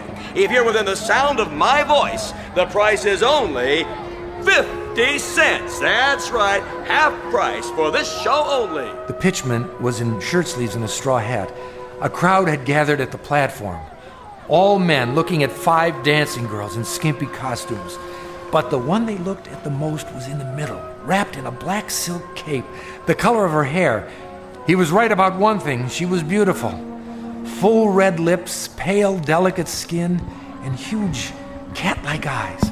You like 'em full-figured? We got 'em. You like 'em slim?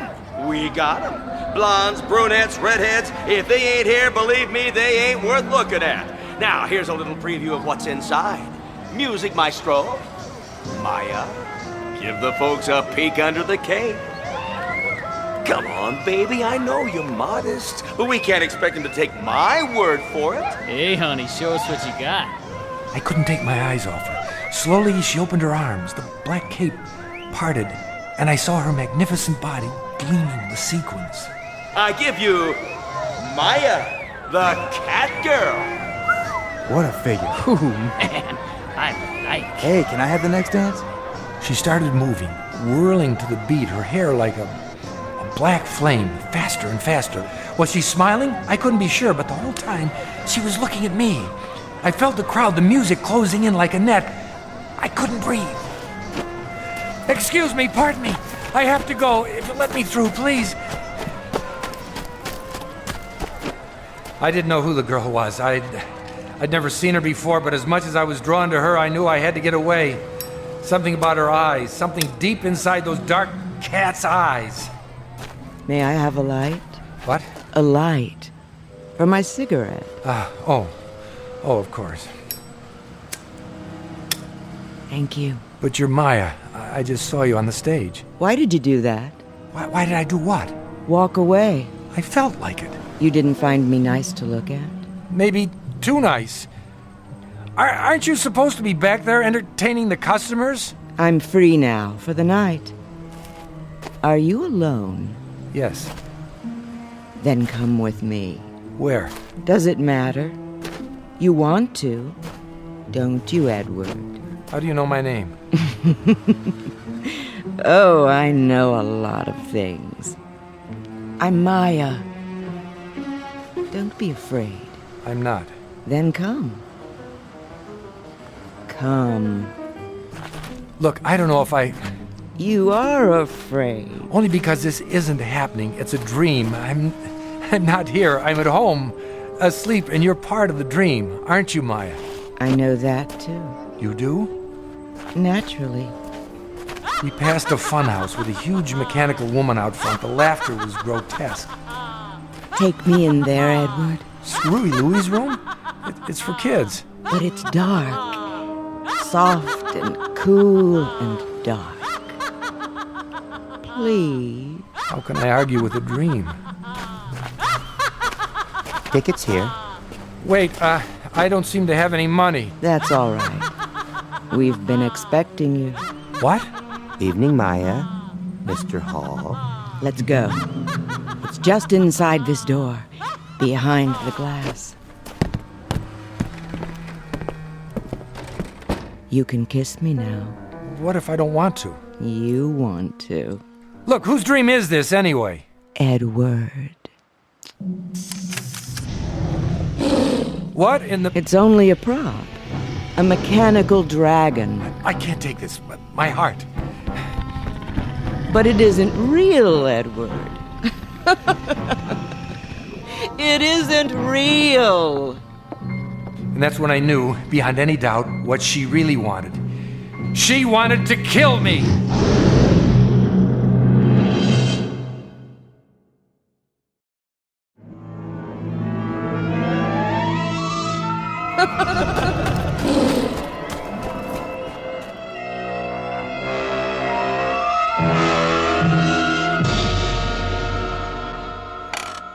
You woke up then? Yes, I'm glad to say. My heart was beating a mile a minute. I had to lie still for an hour, waiting for it to settle down. I went to my doctor in the morning. He said I'd almost had it. Do you know who the girl was? No idea. She looked familiar, but I know I'd never seen her before. You're sure she wanted to kill you? Yes. Why did you think so? Why? If you'd seen her eyes, heard her laugh. You said she was beautiful, that you desired her. Yes, but the way she followed me made me go with her. The funhouse frightened you? I'm not sure. I remember it from when I was a child, but it seemed different somehow, larger and darker on the inside with more glass. There were long passages with mirrors at the end, and you were never sure which way to turn. Wherever I looked, I saw her reflection. A beautiful, seductive reflection. Someone you wanted. No one forced you to talk to her, light her cigarette, follow her inside. You went along with her willingly, didn't you? I couldn't think clearly. It was as if I had no will of my own. Something was happening, and I was swept up in it. I don't suppose she reminds you of anyone now. Like who? Someone you've seen since, in your waking life. There was a woman in the hall when I got off the elevator. She spoke to me, and her voice began to change. For just a second, I thought she sounded like... Like Maya? Yes. That probably comes from sleep deprivation. Your mind is so tired it has to rest, but you fight it. So you slip in and out a few seconds at a time. It's called microsleep. It happens when we drive long distances, when we're pushed beyond the limits. A definite warning sign. Otherwise we lose control and, well, the consequences can be dangerous, as you must know. But what if the real danger is in closing your eyes? What if that's when the accident happens? What if... Easy. We're only having a conversation in my office. No harm can come to you here, I assure you. Sorry, I know you're right. Of course you are. We were talking about the first dream you had. What happened after that? Well, the next night, I put off going to sleep until 1 o'clock. That would make it hard to get up in the morning. But I didn't care. Turned out it didn't matter anyway. The dream came back, and this time it was more intense. I was back at the amusement park, outside the funhouse, and I was running. I couldn't catch my breath. When I thought I was far enough away, I stopped. Well, the next night I put off going to sleep until 1 o'clock. That would make it hard to get up in the morning, but I didn't care. Turned out it didn't matter anyway. The dream came back, and this time it was more intense. I was back at the amusement park, outside the funhouse, and I was running. I couldn't catch my breath. When I thought I was far enough away, I stopped. I was in front of a tent with a picture of tarot cards and a crystal ball painted on it. It was dark and no one was around, so I went inside looking for a place to rest. You are looking for me? Oh, sorry, I didn't know anyone was here. I am Madame Olga. No more fortunes, it's late. Come back tomorrow. Yes, yes, I'll do that. Wait. Something is wrong? No, I mean, I don't know. Come closer to the candle. Oh, so pale. And your eyes. You are running away. Well, actually... Sit. Give me your hand. If I could just stay here for a minute. Loosen your tie. There. Thank you, that's better. And the button at your throat. Open it. Now. Someone is after you. It doesn't make any sense. I don't even know her. Ah. But she knows you. I'm not sure. She seems to. You desire her? She's beautiful. What man wouldn't? She is the flame and you the moth. I'd better go. Wait. I must consult the cards. I don't need my fortune told. No? I don't believe in that sort of thing. It doesn't matter whether you believe or not. What is cannot be changed. You mean fate? Call it what you like. The past and the future come together in this moment. What about free will? An illusion for children. All is written. Well, I hope you can tell me the way out of the park. I seem to be turned around and I have to be at work in the morning and... Silence. Well, what's my fortune? I am afraid you don't have a fortune, Mr. Hall. Thanks. That makes me feel better. Why do you hurry? I have more important things to do, like getting home. You rush for no reason. You have always been here. You always will be here. Thanks for the advice. Bye. Edward. Where? Behind you. But how? I've been waiting. Get away from me. What's there to be afraid of, Edward? It's only a dream. I have a heart condition. I can't stand all this excitement. That's silly. There isn't any excitement, not really. You said so yourself. You're home in bed, asleep. Now you can do all the things you can't do when you're awake. Anything, Edward. Anything. No, that isn't true. The doctor... Oh, look! I don't like those things. But Edward, it's the Cyclone Racer. Please look. No. Come on, Edward. Just one ride. It's fun. Please! Look, It's the last run of the night. You must come with me. I didn't want to go anywhere near that roller coaster, but I couldn't help myself. I had no choice, even though I knew what it would mean. I had to follow her. Oh, that was so scary. Yeah, especially in the dark. Can we go again? Nah, let's do something else. Oh, they're closing up anyway. Last ride of the night. Get your tickets. 2, please. I can't. Why not? I don't have any money. My wallet. That's all right, Mr. Hall. We've been expecting you. How does he know my... Come, Edward. We'll ride in the front car. Lowering the safety bar. Watch your hands. Really, I can't do this. Hold tight, Edward. It's starting. Tell them to stop. They can't. It's too late. But I can't stand heights. My heart. I mustn't look. We're going straight up. You must look, Edward. The first drop is the most exciting. It's 90 feet. A sheer drop straight down. No! Yes. Isn't it wonderful? It makes you feel alive. I have to get out. Kiss me now, Edward. With the wind in our hair. I can't. It won't be long now. We're almost there. I told you I can't. I have to get out. How do I lift the safety bar? Don't climb down, Edward. It takes too long. Jump. That's it. Stand up and jump. What are you doing? Don't push me. Don't.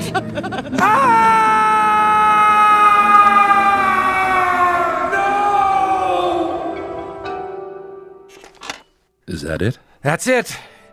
If I go to sleep, I'll be back on the roller coaster for the next episode. It'll pick up where it left off. I'll force the safety bar, stand, Maya will reach out, push, and that'll be the end of me. On the other hand, if I stay awake much longer, the strain will be too much for my heart, and that'll be the end of me. Heads you win, tails I lose. Quite a choice, isn't it? Where are you going? Outside. Maybe if I get some air. I wouldn't advise it. What would you advise? A straitjacket?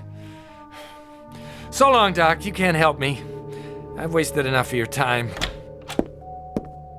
Leaving so soon, Edward? Maya. What's the matter, Mr. Hall? It's her. My receptionist? Sorry, her name doesn't happen to be Maya. Doesn't it? I can't take this anymore. I've had enough. Enough, do you hear me? What are you doing? Stand aside! No, don't. Don't! Yes!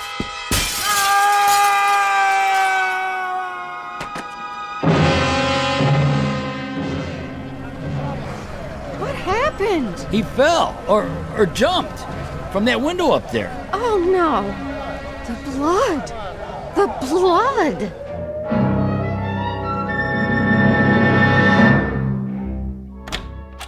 Dr. Rathman, I heard a scream. Is he all right? I'm afraid he's dead. You're right. There's no pulse. But he came in just a minute ago asking to see you. He walked into your office, closed the door. I know. It's funny. When he came in, I told him to sit down. He did. In less than 2 seconds, he was asleep. Then he gave out that scream you heard. By the time I could stand up and get to him, he had stopped breathing. A heart attack? It must have been. Well, I guess there are worse ways to go. At least he died peacefully. Open the window, would you please? We need some fresh air. Yes, Doctor.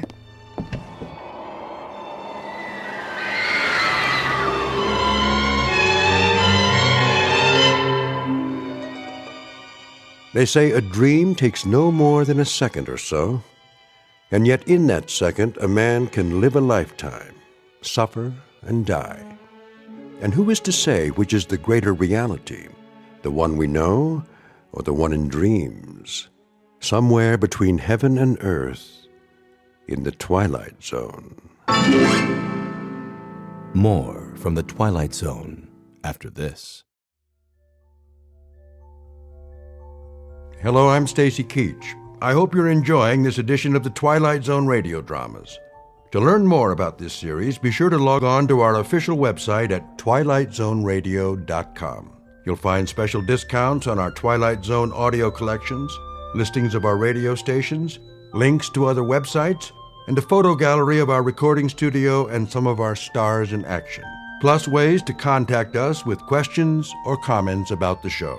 And for a limited time, when you log on to twilightzoneradio.com, you can send in for a free CD of the show. So be sure to visit us at twilightzoneradio.com.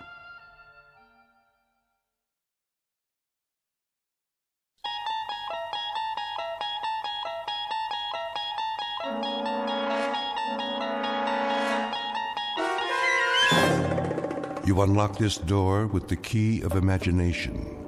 Beyond it is another dimension, a dimension of sound, a dimension of sight, a dimension of mind. You're moving into a land of both shadow and substance, of things and ideas.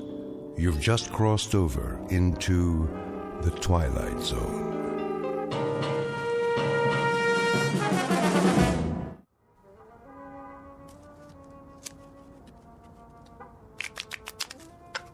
Time to feed the kitty.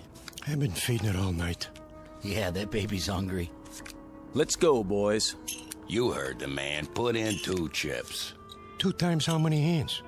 The auntie's eating me alive. You got some cards coming. I can feel it. Yeah? That a money-back guarantee?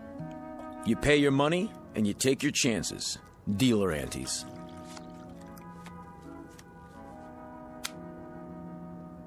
Let's go, Johnny. I gotta give it some thought.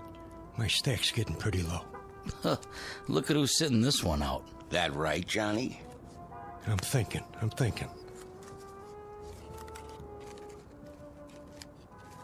I know one thing. Takes money to win money. Yeah. Listen to the man. Are you in or out? Give me 1 minute, all right? Take it easy, John. Hey, you don't look so good. Maybe you should kick back, watch some TV. Hey, hold on. I came here to play cards. Hand me that remote. Say, what are you... Just give it to me. The old fire hall is... There. You gonna let one lousy player hang up the game? Don't worry about it. Johnny here needs some time out. You know the old saying. What's that? Money talks, and suckers walk. Scientists are baffled as all communications in and out of Peaksville remain blocked. For live coverage, our Eyeball News team takes you inside the city limits following this broadcast on the 11 o'clock report. And that's a wrap of today's news. I say deal 'em. All right, boys, here we go. Down the derby. Okay already. I'm all in. You ain't even looked at your cards. What's the difference? 1 more hand and I'm out. Sure, Johnny, maybe you'll double up. I got a good feeling this time. Me too. I'll see that and I'll raise you. Raise? Everything I got's in the pot. Separate side bet. I fold. Dealer raises again. Call. Cards, John? 3. Keeping a kicker, huh? All right, 4. Come on in! Who's that? A friend of mine.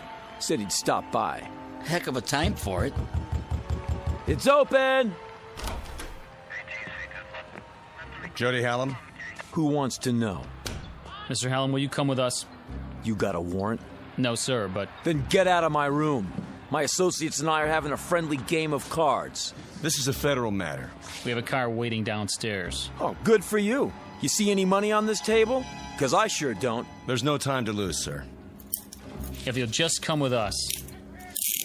Hey, why the cuffs? Someone wants to see you in Washington. Be seeing you, Jody. I'll just hold on to my chips for now. Let me call my lawyer. There's no need for that. What's this all about? A matter of national security, sir. You might say a matter of life and death. Excuse me, gentlemen, if you don't mind. We'll just fast forward out of here. Hey, will somebody tell me what this is all about? Winning lottery numbers coming up, but first the news. In world news, the asteroid known as Wanderer continues on a path toward our solar system. But there's no cause for alarm. Scientists say it will miss Earth by several million miles. Repeat, despite rumors, there is no danger. Wanderer poses no threat to our world. And now, here's a handy household hint from our home economist. Portrait of a man who has just been granted a reprieve. Not from a card game, because it's a sure bet he would have won, given his considerable skill as a dealer. No, the 2 men in gray suits have saved him from almost certain deaths. His name? Jody Hallam, a gambler and con man who lives by his wits, and wants above all else to go on living. At the moment, the odds still look good for Mr. Hallam, but he is about to discover that the laws of chance don't always apply in the Twilight Zone. And now, The Twilight Zone and our story, Pattern for Doomsday, starring Henry Rollins, with Stacy Keach as your narrator. And I can tell you that its progress has been closely watched for the past month, as is the case with all unidentified objects sighted in space. May we have the slide, please? Excuse me, General? Yes? The 8th man, he's here. Showman. Yes, sir. Has he been briefed? Just the basics on the way over. I'll handle it from here. Mr. Hallam, have a seat at the end of the table. Well, aren't you going to introduce me to everybody? After the presentation, General Sinclair has the floor. Sit, please. Okay. Now then, slide please. This is a routine photo from the 200-inch Hale telescope on Mount Palomar. Must be some camera. Shh. I don't see anything. Let me use the pointer. That short white line in the star field is the first picture we have of Wanderer. May I ask a question? Dr. Conrad, is it? Yes. When exactly was this taken? A little over a month ago. October 3rd, to be exact. I see. Next slide. This photograph, taken only 3 weeks ago, indicates that Wanderer is indeed headed for our solar system. Next slide. And this shot conclusively establishes what astronomers feared, that Wanderer is on a collision course with Earth. What?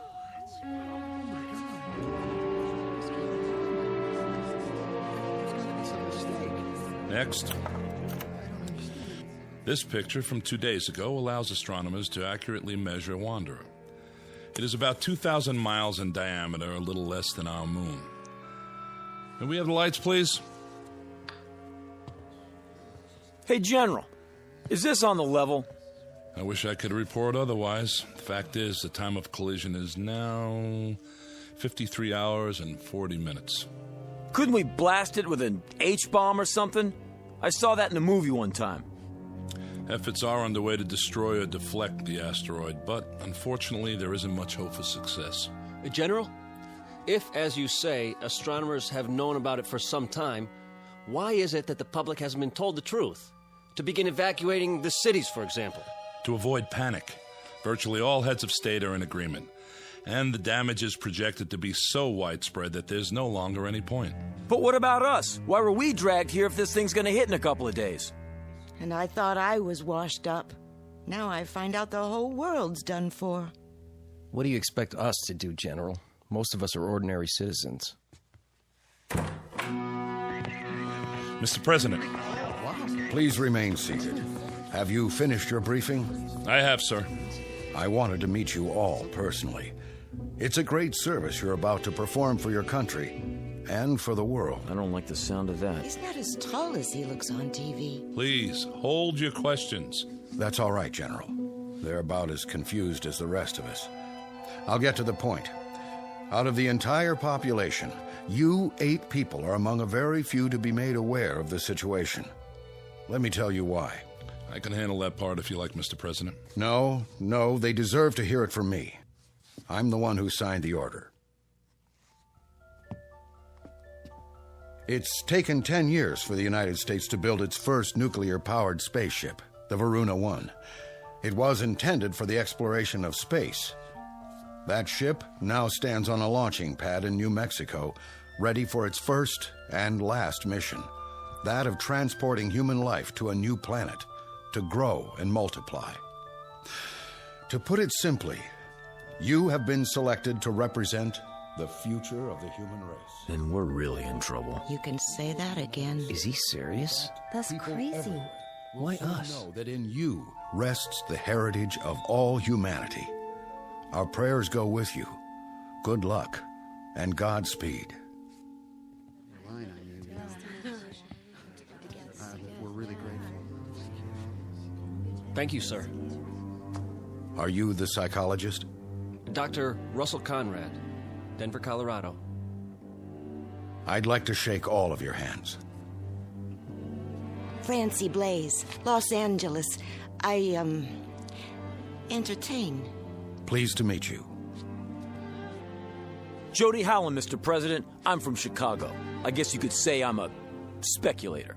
I see. Regina Walsh, Kansas City, Missouri. I'm a singer. Or I was. Is that right? Dee Clark, Spokane, Washington, bacteriologist. How do you do? Philip Jewell, New York City. Mr. President, I'm not sure I approve of all this. I don't understand... You're Dr. Jewell? Yes. I've read several of your books on philosophy. Thank you. But about what's happening here... General Sinclair will fill you in on the details, Doctor. Lily Wong, San Francisco. I am an artist. Hello. Harvey Winterroth, Traverse City, Michigan, and just an auto mechanic. Don't say that. You all have very valuable skills, chosen to complement each other. Believe me, the hopes and aspirations of the world go with each and every one of you. Try to bear that in mind. And now, goodbye, and good luck. Thank you for taking the time, sir.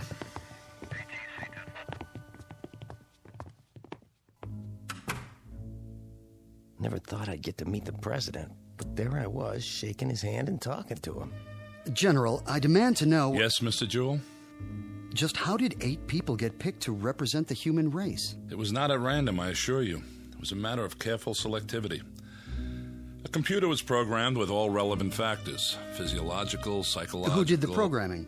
Panel of experts from several disciplines. Based on what criteria? General health, adaptability, fertility. That's why you all had examinations. Varied backgrounds, genetic history, immunity to disease, long-term stability on the cellular level. Out of what sampling? The entire population, Doctor. At least those we had preliminary data for. General, how come the president isn't going? He's a very important man. I would have thought... He's married, which was one of the disqualifying factors. For those of you who are interested, the criteria are listed in the background report. I have copies if you like. I'd like to see that report. On the table at the back of the room. There's a packet for each of you.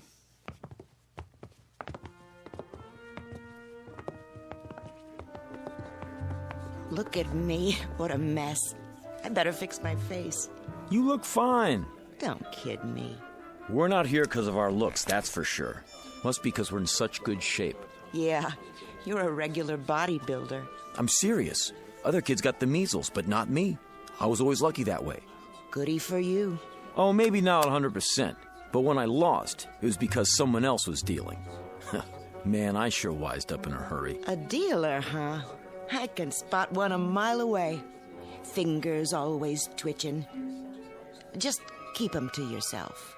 Hey now, baby, I never done anything crooked with these fingers. I know. You just help the cards along. The suckers get greedy, that's all. So they get restless and overplay. Is that my fault? Can I help it if they want to make it all in one night? I ask you, who's the smart one, me or them?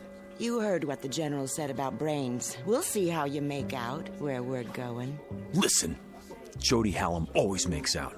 You remember that. Just don't try any magic fingers on me. Ha! Don't flatter yourself. Come on, I want to get the lowdown on this game.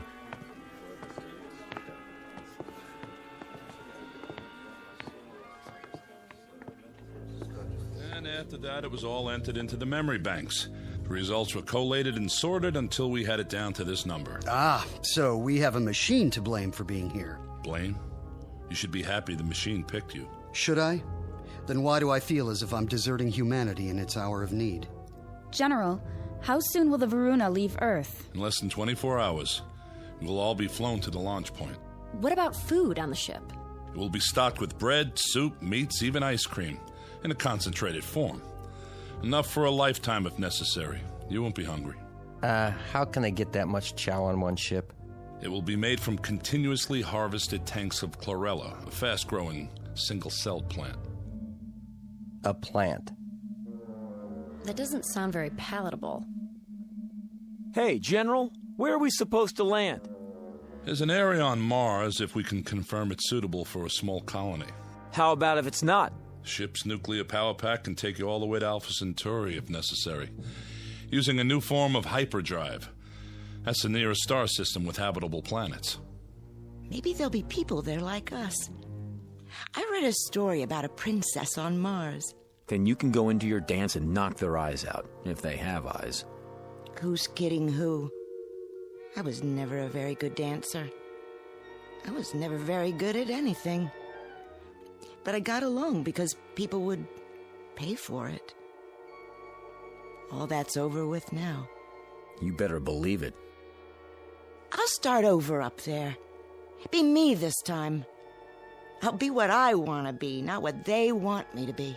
Right. Keep that attitude. I have a question. Who's flying us to where we are going? We've assigned a crew of 2. That should be sufficient. Captain Gerald Vickers and Lieutenant Robert McKenna. You will meet them when... excuse me. Sinclair? Yes. Right away. Limousine is downstairs, ready to take you to the airport. No calls for us? To say our goodbyes? I'm sorry, Doctor. We can't risk breaching security. Now, if you'll all come with me, please. You have a great adventure ahead of you. Perhaps the greatest in the history of mankind. Oh, wow.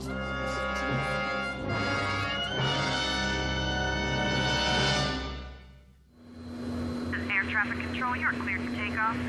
In position. Clear to start.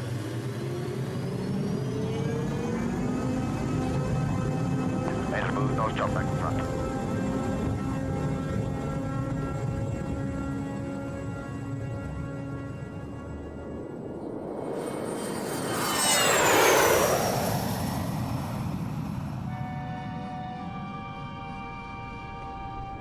Ladies and gentlemen, although the fasten seatbelt sign has been switched off at this time, I hate that. I really do. Hate what? When airplanes take off. Oh, don't worry about it. The odds are on our side. Are you serious? This crate could fall out of the sky at any time. Relax. You got more chance of being hit by a car. Yeah, sure. I mean it. You see the giant seal? What? There ain't no animals. Are there? The seal of the United States of America. This is some kind of official plane. They're not going to take any chances. What if we get hijacked? Now you're really dreaming. We got searched. Nobody could bring a gun in here. Oh, yeah? What about them? Who? The guys up front. With Sinclair. Take a look. They both got pieces under their coats. How do you know? I know. You don't think I ever saw a shoulder holster before? Well, if they got him, it must be okay. Secret Service or something. A lot of good they can do us now. Easy, baby. Easy. Ladies and gentlemen, in a few moments we shall be landing. Thank you.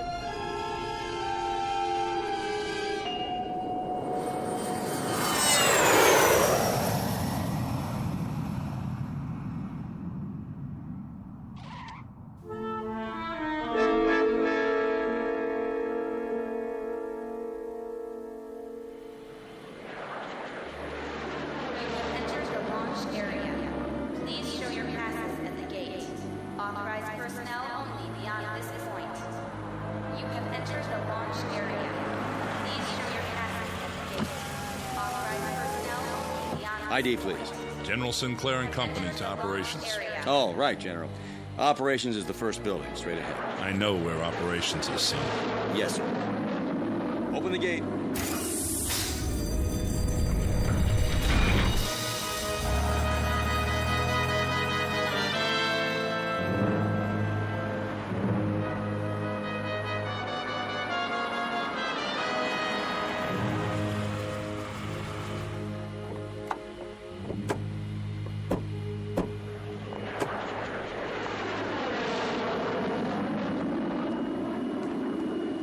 Here we are. If you'll just follow the walkway to the entrance. How do you do, sir? Good to see you, Captain. Lieutenant John McKenna, General. At ease. This is your pilot, Captain Gerald Vickers, and Lieutenant McKenna. Mr. Hallam, Miss Walsh. Welcome. Hiya. Captain, huh? Miss Blaze, Dr. Conrad. Hello.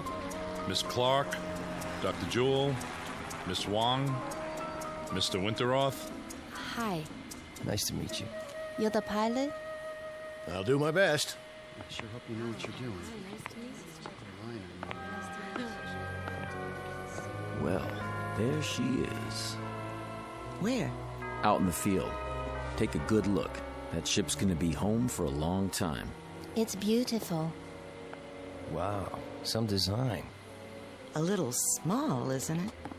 Not really, Miss Blaze. It's a very efficient design. Just enough room for 8 passengers. 8? Don't you mean... I'll go over the details in a few minutes. For now, they're expecting us inside. If you'll follow me...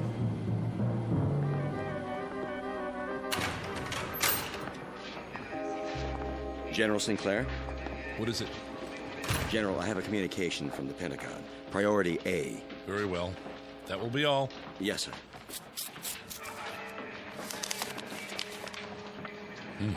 What is it? Don't tell me. The flight's overbooked. You might as well know.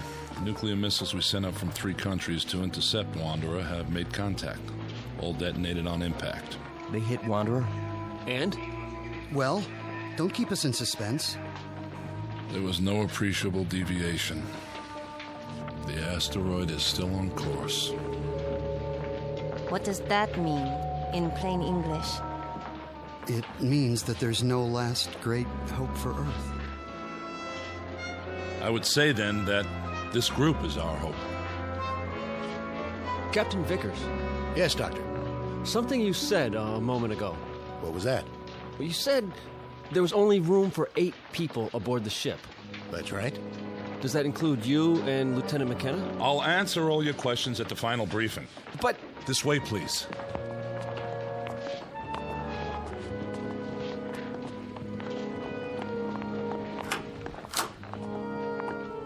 Sit down, if you will. How many more hours do we have? When are you going to feed us? I'm a little queasy myself. In about an hour. We're on a tight schedule. General, I asked a question outside. I think I deserve an answer.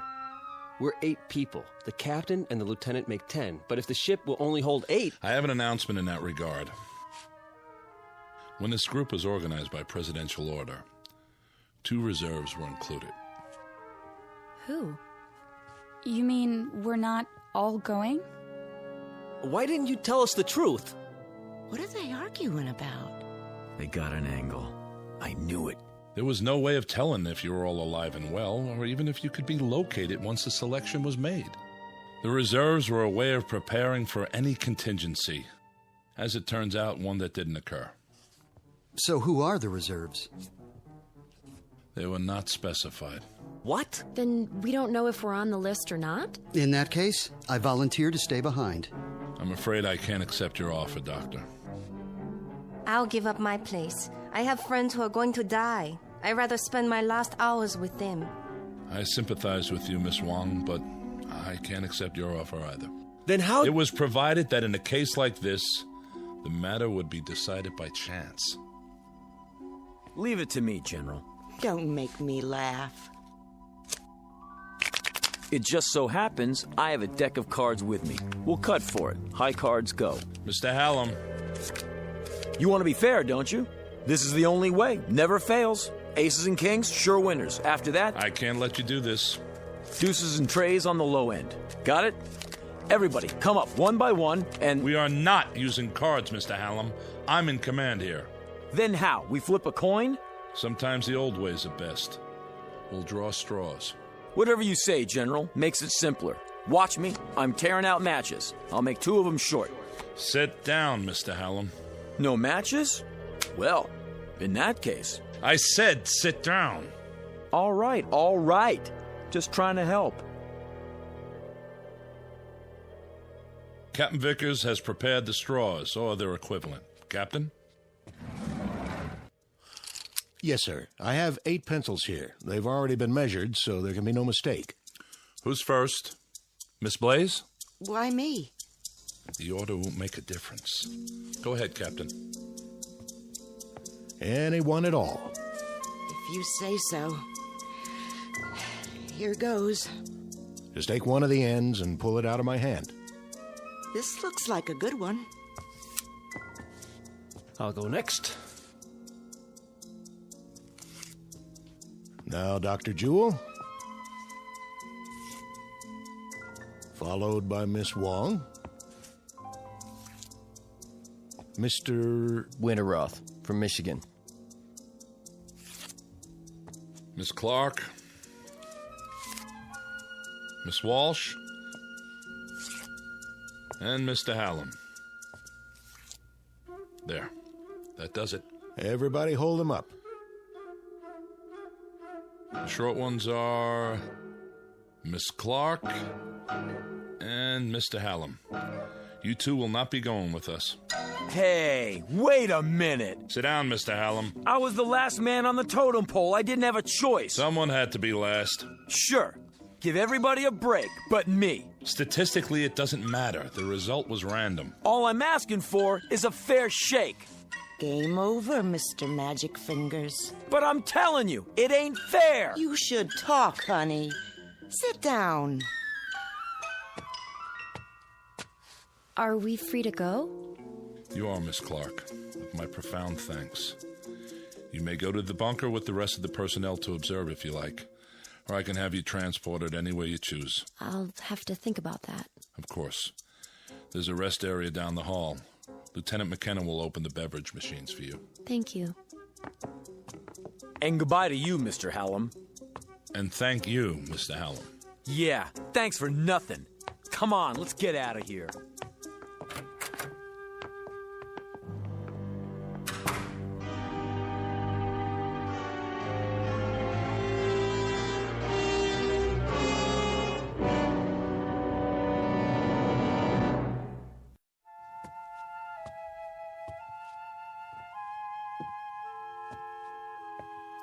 Why don't you sit down? You're making me nervous. Yeah. Miss Clark's right. Would you like a cup of coffee? I'd like a shot of scotch if you want to know the truth. Cream and sugar? Black. Do you have family, Lieutenant? Yes, ma'am. I mean, miss. Back in Austin. Oh. Are you going there to be with them? I sure hope so, if there's time. It's a terrible thing, I suppose. The little tragedies. We have time to absorb them. But something like this, it's too vast to comprehend. I know what you mean. Cut the chatter. What is this, a funeral? You might call it that. Well, I tell you one thing. The game isn't over till it's over. You never know what's going to happen at the finish. This isn't a horse race, Mr. Hallam. We'll see about that. Give me the coffee, will you? Of course. Yeah, tastes like mud. If you'd rather have a soft drink. Forget it. Sorry you didn't care for it. Yeah, sure. Where do you come off so high and mighty? Uniform, shine on your shoes. You know something? Underneath, you're just like the rest of us. Scared out of your gourd. I'd better see how the general's coming along. Will you sit down? It won't be much longer. Then you'll be back with your own kind. I don't see why you're so anxious to go home. One of them in there could have a heart attack or something. And then what would we do? Draw straws again to see which one of us goes? Sure, why not? At least try to face reality and make peace with it. Listen, if they let me do it my way, you think I'd be sitting out here? Oh, you mean you'd have fixed the cards? Lady, when your life is on the line, you try anything. Even if it means pain or misfortune for others? If that's the way the chips fall. You amaze me. I thought I'd seen all kinds. You ain't never seen Jody Hallam before. Thank God for small favors. I would say, Mr. Hallam, that you're nothing special on the evolutionary scale. More along the lines of a throwback. I mean, you've hardly advanced beyond your one-celled progenitors. Say, is that a wisecrack?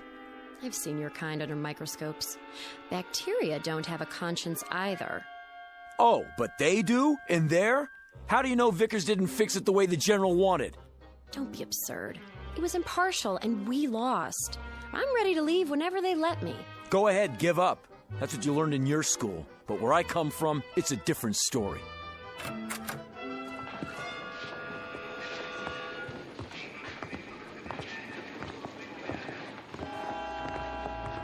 General? Yes? General, I'm sorry I blew my stack before, but, well, it's a hard thing to take. It really hit me, you know? Believe me, I understand. Everybody all set? They've had their final instructions. Everything worked out, huh? No hitches? Ladies and gentlemen, you'd better get ready for the pre-launch. Look, do you think it would be all right if I see him to the ship? Wish everybody good luck and everything? I don't see why not. That doesn't sound like you, wishing everybody but yourself good luck. No? Why the change of heart? Can't win them all. You ought to know that. That's not what you told me before. Well, that's what I'm telling you now. Miss Blaze? Yeah? Yes, sir? We're going to the ship now. Follow me. Sure thing.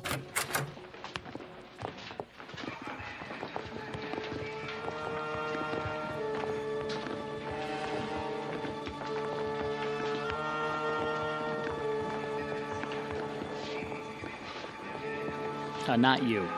General Sinclair said it was okay. Only flight personnel on the field. I know. I'm going to say goodbye to him on the ship. General? It's all right, guards. Let him pass. Proceed. Sure, thanks a lot. Nice gun you got there. 15 minutes and counting. Oh, you coming with us? All unauthorized personnel must exit the launch area. You'll have to use the ladder. One at a time, please.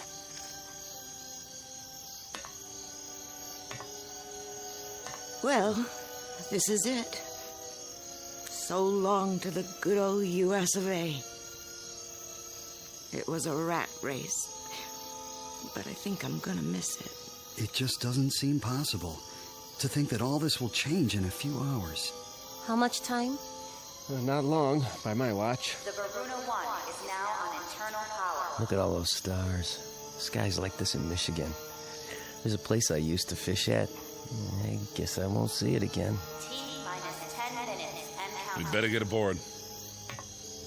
All unauthorized personnel must exit the launch area. Move ahead to the control room at the end of the passage. Guards, stay with us a moment longer. How long till liftoff? 8 minutes. I'll give the engines a final check.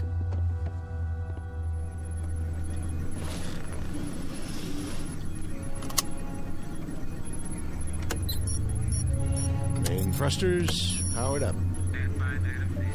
Retros all clear. Gyro stabilizer charged. I feel like a sardine already. Relax, baby. This is one tin can nobody's gonna open. Aren't you supposed to wave bye-bye now? Let me have your attention. This is it, Mr. Hallam. Shh. I want to hear what he says. The President has asked me to extend his blessings and his hopes for a safe journey. Also, he's aware of the hardships that lie before you. He wants to remind you that in all the years to come, you must not lose sight of your purpose. Guards. There's a digital library. See Mr. Hallam back to the building. Yes, sir. Each of you Come are with the me. seeds In a of the minute, future I said. It will be your trust to nurture the first generation born off Earth. For upon this, a new civilization will be built, long after we are forgotten. This way. Right. What kind of gun are you packing? 45 automatic, huh? Keep moving. Can I see it? Keep your hands... I just want to look at it. What in the... Back off! Drop it. Not on your life. Watch him. He's got a gun. He's... Ah! Oh, my God! Hold it! Now, General, since Dr. Jewell here won't be making the trip, as his reserve, I'm electing myself to take his place. He didn't want to go anyway. Do you think these people would have you after this? No more pretty speeches. You and the guards, make yourselves scarce, and drag the doctor with you. Something wrong with your hearing? General. Touch your holster, flyboy, and you're a dead man, too. Do as he says. That's better. Well, what do you know, honey? Looks like we're gonna get better acquainted after all. What do we call you now? Little Caesar? Just what do you expect to gain by this murder? Life, my friend, in the big blue up there like the rest of you. Oh, I know you're thinking you'll make me pay, but you won't. Not if there's only 8 people left. You're gonna need me. Keep your distance, Buster. Now, Francie, you know better than that. A man gambles, he loses here and there, but the game's not over till the last card's been played. Am I right or am I right? Hey, you! Keep your hands where I can see them! I can't let you do this. Back out of here real slow like. You too, Lieutenant. Are you going to shoot them too? If you do, who will fly the ship? Back out, I said. I'm not going anywhere. Neither am I. Put the gun down. Yeah, sure. There are too many of us. Guards, Mr. Hallam is going to surrender his weapon. Take him into custody. Yes, sir. You're invading my space, flyboy. You're surrounded, mister. Hand it over. Now. Don't make me laugh. If he won't, I'll just have to take it. I warned you. The next one won't miss. Try me for a target, little man. Let go! Drop it. Drop it!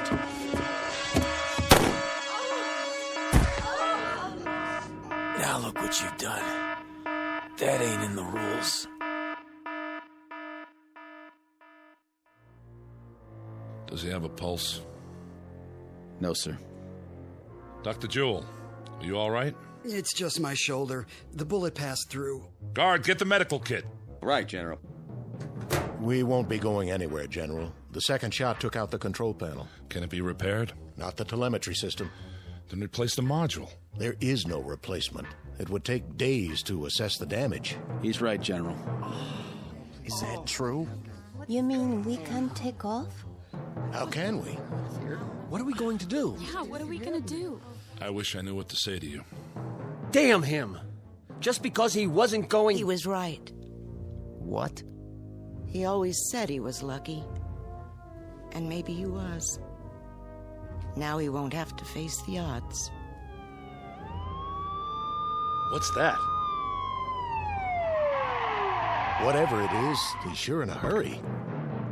General, up here!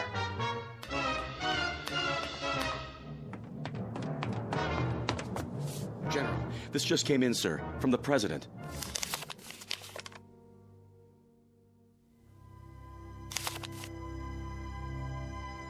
I am happy to tell you all that the danger is past. The President informs me that gravitational forces in the solar system have apparently torn Wanderer apart.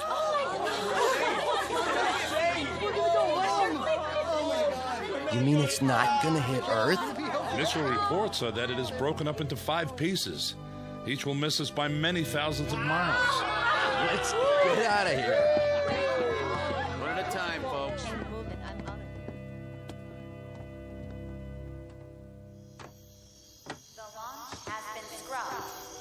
Can I give you a hand, Miss Blaze? You can give me 2 hands if you want. A big, brave captain like you. Call me Francine. Okay. Francine, I'll help you down. What about him, Mr. Big-Time Gambler? There'll be an ambulance on the way. He doesn't need an ambulance. He needs a hearse. Jody Hallam from Chicago. I got 3 words for you. So long, sucker.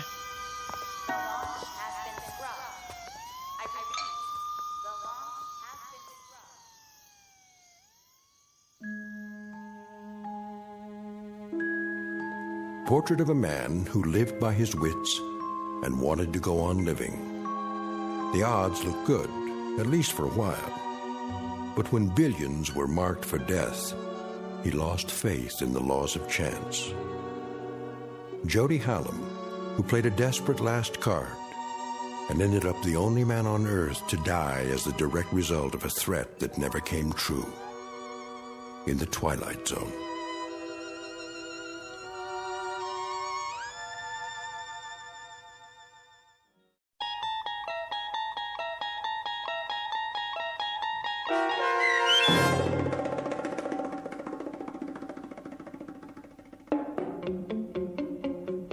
Pattern for Doomsday, starring Henry Rollins with Stacy Keach as your narrator, was adapted for radio by Dennis Etchison and written for The Twilight Zone by Jerry Soule.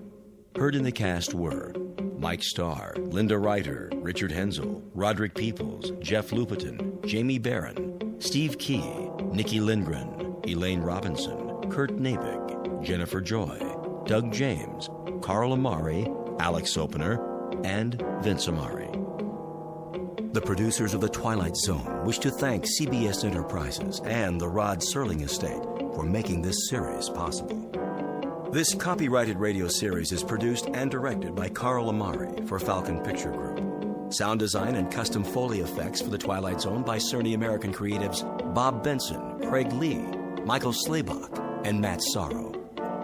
To learn more about the Twilight Zone radio dramas and to contact us, visit our official website at twilightzoneradio.com. Doug James speaking.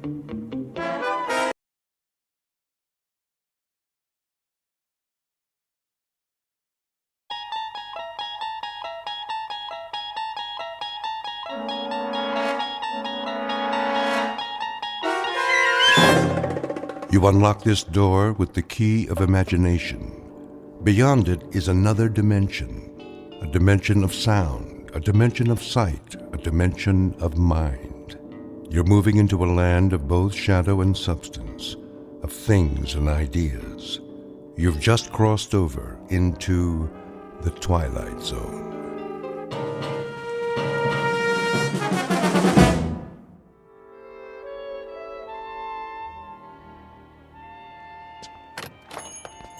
Yes, and will that be all then? No. What time is it? I thought you made an appointment. I did.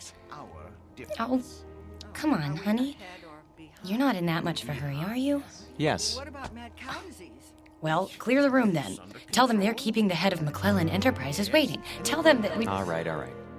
You want to forget the whole thing? No, I don't want to forget the whole thing. I just want to get this nonsense over with. Send you a postcard. Oh, that would be wonderful. Bon voyage. Ta-ta. Yes, ta-ta. Come on. Hello. May I help you? Mr. Spirito? I am he. We're the Ransoms. My wife called for an appointment. Oh, yes. Please be seated. Now, where exactly do we intend to go? We intend to go to London. Splendid. Of course, you've been. Oh, no. Charming place. You have picked a rather bad time of year, though, but... Excuse me, we're kind of rushed today. I wondered if you'd... Certainly. Now, have we decided on an airline? No. Well then, if I may suggest... We're not going by plane. I beg your pardon? I said, we're not going by plane?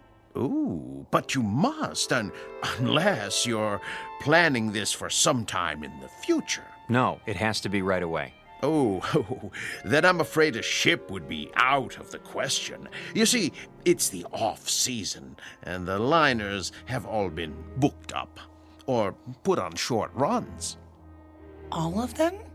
All the acceptable ones, yes. I hope you won't mind my saying this, Mrs. Ransom, but, you know, airplanes are perfectly safe nowadays. I realize that some people feel a certain trepidation, but there's absolutely no reason... Eileen, if it's the only way... May we see a list of boats that are running? If you wish. You promised. I know. It's important, Alan. We agreed on that.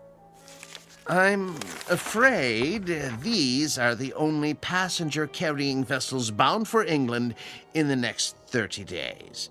Some are freighters, but it's sometimes possible... What about this one? The Ldy Anne? I don't think so. Why not? Well, it's very nearly the oldest ship in the water, and the slowest. 13 days till a half. Another half day to Southampton. Forget it. No. Wait. This says it leaves on Thursday. We'll take it. Please, Mrs. Ransom, the Ldy Anne is a veritable antique. Listen to the man, Eileen. We can relax when we get there if that's what you want. Don't make such a big deal out of it. It is a big deal to me, Alan. A very big deal. Give us 2 tickets. For this relic? Yes, that's right. The Ldy Anne. Oh, very well. A few extra days won't matter, will they? I don't have anything better to do. Check okay? Of course, sir. But, Mrs. Ransom, the Caravan Travel Agency takes pride in its service. I beg you not to do this. Well, it isn't going to sink, is it? With a ship that old, you can't tell what might happen. Oh, give me that check. Here.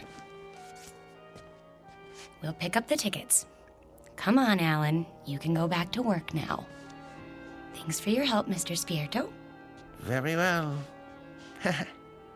Bon voyage.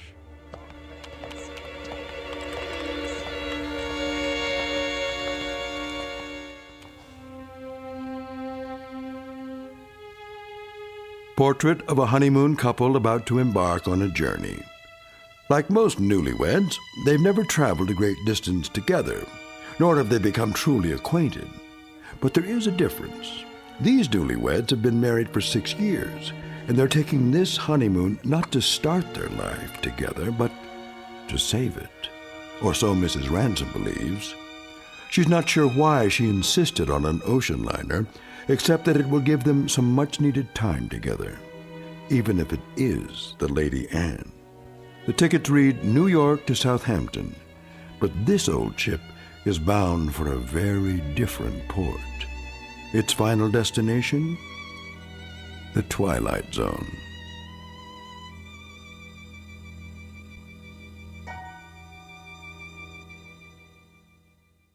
And now, The Twilight Zone and our story, Passage on the Ldy Anne, starring Martin Jarvis and Rosalind Ayres with Stacy Keach as your narrator.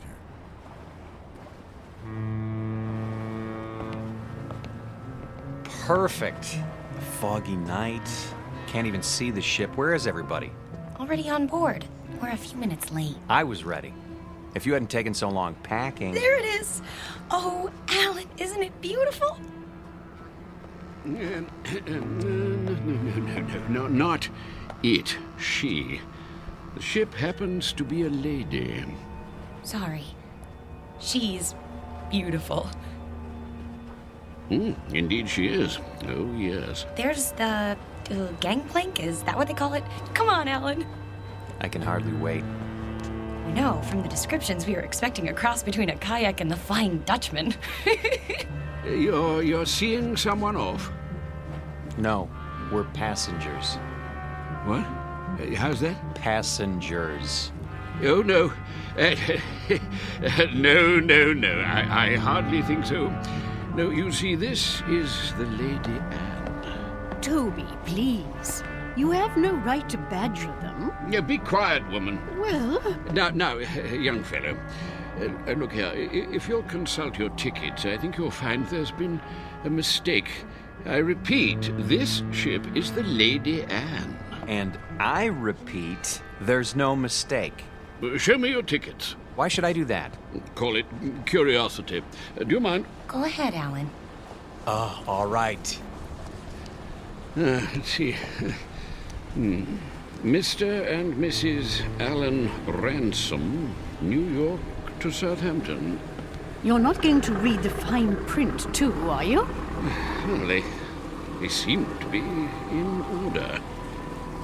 Thank you. It's good to know that. Well, there must be an error. This is a private passage, you might say. A mistake in booking. No, it's a terrible mistake. Come along, dear. But, Millie, I don't understand. I really don't. I said come along,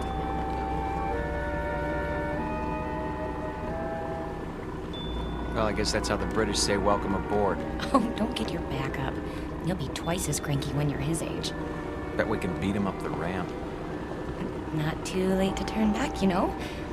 I mean, think of being cooped up with me for 14 days. I made a promise and I'm going to keep it. Isn't that good enough? Sure. Not very steady. Really gives you confidence, doesn't it? At least try to enjoy this. One moment, please. Your names? Ransom. Yes, I see it on the list. Do you want to see our tickets too? Everything seems to be in order, sir. Stateroom 24 down that flight of stairs. Thank you.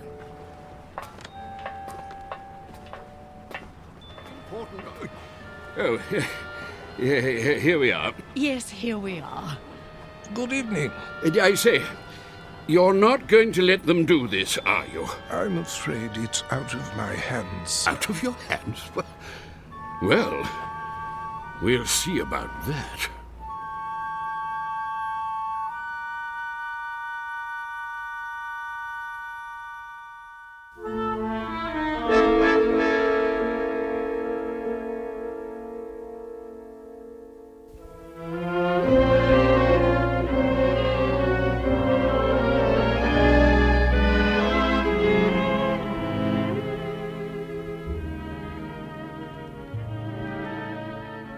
I hope they got the luggage on board.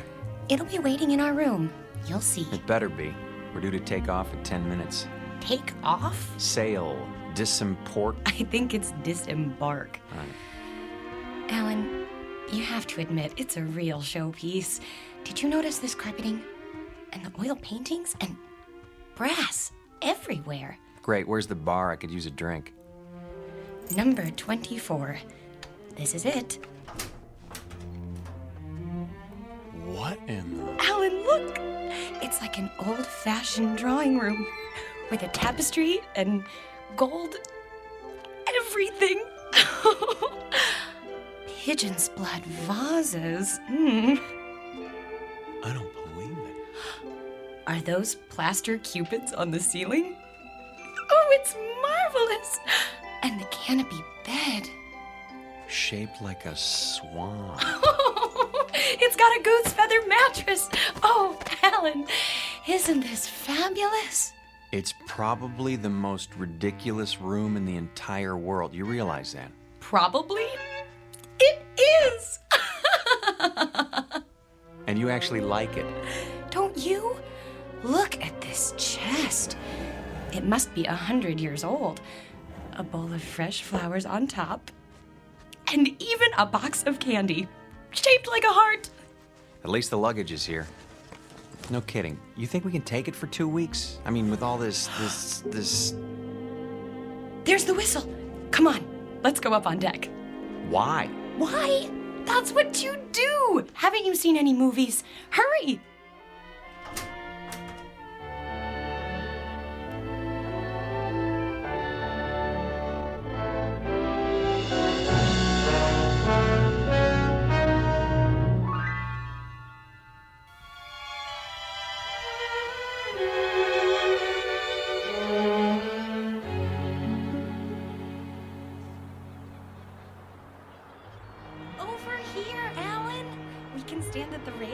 Those are the ones I mean, Burgess.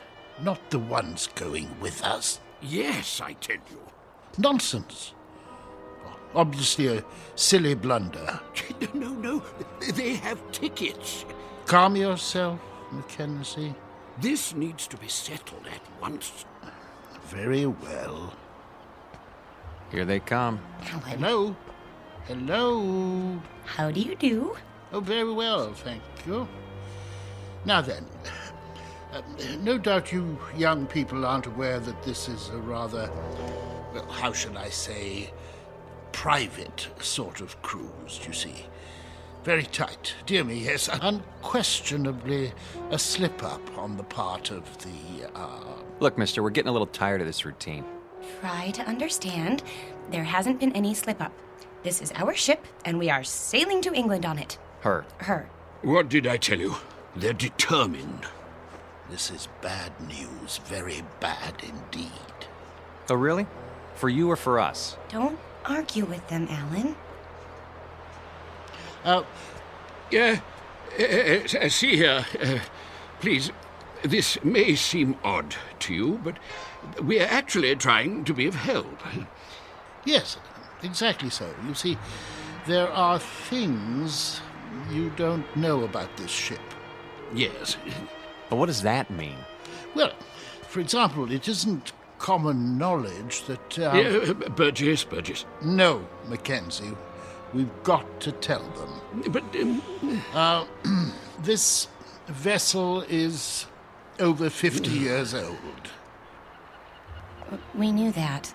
Oh, but there are other things you couldn't possibly know, because you haven't had time to look. Such as? Well, she's falling apart everywhere. The deck chairs wouldn't support the weight of a baby. Yes, that's true. And the staircase is about to collapse at any moment. And the food, food, dreadful. It's positively poisonous. Ptomaine, you know. Yes. But the worst of it is the danger at sea. Those boilers, not to be trusted. They've been ready to burst for years. Oh, yes, for years. So you can see how impractical the whole idea is. There's just one thing. Yes? If it's such an awful, dangerous ship, what are you doing on it? What? Oh. Well, we're old and eccentric. Well, yes. Well, we're young and eccentric. We like impractical things, the challenge and all. Besides, we think it's an absolutely charming boat. Last warning. They'll be pulling away the gangplank at any moment. Look, you'll be quite bored. We never get bored. Do we, Alan? Nope, not at our age. You're sick, then. Yes, you'll get sick. No stabilizers. She rides like a washing machine, I can tell you. Sounds like fun. I think I've heard about enough. Wait. I have my checkbook. What's that for? I am prepared to pay you double the amount of your tickets. This is ridiculous. No, I want to hear it. Pay us to do what? If you will abandon your plans, I'm sure you'll find another booking, something more suitable. That's a very generous offer. Yes, very much more suitable. Alan, you're not considering it, are you? Well, what do you say? Not a chance. Triple the amount, then. Yes, triple. No. Very well. I am forced to extremes. Sir, madam, if you will leave the Ldy Anne at once, I will give you the equivalent of, let me see, 50,000 American dollars. 50,000 American dollars, yes, which I will match. Well, I haven't got it all on me, but Making it a total of 100,000. Yes, 100,000, well. You're talking my language now, gentlemen. Alan? Let's say pounds sterling, shall we? In pounds? Or better yet, an even $250,000 U.S. currency will be fine. No, that amount is completely unreasonable. I'm sorry. No. In that case... But... Sorry. Let's go, honey. You must reconsider. You don't understand the implications. Look, fella. Ever since we picked this tub, people have been doing their best to discourage us. I don't know why, and I don't care. But if you're worried about brash Americans crashing your cozy little tea party... No, it isn't that at all. Forget it. From now on, leave us alone. I'm proud of you. Thought I'd take the money, didn't you? Well, for a minute there, I didn't know. Oh, look! We're moving! Off to a great start. I could use that drink now. Me too.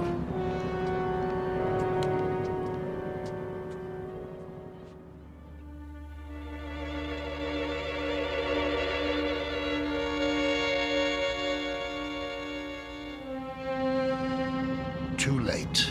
We did our best. We should have tried harder. But the funds he was demanding... highway robbery. Nevertheless, it was our duty. The duty of everyone on board. Who knows what the consequences will be?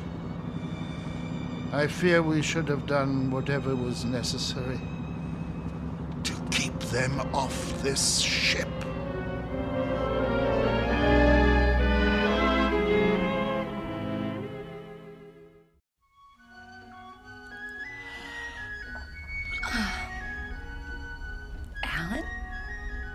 guess. You're already dressed. Why are you up so early? It's almost 11.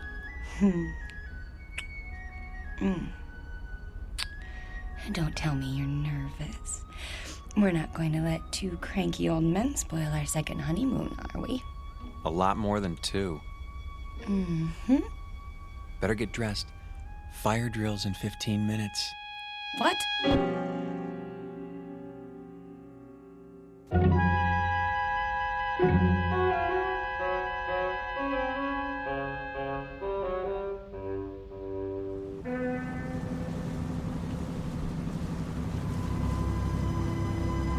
Honestly, you could at least tell me what this is all about.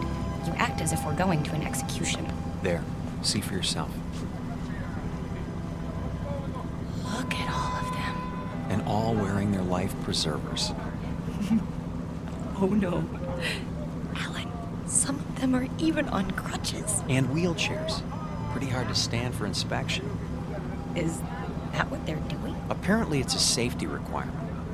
Well, there was the Titanic. I picked up a few more names. The Mackenzies, of course, and Mr. Burgess. How could I forget? The one on the end is named Van Vlyman. Next to him is Mr. Bristow. Cooey! Hello there. Care to join us? Yes, do join us. Hello. In a moment, Mrs. Mackenzie. You don't suppose that everyone else on this ship is... Everyone. I checked this morning. The youngest person I saw was 70. Oh, but that's silly. It must just be the first class section. There aren't any other sections. The entire ship is first class. You mean they're all? Show some respect. This group alone represents several thousand years. All for fire drill practice. Remember, Eileen, getting there is half the fun. Chin up. Your life jackets. Oh, thank you. Now then, as soon as you're all ready... I think the straps go over your shoulders. Like this? That doesn't look right. Psst. Do you need help, dear? Good morning, Mrs. Mackenzie. As a matter of fact... You should put your arms through the hole. No. Let them learn for themselves, dear. I was just trying to make it easier. See you later, then. Yes. Do the best you can. We look like a couple of clowns at a funeral. Now then, in the event the balloon should go up, the alarm will sound.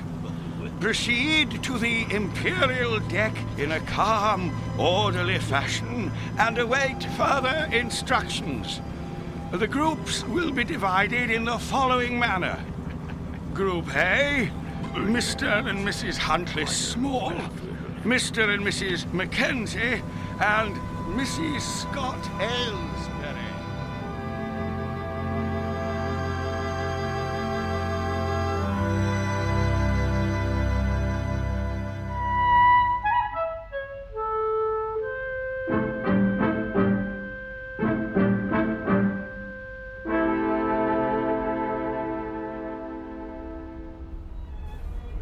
Here we are. The Imperial Lounge. Looks like we're in time for the noon orgy. Alan, I think it's elegant. Like a private club. That's the problem. We're not members. This isn't a ship. It's a floating rest home. Shh. You wish something from the bar? Do you suppose you could fix us up with 2 double martinis? Very dry? Yes, sir. Alan, I'm sorry. I didn't know it would be like this. But it doesn't matter that much, does it? We didn't want to mix with other people anyway. We wanted to... Stop saying we. If you'd listened to me, we'd be in London by now. And you'd be in a business meeting. Not necessarily. Yes. And it would be the same the next day and the next and... Oh, Alan, that's what this is all about. Don't you see? Your drinks. Thank you.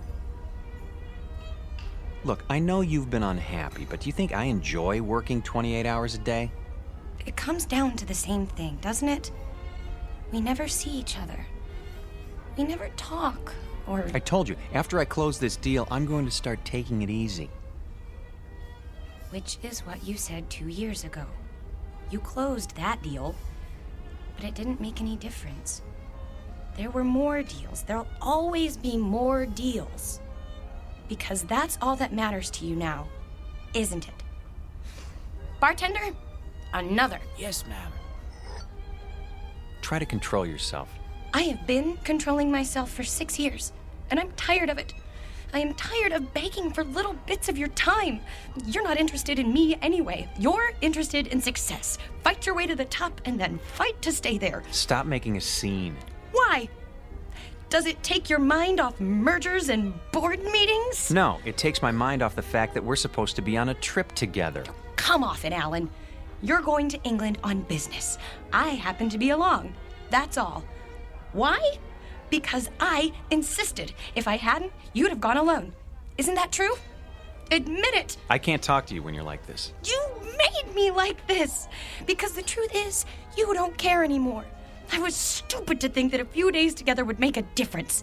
You're a flaming success now. Alan Ransom, the financier. And I'm the nagging wife who doesn't understand. Eileen, please. What's the matter? Are you afraid they'll catch on?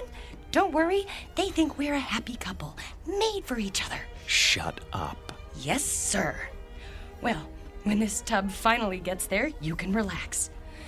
Because I'll be leaving. That might be a good idea. Oh, it is. You'll have all those nice deals to keep you warm with no silly woman around. It should be marvelous. It will be. For now, I'll be on deck reading the Financial Times. Here's for the drinks.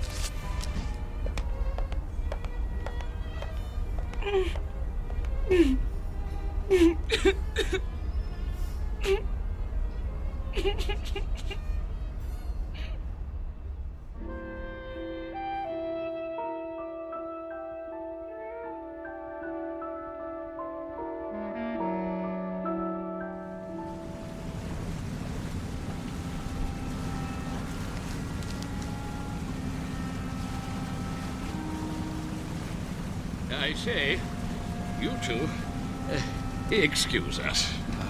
Not you again. Well, yes. Not really. How do you do, dear? Nice to see you, Mrs. Mackenzie. If you don't mind, I'm trying to read the paper.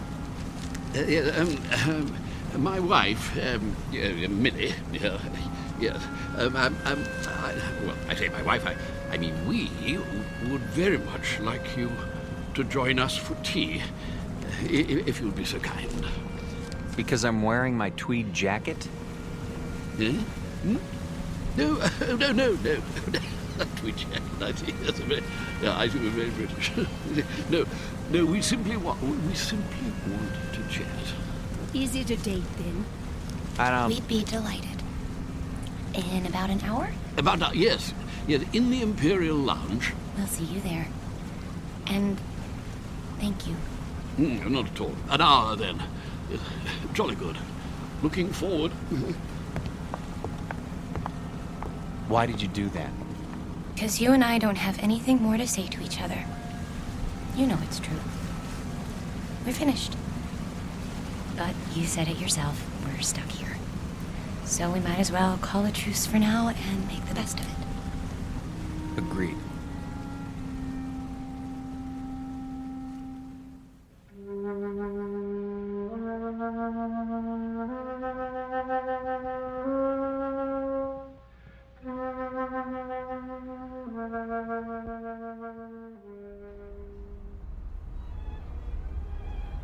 Hello. Over here. Hello again. My dear. So glad you could make it. Charmed, I'm sure. Do sit down. Do sit down. Not at all. Nasty day. What? Now look. The reason for this meeting, apart from the pleasure of your company, is Go ahead, Toby. Yes, thank you. Millie, yes, my wife, Millie pointed out that we've all been, something less than hospitable to you, if not rude. And so I expect I ought to apologize. And do you? Oh, yes, most sincerely. But, you see, there is something more important. Good news, in fact. Yes, we've been talking the whole thing over, and we've decided that you won't have to leave the ship after all. We won't? Say, that is good news. We were afraid we were going to have to swim back, and it's had us sick with worry. Really? No. I see.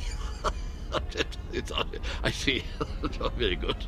No, I'm sorry about that, my boy. But we were quite concerned, all of us, as I dare say you gathered. You see, it simply hadn't occurred to us that an outsider would ever want to travel on the Lady. The last time she took on a new passenger was, well, according to Captain Prothero, was some 16 years ago. So you can understand.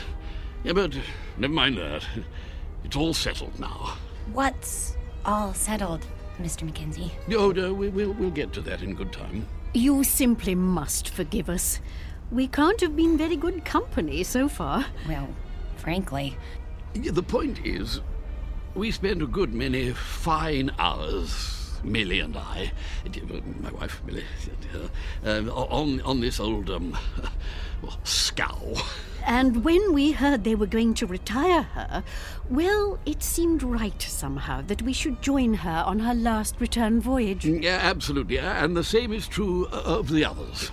Yeah, well, the other people. Yeah, and that's what accounts for the number of senior parties aboard. We didn't understand. No. And you still don't, really. More tea? It's quite bracing. Yeah, I'll go. Yes, one thing that hasn't changed. Yes, tea is still the best in the world. What about the others, Mr. Mackenzie? What, the others? Oh, yeah, yes, like us, as I said. Sentiment, you know. Of course they know, Toby. Why else would they have chosen the Lady Anne? Yes, that's true. Our story isn't so different, I guess. My husband and I had never really been alone in 6 years. Excuse me. I'm going to get us a drink. Scotch all around? Oh, yeah, well, splendid. Thank you. He's embarrassed, isn't he? I seem to be doing that to him all the time now. You were saying the two of you hadn't been alone? Well, he's a busy man. You get wrapped up in things if you want to be the best, and I don't know. When I heard he was going on a business trip to England, I made him promise to take me. But that doesn't explain the Lady Anne. No. No, I suppose it doesn't. Mostly it was the time. More days together. And, well, it just seemed kind of special. Oh, my dear, the Lady Anne is special. Very special. More special, I should say, than either you or your husband could imagine. You see, this is the ship Toby and I sailed on when we were married, which would be 53 years ago. 52. Yeah, she was a splendid thing then. Yeah, the ship, I mean. No. Oh, Toby, really? I thought you told us it was an old rust bucket. Not it. She, yes. Oh, I should have been struck down by lightning for such a fearful lie. Mrs. Ransom, mark this. The Lady Anne was the finest ship that ever crossed the sea. Queen of the fleet, she was. Oh, yes, indeed. Is, Mackenzie, is. No other ship can touch her. Quite right. Sit down, Burgess. This is an old companion of mine, Ian Burgess, Mrs. Ransom. Ah, yes. Congratulations. I don't follow. I hear there's been a decision made in your favor. Not now. Nonsense. Quite a relief, I must say. What is? Why, what else? My good lady, you are in luck. How so? Haven't you told them? It's about you and your husband. It seems you won't have to die after all. Oh, I'm so sorry.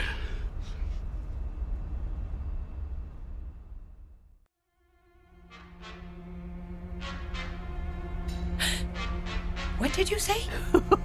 He said you won't have to die after all. Of boredom, he means. Well, don't stand there like a ninny, Ian, tea all over you. Yeah, but sit down, sit down. Yes, to be sure. Sorry, I seem to have spilled my tea. Yeah, but, well, you see, Mrs. R., she was the only one of her kind.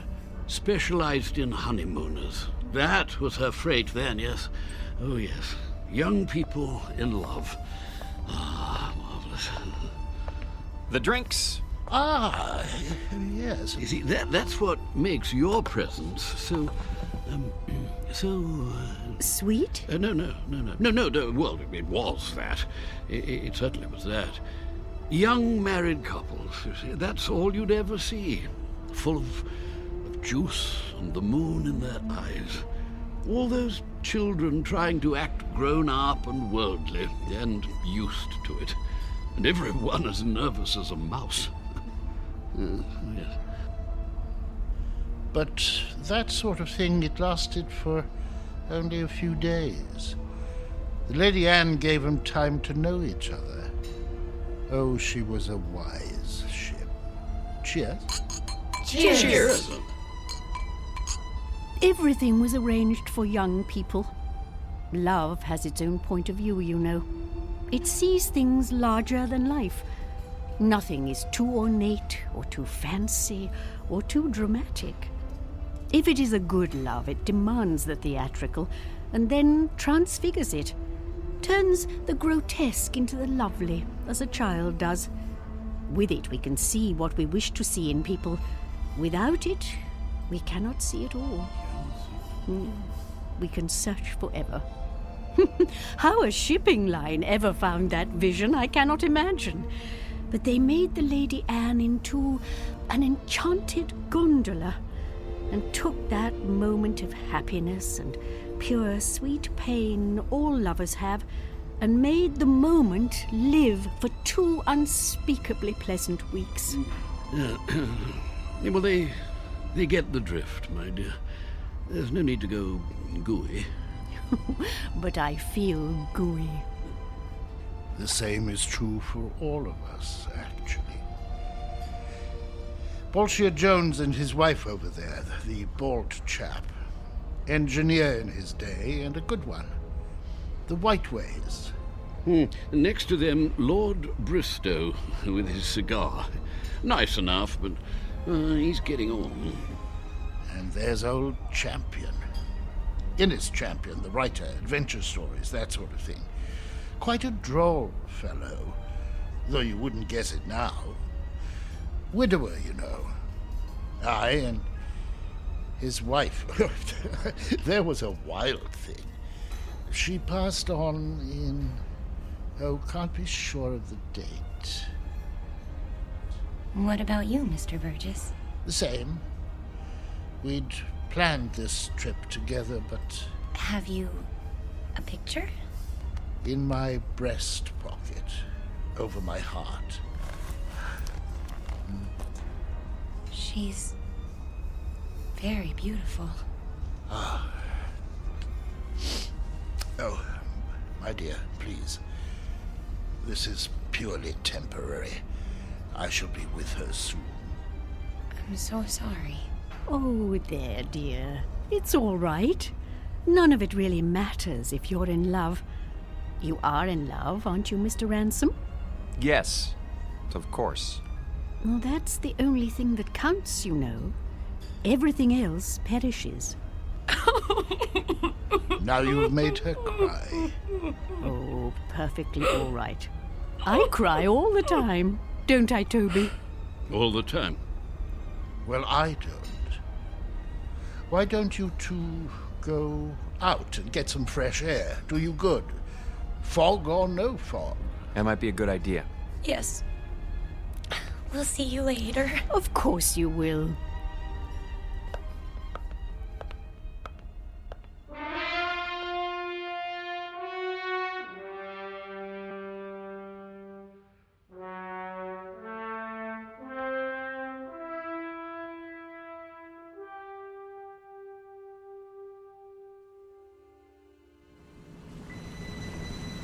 I think they're all very, very nice. What is going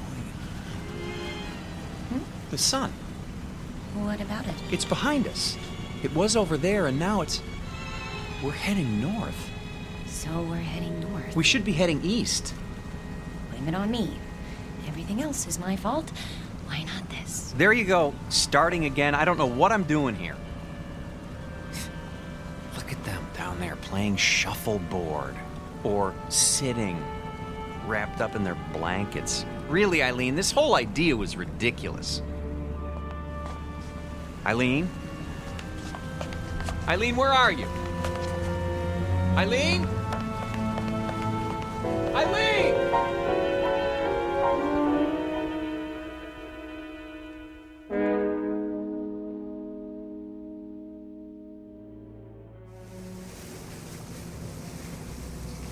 I thought you did get rather gooey there, my dear, but you know, I rather liked it. Gooey. No! Oh, Mr. Ransom. I say, is something the matter? I can't find my wife. We were standing over there at the rail. She was right behind me. You don't think anything could have happened to her, do you? Oh, I doubt that. It's rather difficult to fall overboard. Oh, yes, yes. Eileen! Eileen! Eileen! Eileen! Eileen? Stuart, have you seen my wife? No, sir, but I wouldn't worry. I want this ship searched. I'll take the liberty of alerting the crew. Have you tried the library?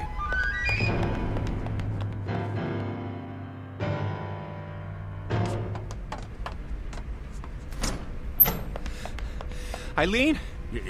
Not here, sir. But she's got to be somewhere. Still looking, sir. Haven't you found her yet? Easy, sir. We'll let you know. Eileen? Eileen, where are you?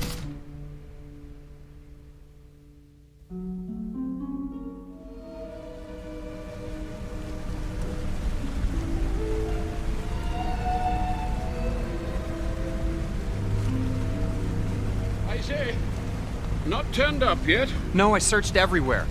She'll turn up. Have a nip with me. Come on, boy. Let's go inside. Yeah, maybe she's inside. Come on. Let's go into the Imperial Lounge, what?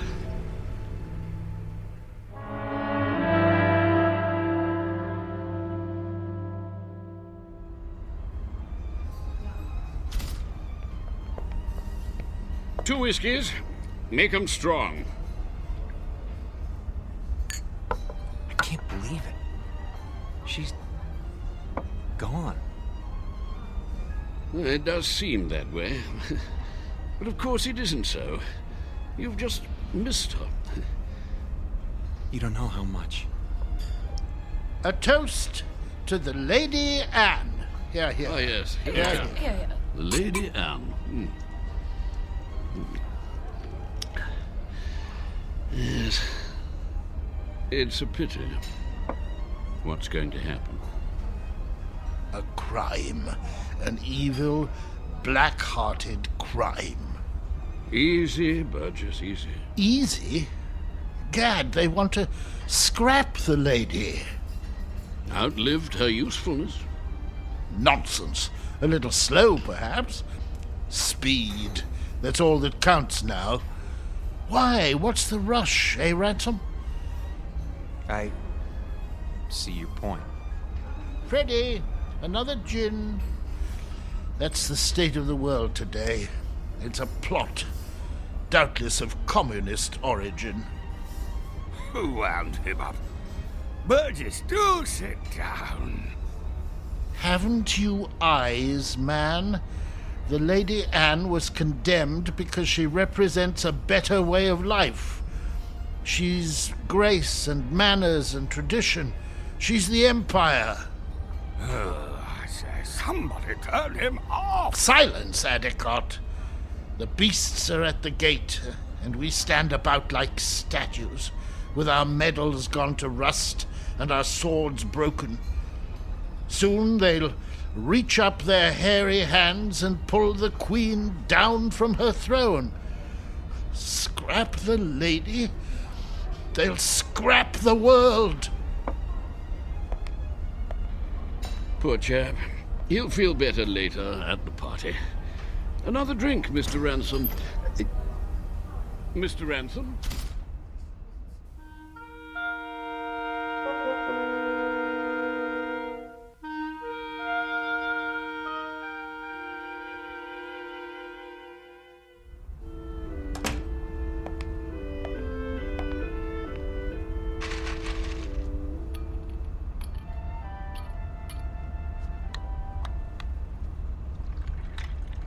Pour me one, too. Honey, where have you been? I decided to take a nap on our swan bed. You mean you were here all the time? But I've been searching for you. I'm here. I've always been here. Oh, Eileen. Are you drunk? Maybe so, or maybe this is the first time in 6 years that I've been sober. What's that you're wearing? The nightgown? Oh, Mrs. Mackenzie gave it to me. She wore it on her honeymoon. It's beautiful. You're beautiful. This whole stupid world is beautiful. What happened to you? I don't know. But I'm going to try not to forget. I'm going to try very hard. Oh, Alan?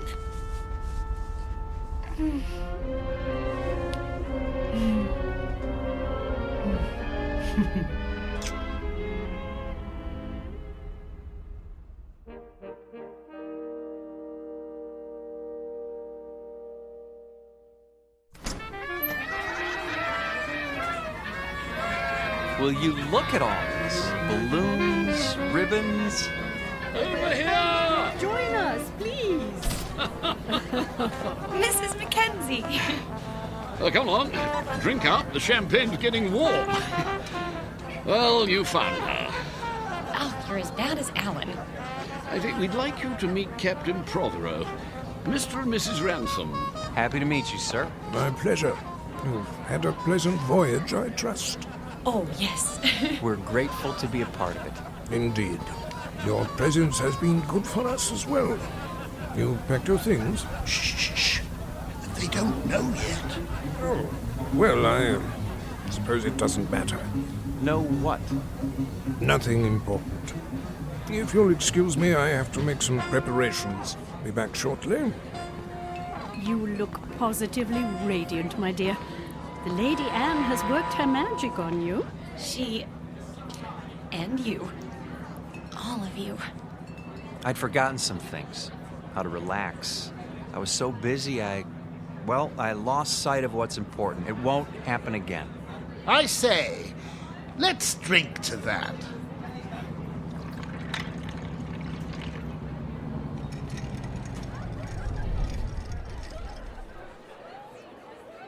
Have the engines stopped? Oh, nothing to worry about. Cheers. Mr. Burgess, why are we having a party now? We're only partway there. You'll understand soon enough. Who needs a reason to party? Mrs. Ransom, may I have this dance? I have been waiting for someone to ask. Mrs. Mackenzie? I'm not very good, but... Oh, delighted, Mr. Ransom. Oh, splendid.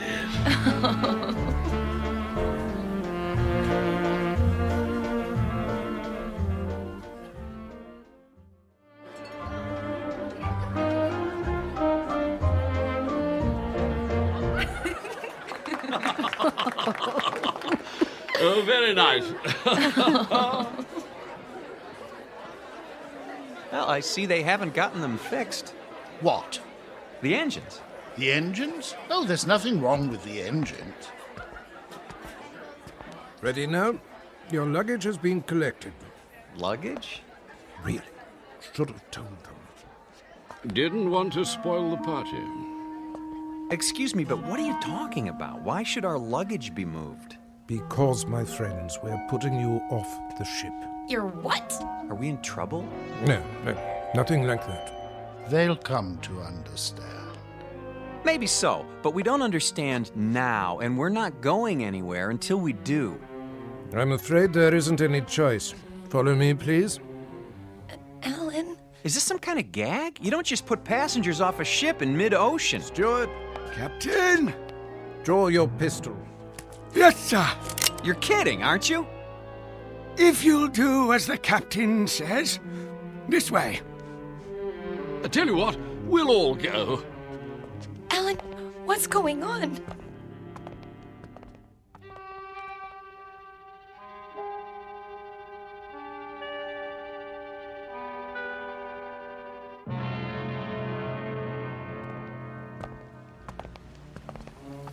You can't be serious. There's nothing to worry about, my boy. Your exact position has been radioed. Even now, help is on the way. Alan, I'm not kidding. Captain, this is outrageous. Your luggage is in the boat. Flares, a tin of biscuits. Champagne? I thought of that. The lifeboat sends out a signal so you'll be picked up straight away. Everything you need, really. Except a reason. It's time we were off. Into the boat with you. No, please, But why? Is it something we've done? Not a bit of it. Then tell us. You can't do this without a reason.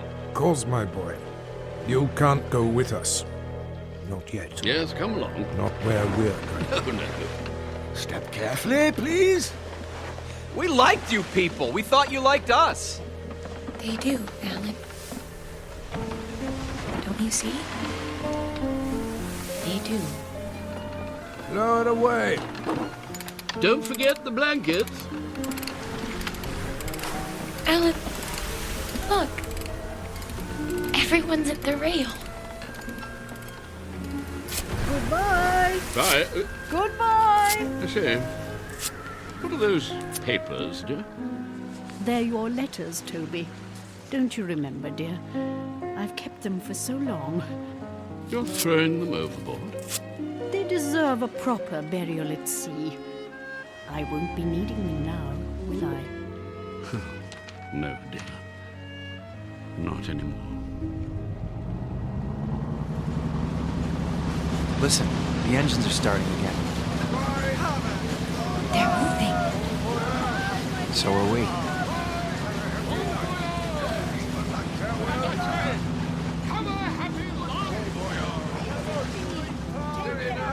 We will. I promise you.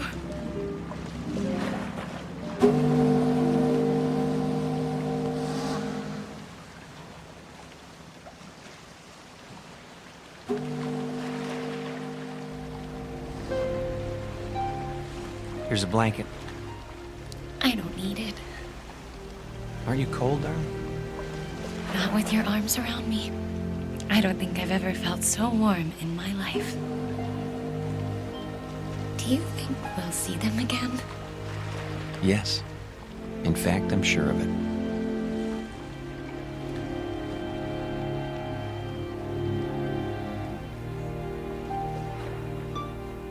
Lady Anne never reached port.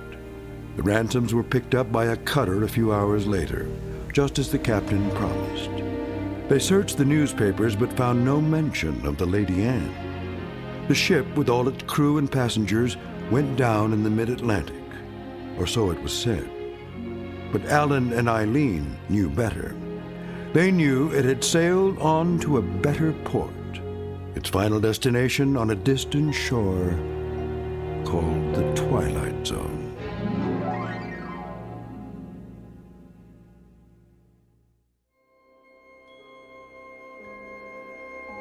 Hi, this is Carl Amari, producer of the Twilight Zone radio dramas. I'd like to take a moment to tell you about our official website at twilightzoneradio.com, where you'll get the latest news and information on these Twilight Zone radio dramas. Plus, at twilightzoneradio.com, you can digitally download 3 free episodes or any of our episodes for only $1.95 each. In this age of ever-changing technology, we've decided to make these episodes instantly available to you by making the Twilight Zone radio dramas a digital download-only series. This means that this series will no longer be offered on CD. The CD collections at our website are now being offered, while supplies last, at buy one, get one free. So be sure to get your favorites before they're sold out. Be sure to visit us often, and I'll see you in the zone.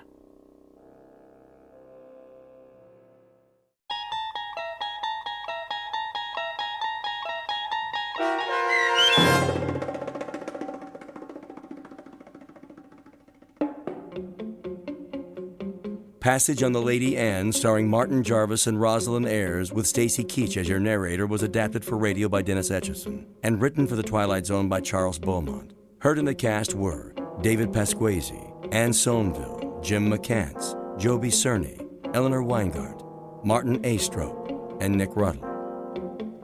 The producers of The Twilight Zone wish to thank CBS Enterprises and the Rod Serling Estate for making this series possible. This copyrighted radio series is produced and directed by Carl Amari and Joby Cerny for Falcon Picture Group. Sound design and custom Foley effects for The Twilight Zone by Cerny American creatives Bob Benson, Craig Lee, Matt Sorrow, Tim Cerny, and Todd Beyer. To learn more about the Twilight Zone radio dramas and to contact us, visit our official website at twilightzoneradio.com. This is Doug James speaking.